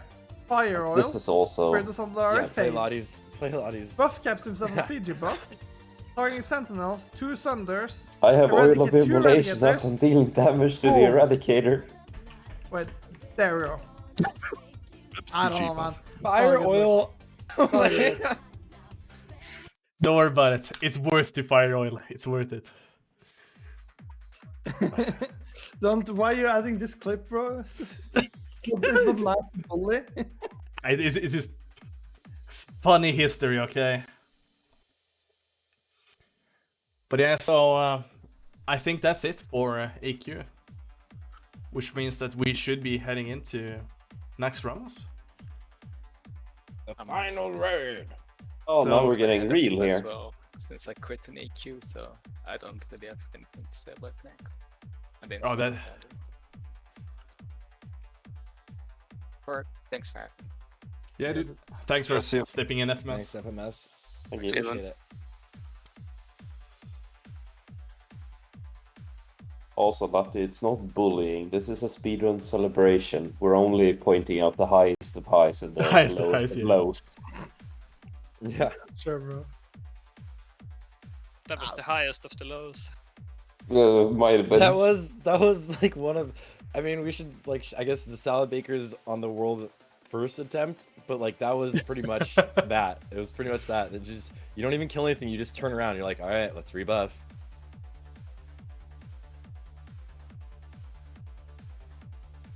But yeah, so we're getting into next Ramadan. And this is one of the controversial starts when it comes to next Ramas. For people that don't know, you can get to a Nubricon without ever engaging in combat by using a rogue to stealth up all the way to the door and then opening the door while vanishing. You never engage into combat. And then by using invisibility potion, you can get into a Nubricon's room without ever engaging mobs. Yeah, no one does it though. Everyone just pulls the mobs away and runs in. But it is technically doable.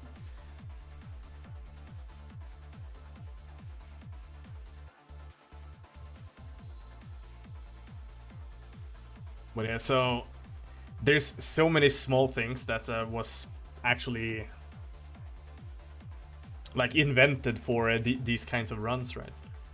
Does anyone remember who started doing the Nubricon like a stack here first? I think it was noobs. Was it Yeah, Noobs or was Noobs. it Tribe? I can't remember because Tribe did innovate a few things at least in Next Ramos. Yeah, it felt like from my POV, I think Noobs did this first, and then everyone went from starting into Plaguewing also, and then going into that pool. And most people did that.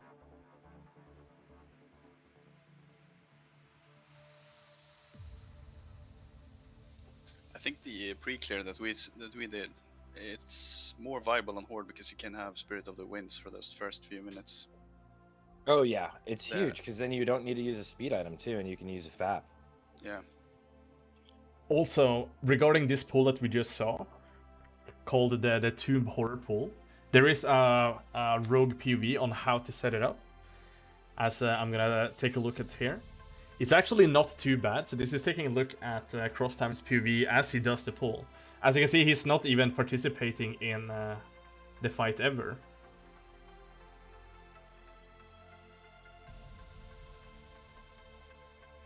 Yeah, he just kind of ignores a noob and everything after. And his main job is just dealing with this right now.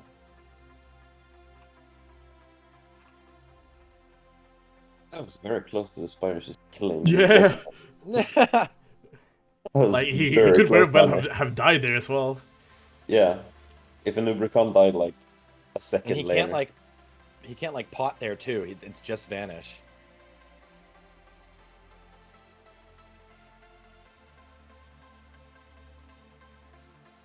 But yeah, something that actually did change with the batching change is that you can use Invis pots out of Invis and stealth out of Invis. Because before with the batching, if you try to use either one, it would bring you what is it called? Out of invisibility and the most break, yeah.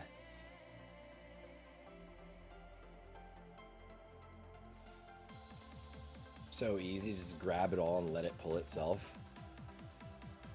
Yeah, and then you'll see from the raid perspective, right? They just come in and kill it. At the same time as they're killing it, they're utilizing a paladin, right, to pull the mobs out. And I'm just surprised that this is something that people like realized after the entire Globulus like pack skip, right? So I don't think they actually knew about this. No, this was because this run was after. No, this run was. Yeah, this is after the progress run. Yeah. Yeah.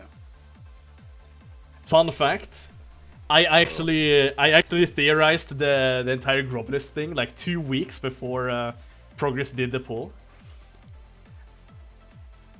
Just a friendly they were note. Watching your stream. Yeah. They were watching your stream. I mean, that sounds like a good idea. Did you ever theorycraft the patchwork pull, where you aggro patchwork and all the mobs stack on you? No, well, people were talking about it. We never like tried it out in any kind of sense, right? Oh. But like, there is a picture from the Workout Logs Discord. It would be too harsh because of all the totems. That's why I have tried it, but the problem is they keep spawning totems, like, and it will just be like a huge amount of totems, and they will just like, since you can't AoE them, you'll just get fucked. Oh yeah. You think even with light? I think Like we if tried Paul it already once had with light. Light of Balloon, like a But, huge like- pull, but it was too risky. I think there's too many, like, even if you light it, there's too many beams, so most of your light is gonna get lagged out by just pure too much stuff happening. Yeah. You would have to use fucking the Mortal as well. Mortar. Wait, yeah. in Light the Balloon, does Mortar still apply the debuff on it? You can't mortar. What's a on top buff? of yourself. Right? No, you cannot. You need a bit of range to mortar. So you would have to. Okay. But you could still run in with using Mortar and then Sapper afterwards. Yeah, it's not about. You need like 10 yards or something. Like you can mortar close, just not on top of yourself.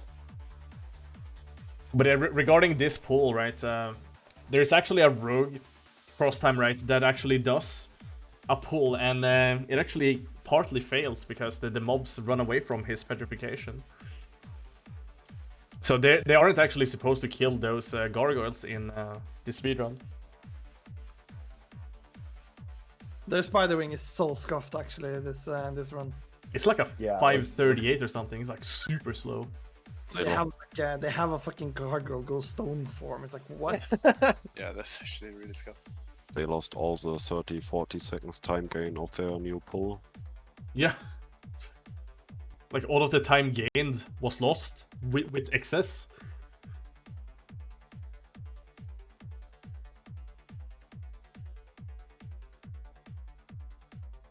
Like with all these runs that have gone through, like Max still has so much time to shave off. Okay, like.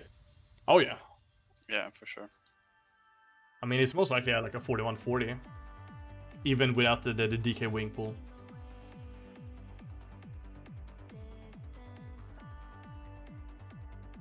Yeah, the DK wing pull would have been so fun to see, like, successful, or the whole run successful with that in it. Like a couple more runs, and we would have seen some crazy stuff. Just everyone saving their light of a loon for whatever insane thing will be the most use out of it. Definitely, definitely. We were first planning to do the DK wing pull with Thaddeus debuff and light of a loon, but I don't know. Ended up facing our light of loons and so forth. Yeah, that's a shame, really, because you don't need it for Saffron at all. But it's not like we didn't really have time to practice using it or anything else. So fair enough. That was the problem. Nota tried a few times before that to do the DK wing pull without light of a loon, but you can't really handle. It's just too much damage. Yeah, it's spawned by the. Yeah, it's the small ads. Like they just run after you. They aggro through walls and everything. So you can't like lose it or anything.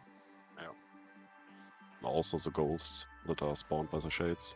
Yeah, the portals bring you into combat. Guys, it's getting pretty late here, so I'm gonna dip out. But thank you for having me, Trust, and nice meeting you all. Thank you for stopping by, of course. Seeing Calamity's point of view is definitely nice to see, of course. Alright, awesome guys. You guys have a good night. You too, man. See ya. See ya.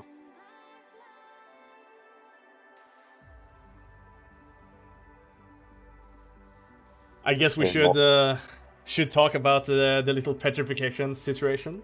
So with the introduction of Nax Ramos, there was a 5 petrification limit for in-combat petrifications.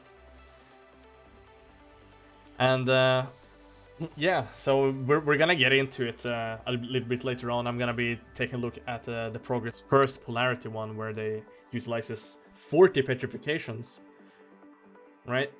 Even though you're supposed to not use that many petrification, but because Warcraft logs can't actively track out of combat the petrifications, then they were made to be allowed, right?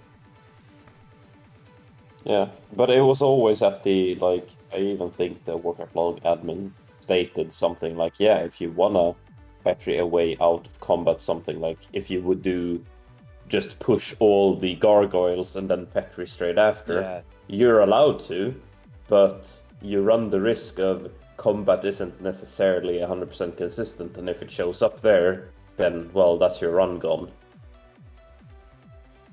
Yeah. And the invis skips here versus using, like, swiftness potions. This invis skip here is, by the way, not a time save. Yeah, right? As long as you can kill grubs fast enough? Yeah, we compared it to the Nota run, and if you kill the grubs before you get slowed, we was on the same time at Hagen, and now they don't have a speed pod after, so they lost time with it. Yeah, and they also, I mean, they fucked it up there and pulled extra bats and everything. How many, like, you don't need more than a group of, like, 7 players to kill them grubs in, like, a sapper bomb, right? 1 or 2 groups. Probably not. So as long as you run 1 to 2 groups, you grab the first 2 or 3 grubs, sapper, keep running. Yeah, as you've seen, like the China are still doing it, right? They're very good at doing like fancy stuff that actually doesn't work, you know? Yeah. I mean, we say that this it. is still the fastest run in the world, so like it did work, but it could have been faster. It looks. It's a bit of a double-edged sword, that, like, right? aren't really the time saves. Yeah, exactly. They just did have a clean everything else. I mean, it was just a really nice and clean run, right? If you watch the 4 last runs they did, that was some pretty insane stuff they were trying, right? And it would have been probably like 42 something time if they managed to execute it. But the one clear where they actually continue all the way into Abomination Wing, it would have been like a mid 42. They actually lost quite a bit of extra time over the course of the start of the run. Yeah, I was at sub 5 minutes Spider Wing. It could be easily a sub 43 run, yeah. Yeah, like their Spider Wing, like they fuck it up really bad, but their strat is good and should consistently give them like around 5-minute clear, which is like 30 seconds faster than everyone else. Oh yeah. Because like we also had like a 5-minute clear of Spiderwing at some point, but That was like, with perfect RNG. Like what? It was kind of lucky, you know. Like it's not consistent at all. The one that we did. It is though. It's just that it's like the inconsistency is just if you use Invis or Swiftness version. Oh yeah. Or the second skip. Is that a frozen rune buff next to Juju Might? Yes. Yes, it is. And he'll, of course, swap to Flask of Supreme Power for the A-Bomb wing.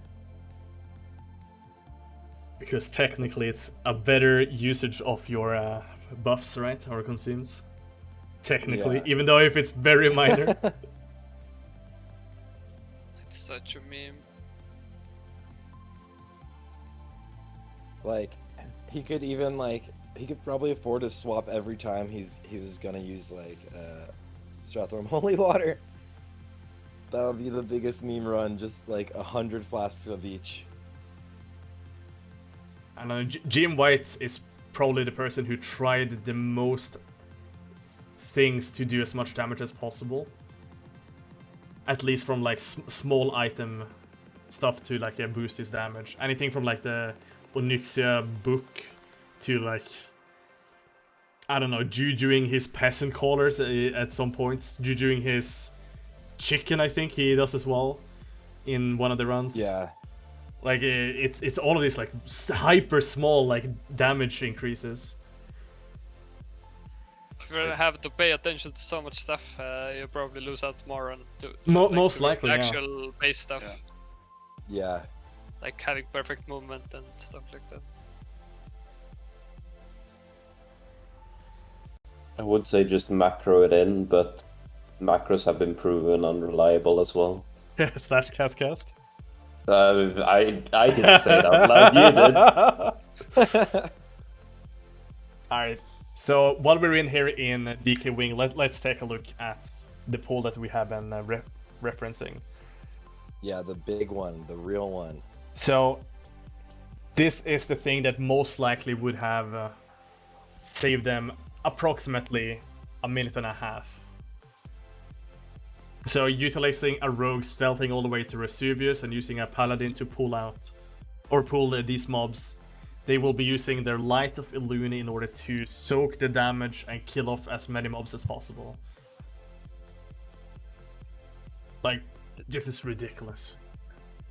What is even the thing triggering, like, because there's a bunch of mobs running off from the initial stack, right? It's just some, I don't know, some AoE aggro that you just get in combat long before you're actually in range. They have like a 100 yards. It's without even doing They just like, any aggro you in abilities? 100 yards. It's nothing related to abilities. You just run up to them if you're getting close to 100-yard range or something. They aggro.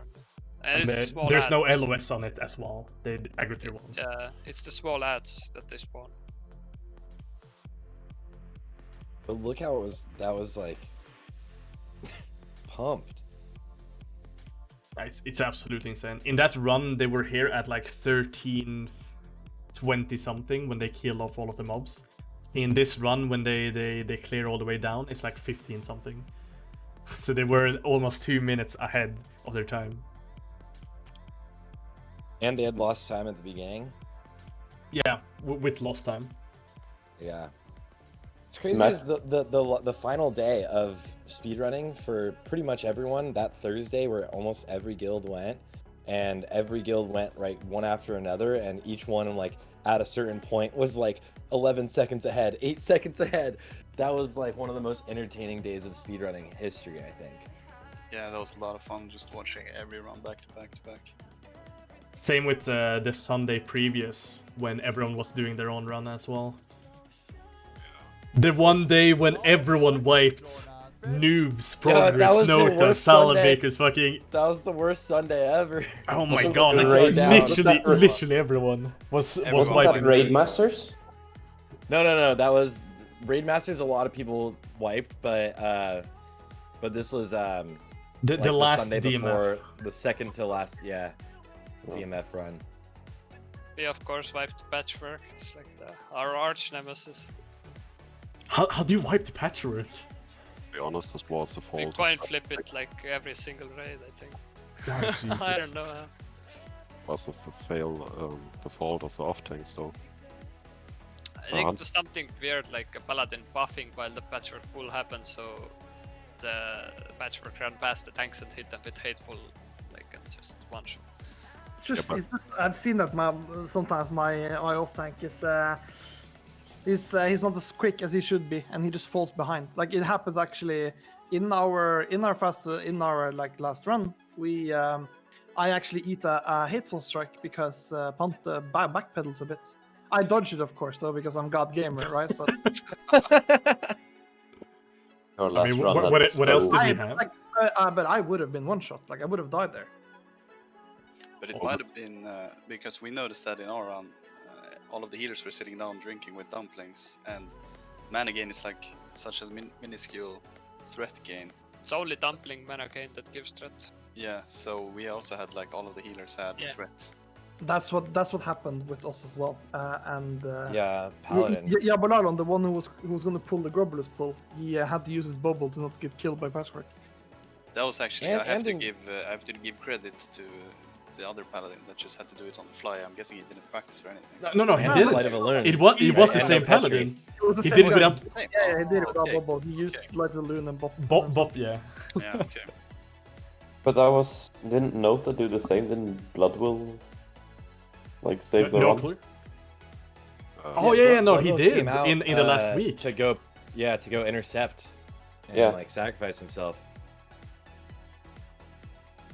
What do you mean? The mob started aggro. in the 44-12 run you guys did, when the mobs were already running back. Because the other paladin buffed Bloodwill Salvation, so he didn't get aggro. Oh no. Oh. And then he came back and saved the run. Yeah, that was really clutch. But and then in Salad Baker's last run, your fastest time, you actually had your priest that was pulling Vesuvius dodge. Yeah. Attack. No, not dodge. Miss. It was tweeted, right? And she had already cancelled them, so it was just a miss. Yeah, but it's crazy. There was so many like that run was so shit, but also so lucky. Yeah. My favorite part was watching the people get left behind get killed by the ghouls. That was so yikes. The priest ignored all of the priests. Yeah. Speaking of that run, we have 3 healers running into Maxna. 2 healers get web. We have a druid single heal Maxna. Congrats on his parses. Yeah. Did you get to 100? I don't think so. Oh my god. But yeah, speaking of the Gothic pull, right? So it became the meta to jump through the gate, of course. But before this was known, we had to use the little outer ring skip for hunters. So we're taking a look at Gute's POV from what this pull used to look like. Didn't you guys continue using this after the gate was known, because just in case like the logs would be invalidated? We did it for 2 resets afterwards, but afterwards we started using the gate as well, because they didn't change anything for 3 weeks. Little spell hit on, of course, for Feign Death. But that is kind of consistent as well, because like in Blackwing Lair, stuff ran through a gate to Nefarian, and that was kept in, so it's not that weird that you could keep using Gothic Gate, right? I mean, like from our perspective, like they would probably just fix it like BOA did, right? That was the assumption, but they just never did. Yeah, but that was a problem with an item, not with mobs running through a gate. I mean, they could have made the gate larger as well, I guess. The thing about BOED, like, didn't Blizzard themselves say that they nerfed it because, like, technically I could be standing on one side in Stranglethorn, and I could just kill someone, kill a low level with Mind Vision, so I could grief all over the zone. Oh yeah, technically by getting like fire procs. Yeah. Oh yeah, that is true. But this pull is actually so fucking insane. Yeah, this is super impressive by Iron Gooch. So it was there's a time when he like even pulls back because he messes up for a second, or like padding's bad, and he has to actually feign and reset and do it another. I think awesome. the initial strategy was done by one of the Dota Chinese guilds, right? One of their hunters did it the first time.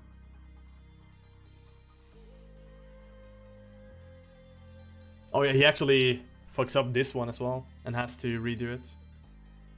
Yeah.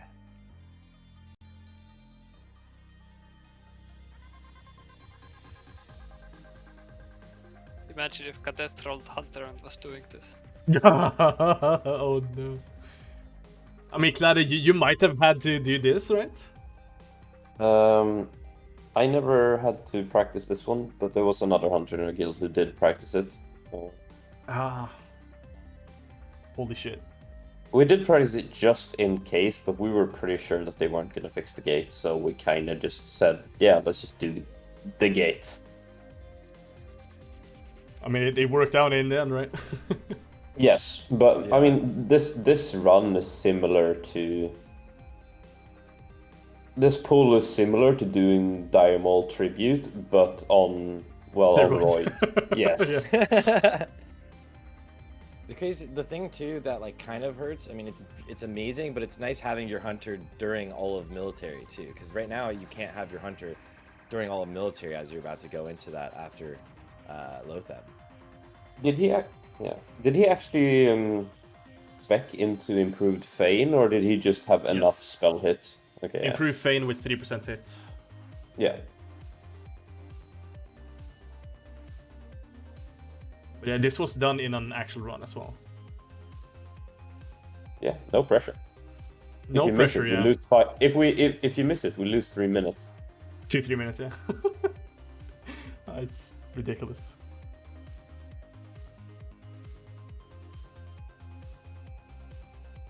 Yeah, all of this is so sketch. So sick.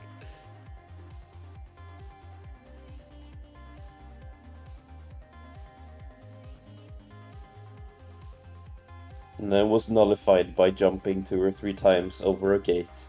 Yeah, it all just goes away. All you need to do is jump through. Which Work was smart, also not hard. revealed by noobs as well. And there's like majority of the strategies in Naxxramas was just made by noobs. I think they were really like the biggest innovators of Nax. For Like, sure. They just, I mean, obviously in AQ they tried everything also. So there was that. They tried a bunch of crazy things that didn't end up saving time. And in Nax they also tried different things that didn't end up saving time. But a lot of things that did, they came up with, which is pretty sick. But yeah, so all of this work just to get to the back door of Yeah, just to be able to jump through a Gothic, basically. By the way, which we know takes so much less time. does anyone knows how much PTR Noobs is doing? No clue. Oh, no clue. We're just assuming a lot. I expect 7 days per week. Yeah. And I really enjoyed PTR, so like whenever we PTR'd, I didn't mind it. Because you got to speedrun.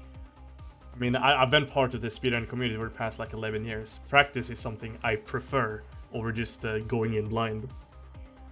So having all of the people like complain week after week after week about doing PTR, it's like, fuck off, I want to be here. But because our guild was like, or a lot of people in our guild were viciously against PTRing because it was like too tryhard. So instead we did AQ and BWL on Tuesdays. So I told them like, I'm gonna quit raiding because I don't want to be carrying a bunch of warriors in AQ for their go if we're not gonna PTR. So then we started PTRing instead of doing AQ. Nice call. Yeah, it was a really good call. But my goal though. But not gonna But lie, we started this sponsoring them, right, for the in the GDQPs. I'm not gonna lie, I hated that you got the Zephyrin down with Horde. The only was kill so lucky. on Horde as That well. was- Yeah, that was No, super there was lucky one more. also. There was one Oh, there more. was? Bipolar ended up doing. Oh yeah, Bipolar ended did up it, of doing course, for Alando. Yeah. Yep. Who didn't get beaten by Nox anyway. But you know, it's pretty good. You just have to like doing that pull. You just have to hope you're not on the same side as the tank. Or Don't get you just parried. stop attacking on Saffron when he's in execute phase. Just let Alando do as much damage as possible. It's our Horde Wait, guild. did they actually do that? No, but you could have. No, but I definitely could see them doing that. Hey, guys, stop DPS. Yeah. Hey guys, Juju might make second peasant, please. Yeah. All of the priests are organized to juju miting all of the peasants.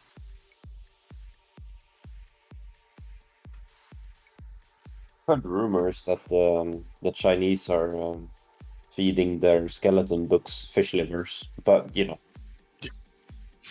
Is that the new theory? You gotta do what you gotta do.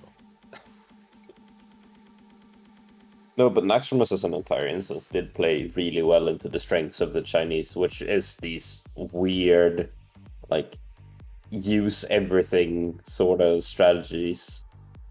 It just ended up playing out really well. Yeah, and I think, but Nax also like led the way for so much innovation because it's the longest of the raids. So there's so many different areas where you can try different crazy things. And Yeah. BTR was available constantly. Yeah. Yeah. What That Black was the Miller biggest was part. just the end of it. Nothing in AQ, nothing in MC. Yeah, we would have seen a lot Whoa. faster BWLs if they had left. What? If they had left Ankanyo. Sharon or put it in earlier. Where were the scenes? Oh, I had a video playing. What the fuck? Oh, okay. I forgot I had one of the Watcher videos playing, and suddenly there was this Chinese voice in my head. Oh my god.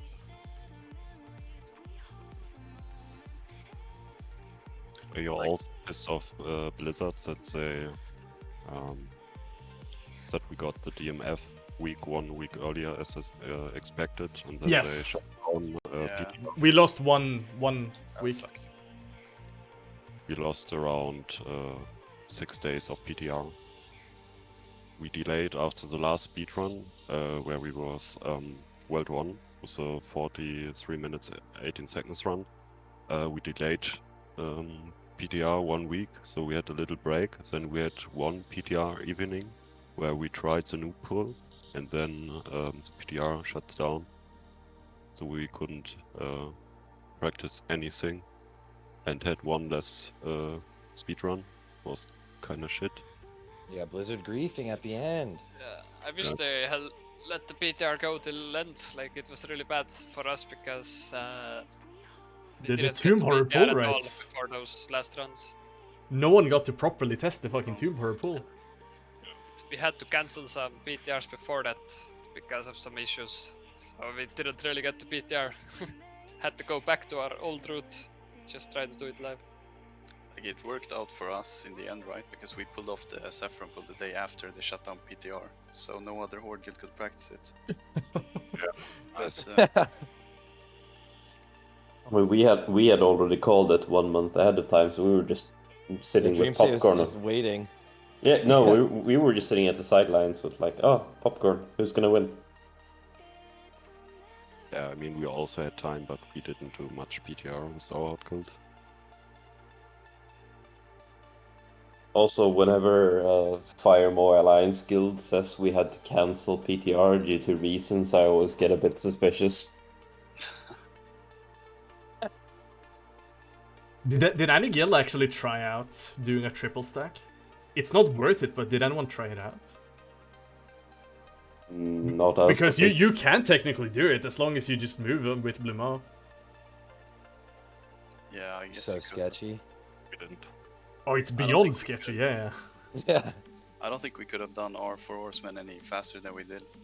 So I think our fastest kill when we had like legit the best RNG ever, it's like a 108. And like fastest on live was like a 112, I think. yeah, still lightning fast though. Yeah, from like most guilds out there having like 3 or 4 minute 4 horsemen. And you're just like, that's so long. Remember the first 4 horsemen where you actually had to like not go in on Zaliak and you had to sit there waiting? Our 4 horsemen last week was griefed by a guy who didn't check the assignment. Assignments he had had for 3 weeks, by the way. So apparently he never knew. Thank you very much. Do you guys remember, this was kind of early in Nax, but how Onslaught did Zaliak when they all ran out for the beam? Do you guys remember that? Like they stacked. Doing that on NA is a recipe for disaster, dude. At the start of Next Ramas, I always thought Salad Bakers will be number 1 at the end. And Me then too. I mean, if we actually had like some non-Pepegas on Warrior, it would be fine. But it's too many Pepegas. I mean, Like you- people just so much. even in our fastest run, man, like some guy literally suicides 40 seconds into the raid. Straight up suicide. I had told him to save Lip for that pull. Nah, bro, it's okay. I'm gonna rage potion a noob.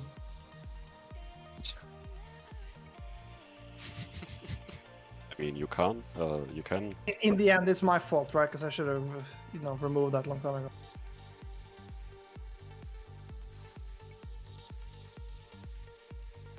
I mean, Next Ramos is over, so it's whatever. But at least you got 1 good run. Yeah, 1 in 3 months. Yeah, the one good live run was it was like almost 10 minutes faster than the last live run. I mean, eight or doesn't 9 really- minutes. Oh, doesn't really mean anything though. Yeah. It was still bad, Yeah. We could have But it ended was just Classic like with turf. a 51:30. It doesn't really matter. It's not the number 1 time in the end. Pretty crazy that it was 1 second faster than our run. Oh yeah, only 1 second. That is actually so hilarious as well. It's insane. By the way, Step, why didn't you start at Anoop and start in Plague Wing? That's a good question, actually, because It's that's like a super easy to 30-second do. You don't need to practice anything for it either. There's nothing to practice at all. I mean, if you are used to one route and then you have to do it live without any practice, it's not gonna work out. All the timings and TPS. But there timings isn't is really different. anything to practice, right? You can just look at the logs. Didn't you had There around? is. Didn't you had around 2 DMFs to practice, or didn't you had time to do PTR? We were planning to. We were tried it a few times, then PTR went down, before that we couldn't schedule some PTRs, and then PTR went down. So we went back to our old route, basically. Oh, okay. So unlucky as But I mean, there is a big difference. Like if you're used to one route and then you have to do the other one, it's like there's like every timing is different, and it's, completely. of course you new. can do it, but it's not gonna be perfect. It's also only a time save for around 10 seconds. So run to And Anoop. I mean, we still did the Tomb Horror Pool, which was new. Yeah. Did you do the skip after Tom Horror, like we did? I'm not sure. What skip is that? Rogue skip. Like from Felina to Max now? Yeah, we have the rogue pull gargoyles and acolytes. And petrol them away. We had Invis trinkets equipped and we were planning to skip some, but some Vegas pulled it, of course. It's fine. Yeah, no. Who would ever do that? Happened on both runs. Yeah, that happened on both of the runs back to back, where people just didn't invis and they just ran right into the ghouls. Yeah. We also started with not do a petri pull and just invis, but there's always one PPK behind pulling everything, so we just pull it. By the way, into sorry, the- that is not actually true for the salad run. When the rogue is doing the outer ring pull, the gargoyles path in such a way that they actually cast through the wall, hitting those people who could not use the invest. Oh, so they got. So they had the knocked, toxic on them. Yeah. And the biggest problem for us was that the rogue failed the pull on live every time and didn't fail it on PTR. So it was On like, PTR he did it flawlessly every so single hard. time, over and over and over again on live. Yeah. I mean, because I think the mobs actually hit AoE on the priest like on the way back from like resetting or whatever. Yeah. It's kind of weird because they get hit through the wall. I mean, it's always the thing, right? There's pressure. There's, you know, that is one of the benefits of PTR. You get to practice. I mean, it's a blessing and a curse, really. You get to practice without any, you know, you don't have to be afraid that, oh no, this is the one. But at the same time, that could also lead to your players dying a bit more because they're like, yeah, I can just log a new character. I have 50 of them with wall buffs, right? We had that mentality. We had to iron it out, forcing people not to log a new character, because people the were biggest like problem getting, is the mentality. Like people have different mindsets. Some are like, oh yeah, I'm prepared to practice, and some like, oh god, I hate PTR, I CBA, I don't even have my macros set up and stuff like that. It's so annoying, and then those kind of people waste everyone else's time and so on. If everyone came in with the right mindset, like PTR would be so much better. Definitely, but it's never going to be the case. At least not with 40 players. 40 is a lot. Yeah, 40 is a lot. There's always those outliers. As for this pool, was this pool like discovered individually by both Nota and Progress? Yeah. So Salad Baker's Nota and Progress all found this out individually. Yeah. Dressed. How the fuck? Progress did first. I'm pretty sure we did it and it was streamed, but I don't know. It wasn't exactly shown how to do it, but I don't remember what the timeline was. We didn't know that you are doing it, but I mean, we did it on PTR. Then you uploaded your streams. Then we know that you're also doing it, and I think 1 or 2 days after we did it on live run, but we didn't know that you are doing it, and we're also doing it a bit different. But at the end, it's the same.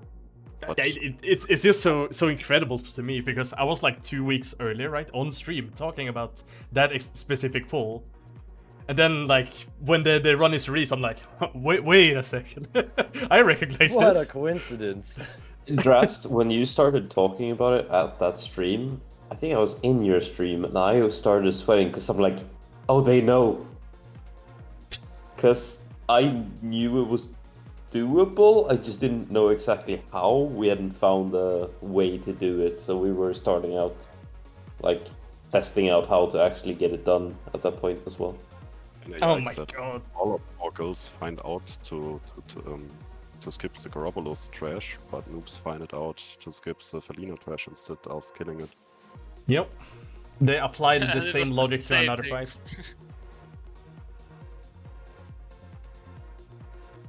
And that's like ideal. Like that's exactly the way noobs thinks too. Like to try it all everywhere, which then helps like the meta for everyone, kind of. I mean, they made speedrunning a lot better. I'm surprised. I'm really surprised that the Sephiron thing was figured out so late. It's not about it being figured out. It was figured out first week. It's just It's no like one did theory it. crafted, but no one tried it. Yeah, no one Yeah. tried it at all. And the thing is, there's not even anything. Kill a boss, go in. Kill boss. It's Yes. actually super easy to do. I mean, we've done it without buffs. Yeah, we also did it on one of our like the failed speedrun we had before the last one. We did it also with like most people not having buffs. And the thing is, once like Progress showed it, people started asking around like, "Oh, can this be done on Horde?" That you know, I'm like, they used Light the Yes. Balloon, and I'm like, yeah, no, you don't need that. Just fucking lit. Yeah, I think that's one of our strengths as a guild. Like every sick alliance strat that we saw, there was no doubt ever in the guild that's like this can't be done on Horde. It's like always just how do you do it on Horde, because obviously you can't utilize the same tools. The only strats on Horde that I'm like really no, these aren't gonna work are the ones that are like fully. For instance, that we saw earlier with the full DK. You can do half DK on Horde. Yeah, probably, but it's also super risky. But I guess it's risk versus reward. Like if you pull it off successfully, then you would save a lot of time. Yeah, no, it's just you can, right? In theory, you just have to put in a lot of practice hours into it. Yeah, for sure. How can Horde set up all the pulls that Paladins do on Alliance? You use rogues, like we use Hunter for Grob or a rogue, yeah.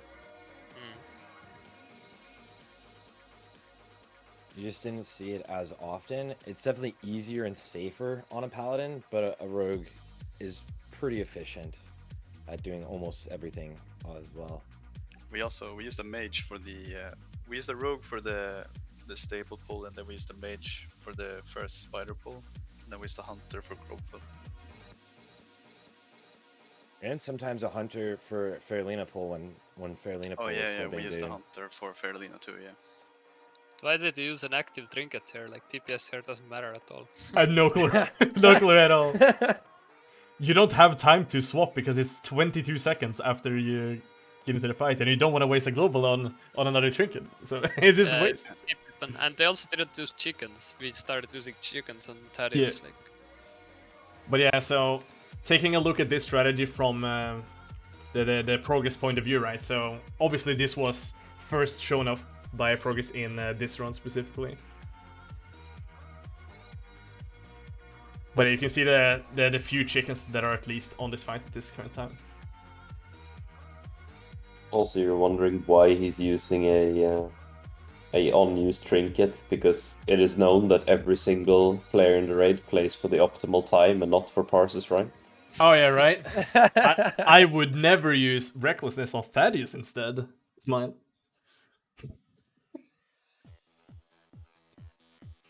Very GM White thing to do too, to like he'll always go for his damage. Do you still use Petri after Saffron? In this run it's Petrification. Yeah, but it's the first run. I mean, the last runs now, from the last team. Yeah, we did. But I mean, some people had time to spread out and they didn't. Yeah, I think it was too close of a timing for everyone. No, for us, there was plenty of time to spread, but why risk it? Like just better. It's like 70 gold. Tetsu swapped to Airstrike, didn't use it. Yikes. And big yikes was here that like we only did it like once or actually twice a BTR before going live and doing this live. So we didn't notice that that like you cannot death wish while Light of Elune. Yeah, true. And they just pushed it off. So you do less damage, yeah. Yeah, like Lip is better every way actually. What is the timer between the cleaves? Is it exactly 10 seconds? So you can't really do it. It's not exactly. First one happens around 6 to 8 seconds, and then it's like it's. I think most abilities are like random a bit. They like. Yeah, but you could probably cover up 2 cleaves then, technically. Yeah, with Light of Elune, that was the plan. And also, if blizzards happen, it's really good. We it's a time window from 6 to 8 seconds, and what we did in Nota was that the tank group is using a lip after 4 seconds and using a target dummy at 10 seconds. It's still RNG, but it does help on the cleave. We also used Bobs, obviously, and Back of Marbles. We just had warriors equip like chunky sets, and there was like no issues. And we also dropped some target dummies, I think. To be honest, it's not much. The cleave is not much damage if you don't get a blizzard on top. Did you guys like do tier 2 battle shouts in Extremas? I was we had a few like, people doing it. Close to maximum uptime. I expect into booming voices actually. Oh, yeah, fucking booming voice. I forgot that. 3-minute tier 2 battle shout. And then it just refresh it whenever you're out of combat. Oh, that's juicy though. Does that actually, does with booming voice and having that, does it time out really well for you to be able to drop combat and do it again? I think you're out of combat like every 3 minutes-ish throughout the entire run, so Yeah, probably yeah, perfect, you yeah. can keep it, except on like Kotick and some fights like that. Yeah. Yeah, that's really nice. The only problem is like if you get in combat and then you have like your tier 2 items on you. Dude, But two I of mean, these it's not a suck. big deal for one pull. You just queue up the other ones. The one thing to mention as well, at least when it comes to this KT fight, right? They have the best RNG out of any guild on this one. Yeah, it was insane. Like the kill is like a 108 as well. It's ridiculous. They only won because of that luck. It's unbelievable. I know, they're behind progress. No, Nota at this time. Nota, yeah. And they actually would- catch up by so much time. They get ahead. I think they won around over 20 seconds at least. It's ridiculous. It's crazy. I mean, I think we had only one like Keltus, like good RNG Keltus out where like nothing happens. During the Yeah, entire you thing. guys in progress had like 2 shadow fishers in the melee, but 0 MCs and 0 like freezes in the melee, which was really I think nice. it was thought one that of the was gonna be the best. speedruns, like, I don't remember which one it was.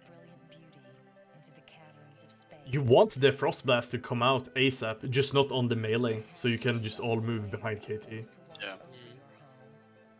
I think our last two KTs, we had one spell be used like at all. We had 2 amazing KTs to wrap up like Nax from a speedrunning. And like one of those Frost Blasts comes in when the boss is at like 5% or something. We actually had similar RNG on KT in week 2 of the Salad GDGP. We had the entire fight with no mechanics. And it was like a 2+ minutes kill. Time differences. Just perfect RNG. By the way, Laty, do you remember the speedrun where you wiped on Grobolus because he spits into the raid and spawns so much ads? Oh yeah, good times. Yep. Did you rewatch it? I mean, I know the tank fucked up. It wasn't me tanking because I was dead, right? Yeah, because the point of view was pretty shit. You couldn't see what the tank did. And we had a problem in the farm raid in Nota. That after the spell badge got removed, that's where you put on the curse on a player, he spits on the same second. So we got around. Yeah, and that has happened to us a couple of times in Pugstitch earlier. I think so at least, but where he like puts the thingy and then does the slime at the same time. I've seen it happen a couple of times, but I'm not sure if it's people being Pepega or if it's just it can happen that you get like the worst RNG. Turns around and hits like 20 of the people. Yeah, I have a POV of Sketo where you can see it's definitely not the tank fault because the boss didn't move. He didn't stand in the hitbox. He didn't. The boss didn't step back, so it was definitely intended, and it was after a spell badge remove. Yeah, it was right after, wasn't it? Yeah, exactly 1 week after, and it never happened before. And I do around 4 next Ramos runs per week. Never saw that. Only 4? I mean, Cadet would like a word with you. Yeah. I mean 4 days plus PTR days. Okay, so. Oh, okay. One thing that we didn't really touch upon with the whole batching change was that like DPS got a lot higher in just terms of being able to use execute. It's not a lot higher. Oh. Just smoother. At least for Horde, you got a lot of more usage out of it. Anytime you fucking procced Wind Fury during executes, at least. Yeah. Oh yeah, The Dispel instant rage gain resist. from that Oh my was really fucking. nice. They changed the game towards the last fucking 2 weeks of the game, and just invalidate dispelling entirely. What is it? Paladins suddenly become a lot better at dispelling than priests. The spell thing has to be a meme, right? It legit has to be a meme. Yeah, there is no way. There's no way there was ever anything like that in class. Never ever heard of that. Like, in the entire time of playing WoW. Like, I think it's prepped for like PvP. I think they like messed up with like offensive dispels, yes, can resist, and they probably messed it up and made friendly dispels also resist. Or Did it happen after the patch for you that your main tank died on Hagen because he didn't got dispelled? No, I didn't die, but that's definitely a risk. But we usually had paladins dispel there anyway, so they didn't. Didn't some fail. people get like one shot after the patch too on like Fairlina and Maxna? Yeah, there was more like Saffron and Maxna was doing more like double attack. Oh yeah, Laty, you got one shot on Maxna. But that's like just because I was being greedy, you know. Yeah, but still though, like a double hit, like. Yeah, no, of course, but like it's because I pressed BT at like 32%, and then she went into enrage before I could equip shield, and then she hit me for 11.8k or something into it. Did you add the stone shoot pot? No, of course not, because we have potion cooldown, right? Oh yeah, you're doing the We use same stuff. Invis and. Yeah. But I had like inspiration and everything else. It's just still like, you know, overwhelming damage. So since then, I would always just equip shield of like 34%. this gate is actually so stupid. Yeah, Yep. like where's the mechanics, dude? Yeah, we had one KT like that, but that's really like so many of the speedruns. Like, if you want to get the top one, you need good RNG. Like, So Yeah, hard this is to do crazy. RNG.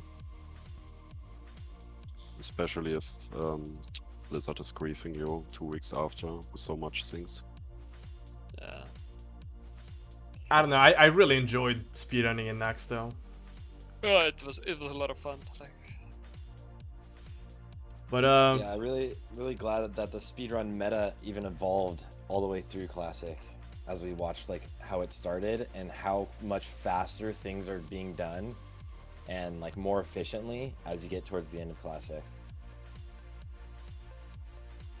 But I think that is it for WoW Classic speedrunning then. It's over. It's over. All I can it's say finally over. to, We're finally free. to everybody here and everybody watching, whatever. GG. It Yeah. was good. Good luck in TBC, and see you next Fresh. You know. Yeah.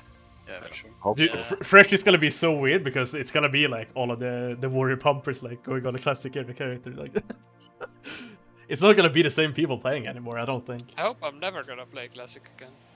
I will.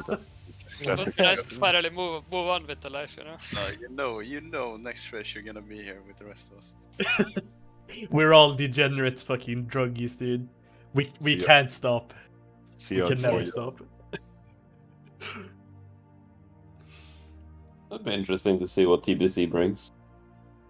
Yeah. I don't know. I'm kind of excited to see what happens.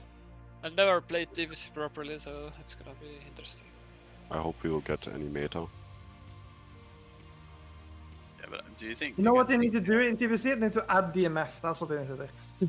Yes. Yeah, That with, was- with one Just add percent, DMF. RNG also. Oh Yeah, no. Like you don't need to be world buffs, okay? Sure, but like just add DMF. You know.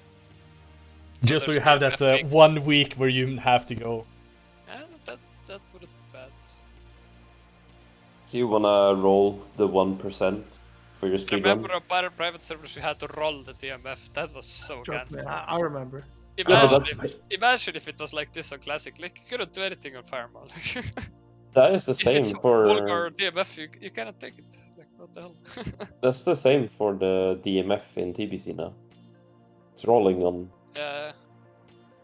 1 to It's 10. it's so scuffed, but you can't use it in raids anyway, which is the big. No, thing. I'm just saying. If you wanna speedrun, I don't know, 5-man heroics. There's also the VCB in Nagrand, right? True, the Hell Screams something, right? Yeah. But I heard you lose it when you go out of the zone, but I'm not sure if that's true, but you won't be able to bring it to raid anyway. Holy shit. Did you guys see that 86,000 ignite?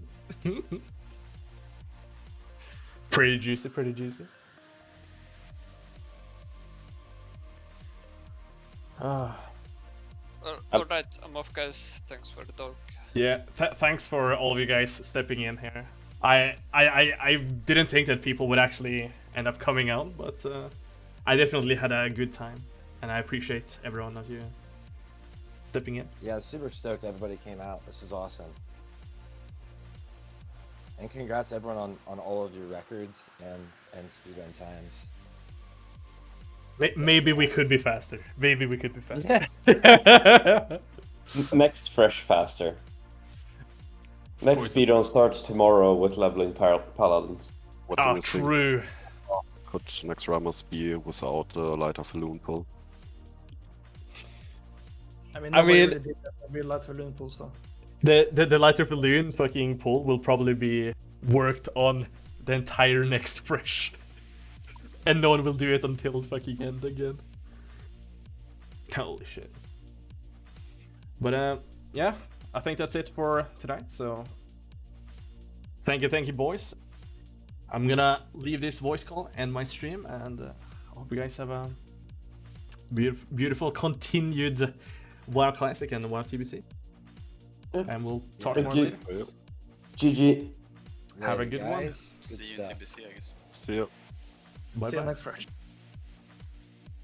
All right, and as for you guys, I really enjoyed that you guys actually tuned into this stream. I've been planning this thing for pretty much next to 6 months, right? And to finally find the time right to actually get it to work out here at the end of Classic. It was quite some like convincing people to finally actually come onto it. But I hope you guys had a good insight into WoW Classic from all of the faces. And thanks for tuning in. I think this VOD will be downloaded by Sarthe and like edited into a proper video at some point, so I just have to download it initially, right? But yeah, thanks for tuning in, boys.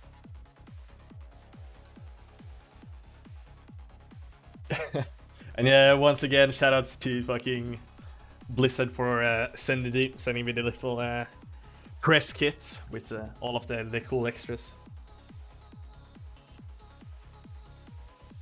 Special edition of Speedrun fails? Ah, come on.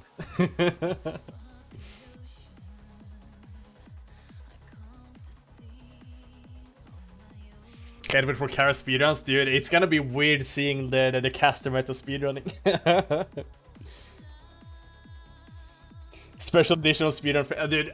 It's just like Laty says. It's just all of the salad runs for the past 3 months. Oh my god.